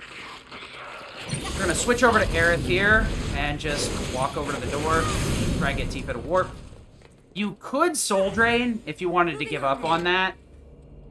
So if you're you want that extra 6 MP really, really bad. But to be honest, there's crates that you can grab. Speaking of, we'll just grab this one just as, just in case. Because I'd rather have the extra MP before the turrets instead of after. Because we're always going to want to Araga in this fight. Sometimes Somersault can hit both of these guys if the Zenanaes jump in just the right way. But high rolling on that's a really bad idea. The only thing that would be nice about it is, like, Aerith can move to a different spot. So that is something you could do like this. Then we kind of want to, like, arrow. Okay. Because the upside is I could warp Aerith or Tifa if I had moved her. But that's what I'm talking about. You really should cast Araga there, because it's not consistent. Really Besides, we could easily get the MP back off of this turret. Even with one Soul Drain, she's getting 15% back. But that's 15% of her max MP, so it's quite significant margin of return. So we're going to go for Thundera here, Thundera, and then Somersault. We're going to kind of walk over here, Soul Drain, and that'll warp Tifa. No problem. There you go. So I didn't need to grab that extra crate next to the stairwell, but hey, what are you going to do? The thing is, we're going to need a full power Thundera on the sledge worms that are obviously going to spawn in here later after Red falls down to Tifa and Aerith. So, alright, let me take a look here. We want to go into Iron Blade, toggle it to Lightning, and then basically change everything out for basically a 1-for-1. Alright, so we're gonna grab the switch here first so that we get a save spot. So that just in case I mess up the menu, I can reset to right before this. So Iron no, into... Oh wait, Lightning's the opposite direction, dummy. Ice for this, and then we want to give First Strike for binding. And we also want to add in Disorder. It may seem a little bit awkward to throw Disorder in there. It's not 100% necessary. But I am going to use Disorder quite a bit, all the way up to the end of the game. So, I might as well just do it now. There's plenty of places that I can use it as backup. You could Disorder both of these Zenanaes and hit them. Problem is, the damage is just too low in my opinion, so it's just better to start off with a triple. Like this. Great. HP boost. Self-destruct. Get Barret in the right spot. So the trick is to get Barret as close to the cutscene line as you possibly can there.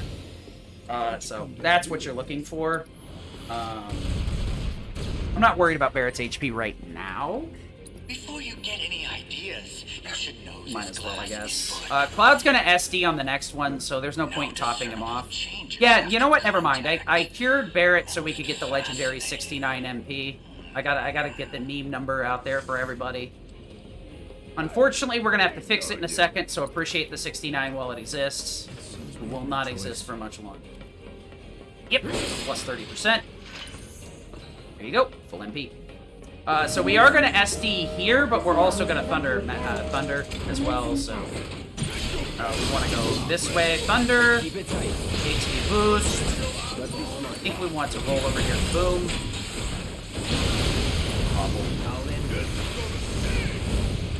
The nice thing about upgrading to Thundera is I know for a fact Barrett's going to one-shot. I guess we're going to top everyone off here because we are going to go with Ethereal Saber for the next fight. how many times I've seen it happen. And I will not be grabbing the crates after the Sledge Worms unless something awful happens.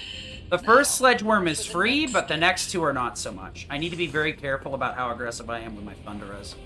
We're going to wait until I cut the crate here so that I don't buffer any movement. Into Mithril, no. A Goddard, yep.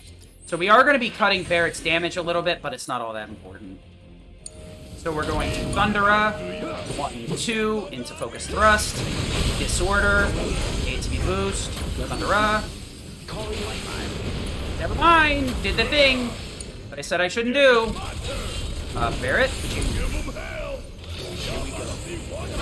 Oh god, please, catastrophe, kill everything.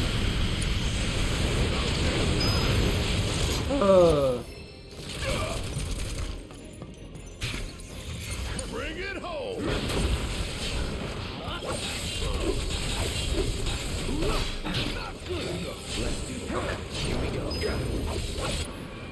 Into Focus Thrust.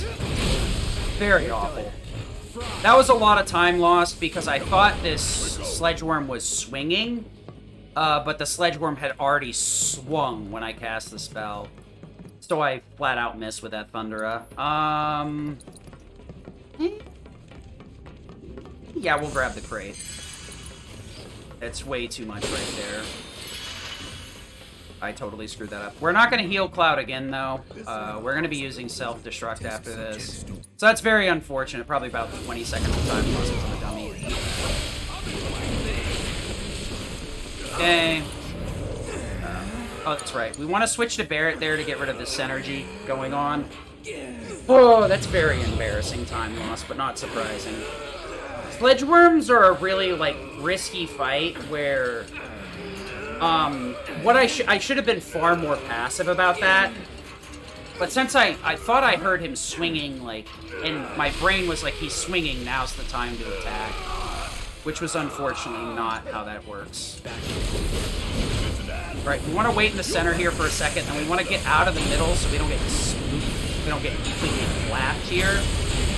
Okay, and Red cured us. That's actually super nice of him. Alright.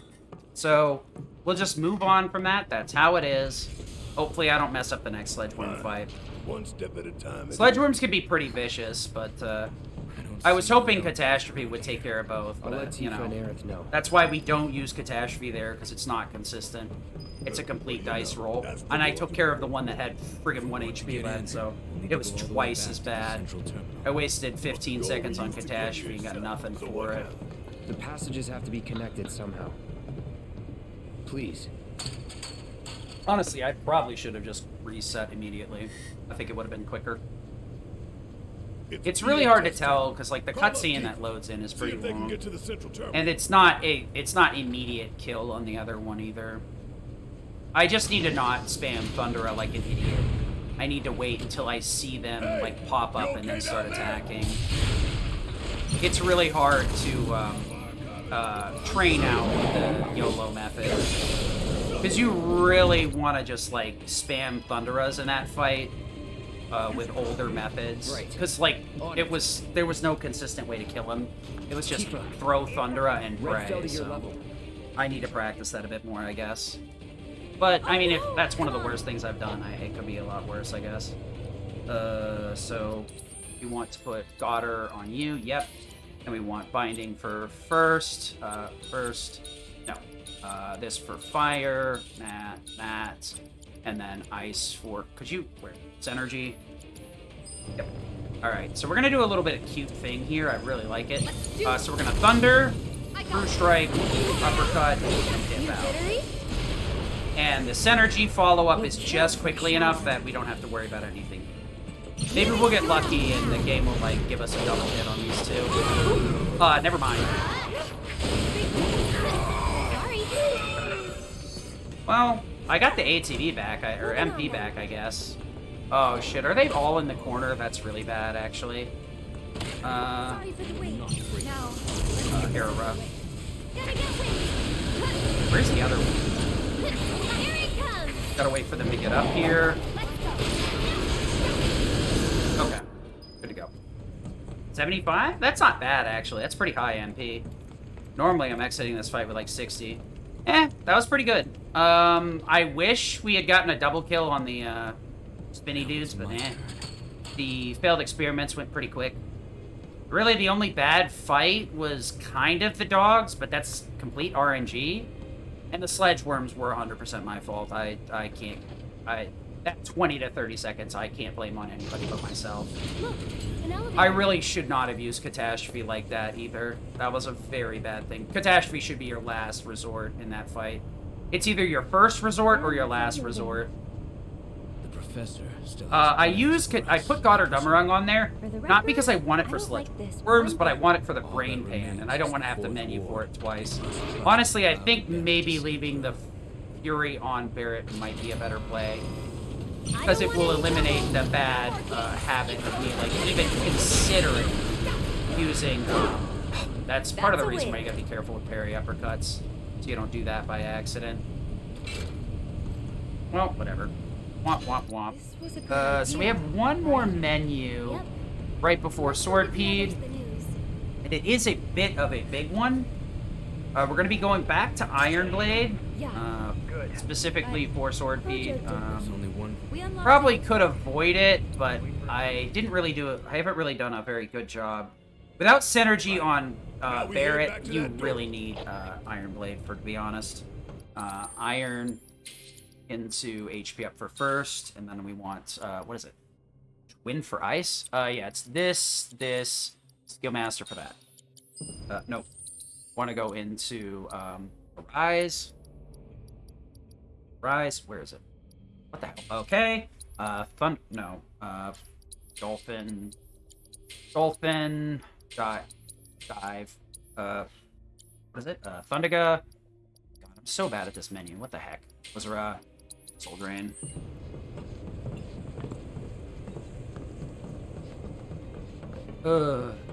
That Soul Drain really doesn't need to be up there, but, there's a reason for it, trust me. Guess so. Cloud's HP is pretty low. Maybe. Why does Barret have 100 MP? Feels like something's wrong here. Barret has that makes 2 of us. He's got your back, though. I guess I really don't usually refill his MP, so whatever, I guess. Let me double check. Okay. Okay, that's really awkward. I don't know why he has that much MP. I didn't realize that was a thing. God. Start the fight. Accidentally hit the wrong button. Thundera. HP boost. Boom. Okay. Open flurry. Jump back. Fist. Okay. 155? That is fantastic MP. Too bad Hojo's lab was a complete unmitigated train wreck. Tried my best, but you can only do so much when you suck at the game. Well, some of these fights, it's really hard to not, like, want to put fuel on the fire, to be honest. And restrain yourself properly. On Cloud. We want to make sure to heal before the next room, because what we're going to be doing is switching into Hard Edge, which will completely shift my materia. Hard Edge, no. Sonic, no.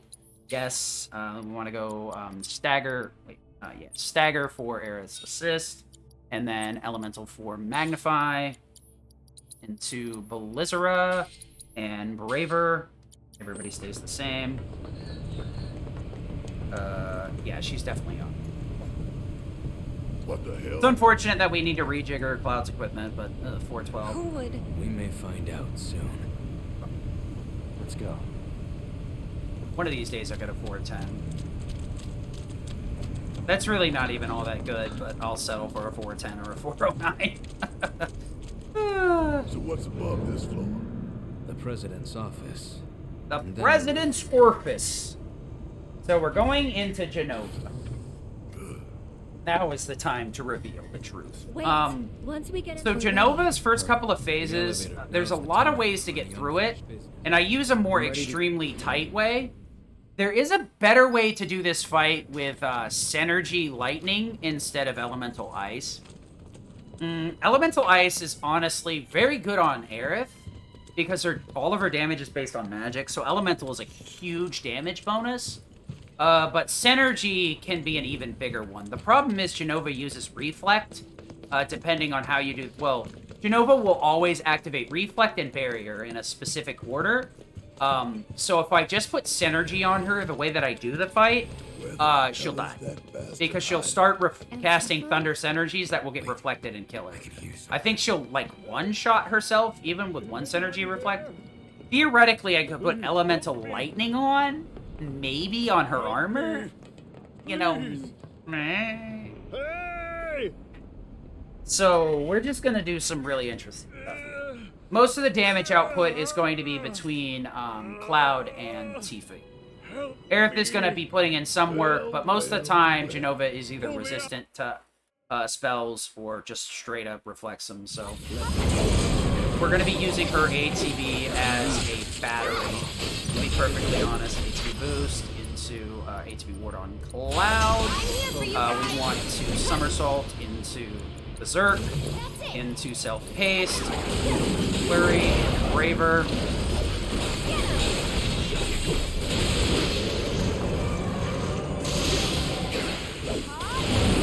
Okay, we're just going to be building some ATB here as we go. Into Braver, and we're going to want to immediately counter stance here. Charge up a Tempest. Tifa, start Shower. Braver. Okay. I just True Strike to get that last little bit of damage out. We'll be using Resist here, which really isn't the best way to handle this, but whatever. Tempest in. Ripple. Okay, now Tifa's ATB is topped off. Triple.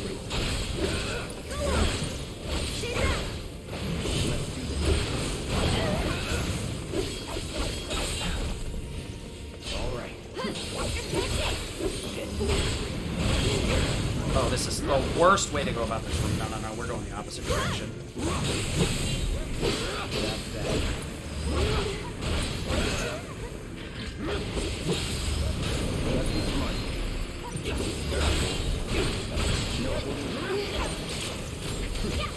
Okay, we need to also resist it.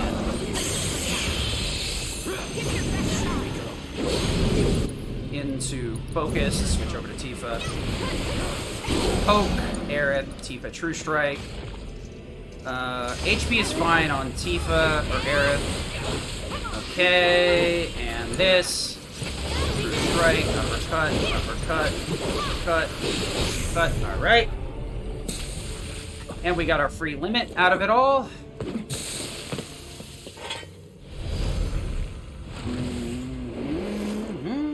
Aerith's HP is fine here. I'm happy with 3k as long as she doesn't lose more than 1,000. Our Shower. Start Shower. Blizzara. Blizzara. Blizzara. Blizzara. Flurry. Where's Cloud? Almost have her. Keep at it. Train. I mean, I don't need to be doing this, but whatever.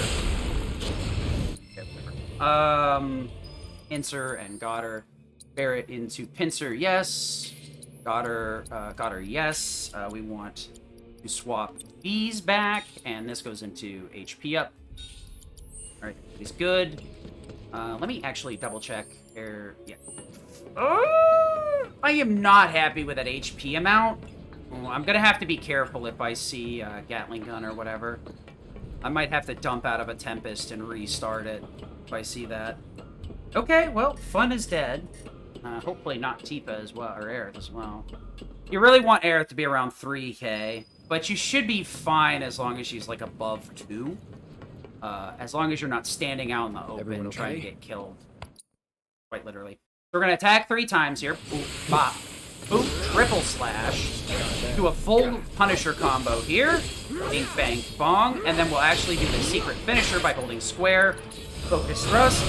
Stance change, back in. And the 4 hits that Punisher always swings with on 1 square input. Think you got my number? And now we have set it up so that a single tap on the dog will stagger him. This does trigger ATB stagger, which is cool. But what it does is it also sets up for a full combo kill. We'll just do a regular normal combo, and then if we have to, we'll stance change to get the last hit of damage. Triple slash right off the bat here.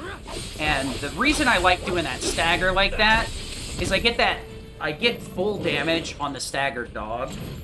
So I get that 60% damage bonus, which means a full combo is like almost always enough. You can sleep to get Rufus to hold still here, but you can also triple slash to bait out the neon lights, which you can dodge out of it. Yeah. Okay, you want to like try and time that well so you're not chasing him down with triple slash. It's kind of hard to explain, but you want to like triple slash as soon as possible, but not too soon. So we're going to skip this as well. And then we want to go into Limit Drone A. Thundera. Okay, good. She decided to stay behind the rocks. Okay, we're fine. And Fist. Thundera. Well, that's actually fantastic. Charge Tempest over here. Gold Drain. And build a lot of ATB. Okay. Now, we're going to trigger Skill Master here, and we're going for a stagger as well. So we're going to Blizzara, that triggers Skill Master, and then we can start an entire new loop. Okay. Tempest. Overcharge. Blizzara. Tempest. And Barrel. That's the wrong person! Okay, that's really stupid. That's not who I want to cast Thundera with, but okay. Thundaga. Front wheel. Tempest. Blizzara. Tempest. Thundera. I think we're almost done. Soul Drain. Okay, oh boy, that damage was really bad. Okay, Soul Drain's not gonna cut it. I need to use at least Thunder or Blizzara there. Okay. Well, whatever. Thundera. I probably should have just Thundera to Barret, actually. That was really stupid. I didn't need Barret's ATB for this phase because he has synergy. Okay. I'm learning my lesson. I'm learning. I'm evolving. Alright, so we got a pretty gnarly menu going into Chapter 18. And then we have a non-insignificant one going into Sephiroth as well, so... we're not doing this minigame because we get 1 heal, and it's also extremely hard. I guess you could make this a donation incentive, like a pseudo-blind run, but... If you want to go into Iron, no. Wrecking Ball, no. And then, I believe, LMG? Pincers, yes. And then LMG, yes. Then we want Goddard to Tifa, yes. Tifa's into Mithril, no. Yes. And then we want to do Lightning into Ice. Binding? No. HP up for Magic. And then we want Revival for Magnify. And then Aerith's Skill Master for Wind. There. That's the right one, I think? It doesn't matter. I'm overthinking this. Blade Burst. Ascension. SD. Braver. Kuriga. Magnify. Catastays. Same, Aeroga and Blizzaga. Let's go. So menus before these final couple of bosses are pretty convoluted, to be honest. This fight's around 10 minutes long, minimum. You can get a little bit under 10, but it's not super consistent to get there. Let me double check the Goddardummerung, though. Okay. That Goddardummerung really screwed some things up last time. I forgot to re-equip it, and I didn't catch it until Phase 3, which is basically a run-over. Well, this ATB's good. I like it. You can ATB boost right off the bat here, but that's low enough that I'm good with this. Okay, jump over. You can build 300 ATB like that pretty easily. It does take a while to switch characters, so we're just going to attack a few times. The Red Whisper takes a while to start up, so we do have some time to beat on it and get a free SD out of it. It's a Whisper too. The trick is going to be getting the rest of our ATB off of the we can beat them. Yellow boy here. Hopefully yellow and blue don't stick to each other, so I don't get bounced off blue over and over again.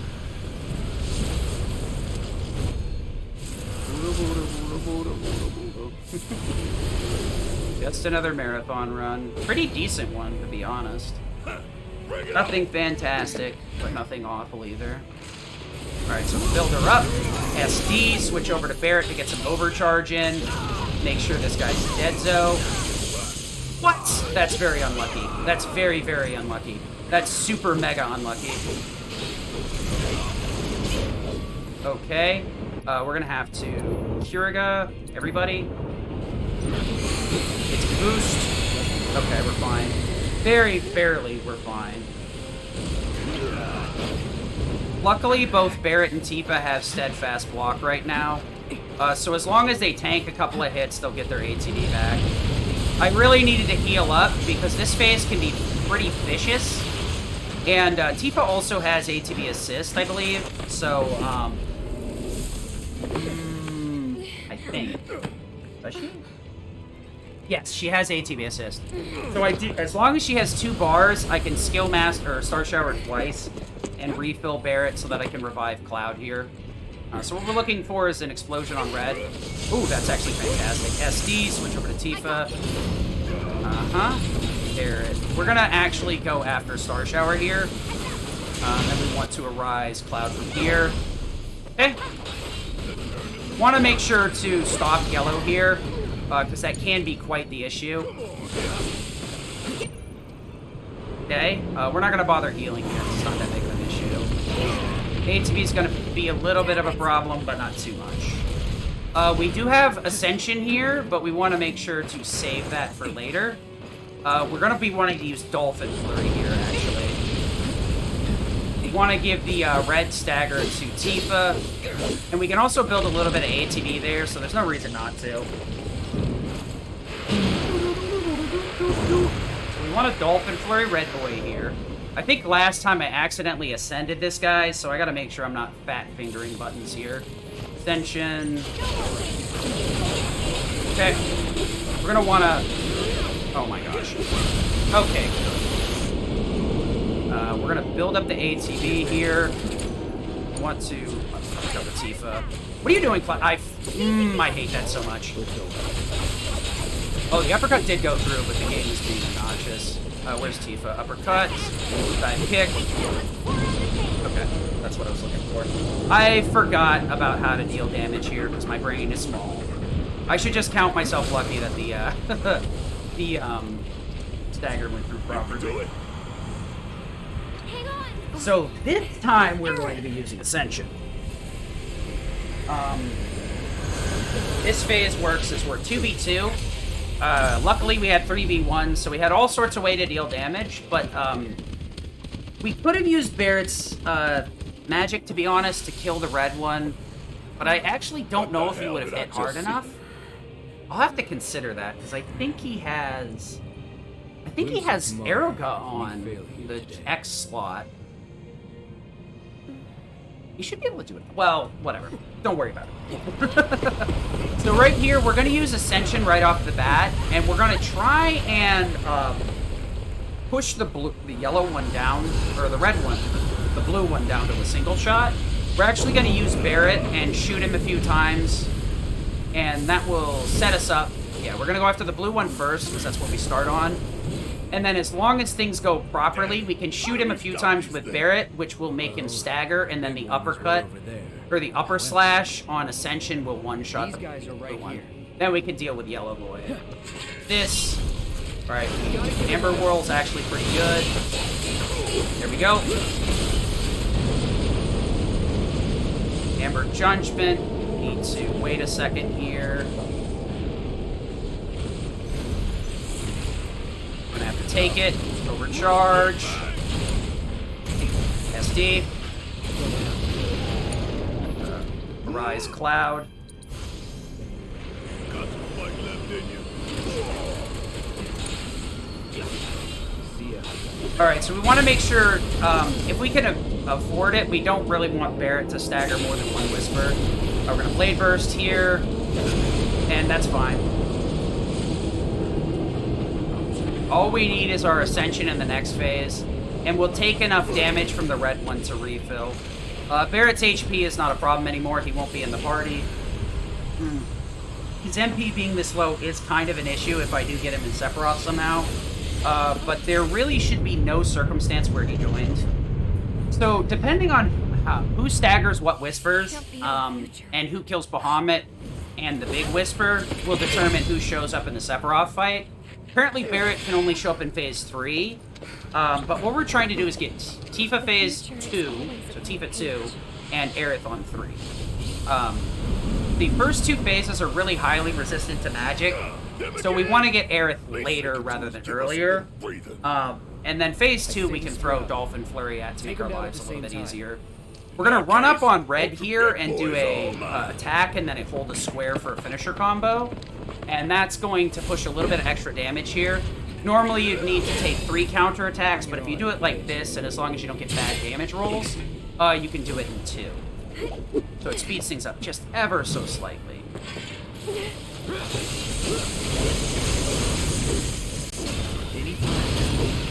Okay, never mind. Bad damage. Sucks, but that's how it is. So I guess I'll Cura with Tifa here. I always like... Cloud sometimes gets bullied here, so I gotta be careful. I also should not have turned him around like that. It's fine. I want him to ascend Bahamut here, so that was bad. Alright, we're gonna wait.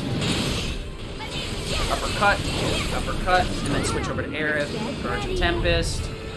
Where's Tifa? Star Shower.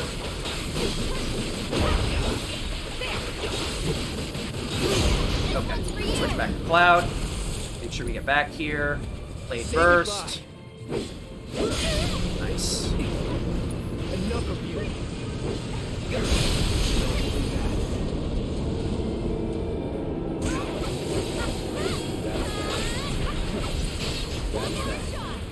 You know what? Get ready. Okay. Good. Sort of. Not really. I definitely hesitated there. You can hit both of them again with the Blade Burst.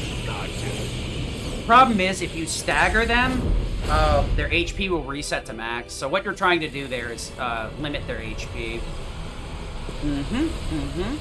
Okay, actually, Hard Edge, Magic of Assist. We want to Star Shower.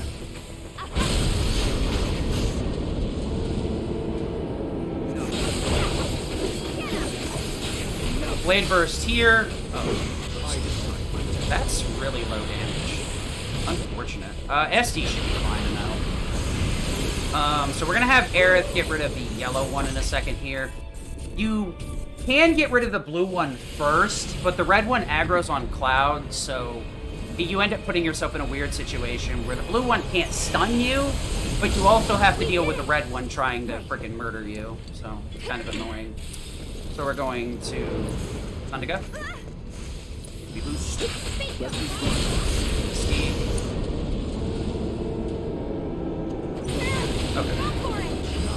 So I needed to make sure I had enough ATB there to get the Thunder. I just need that Thunder to end the Whisper Corsio's life, or whatever. Well, actually, I guess it's not Corsio, it's the other one.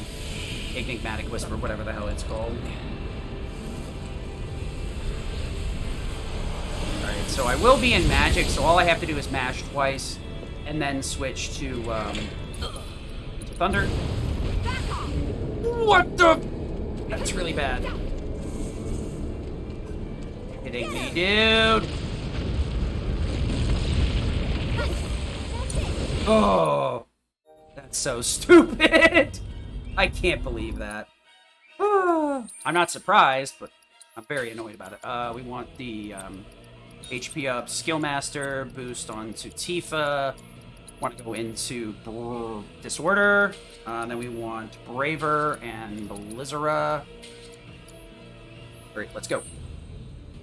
1, 2, 3, Disorder, Blizzara. Bundle up. Let's do this. The Braver. Jump back. Come here, buddy. I got a treat for you. Frick. Or I'm gonna freeze you.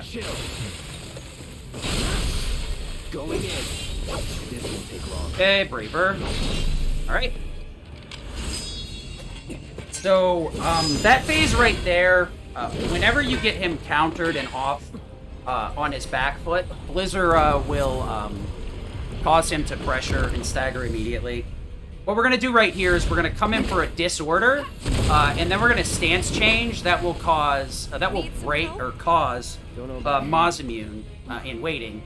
And we're going to be dealing that, breaking that with Tifa's limits. So this into Tifa's limit here. Okay. Right, a little bit late there. Gotta wait for Mazimmune in waiting. Bundle up. I casted that too late. Well, I've missed that the last couple of times. It was available, I just waited too long.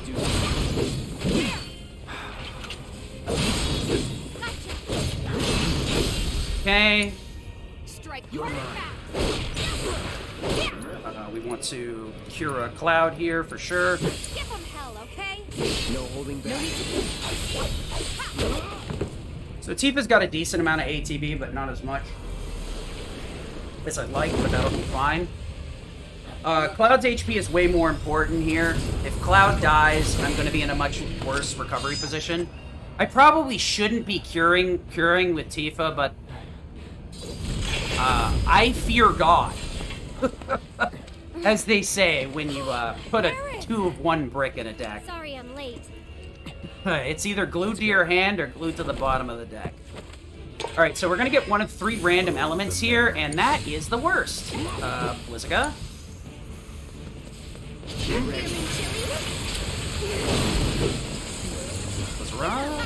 Blizzara. Alright.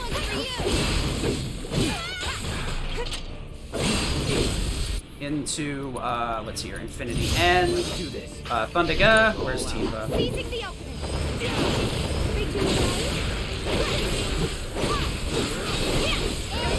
That's not the way I should have done that. Watch yourself. I completely did that wrong, but whatever. So now we are ready to ascend to the heavens!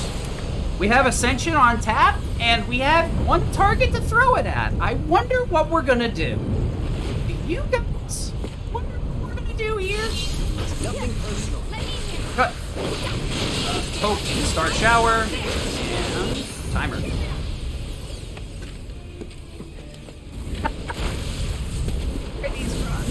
What runs? I fucking suck. So for reference here, 436.22 is my PB. We can change it. Yesterday, no, Tuesday we did a practice marathon commentary run, and I got a 436.56.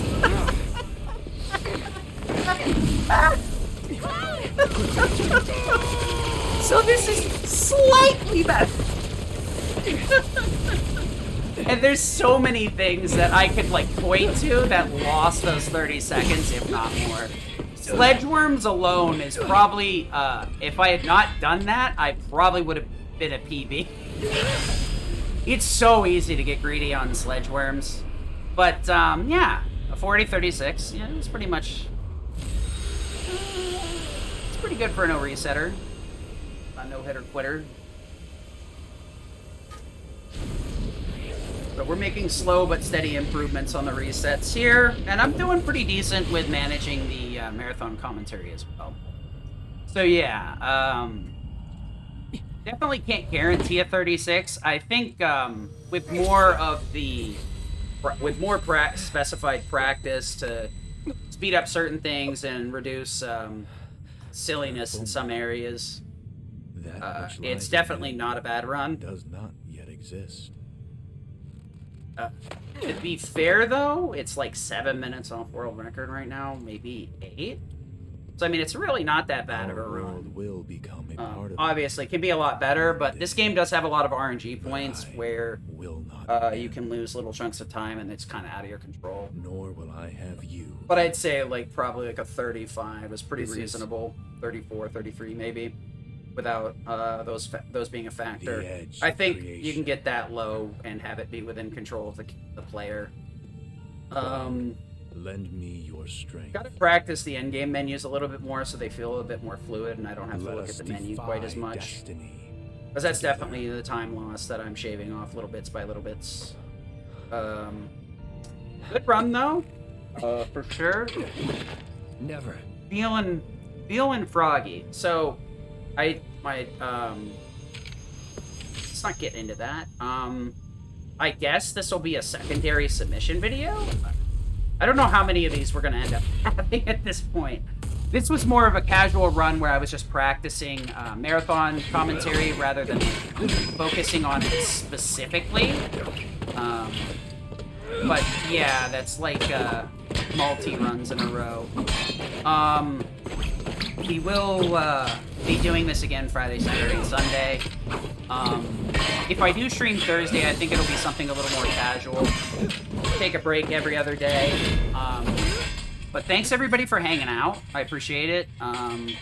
Thank you for watching this if I use this submission video. And I hope this fits for the marathon. I'm probably gonna be shifting over to Crisis Core, but I'll probably keep this in my back pocket. And the other games, so this probably won't be the first time you've heard from me, and this won't be the last. I'm impossible to get rid of. I don't know what other categories I'll run in those games, but we'll see when we get there. So thank you for your time, and I hope we can make a great show together. If not, I know you guys got something else even better on tap.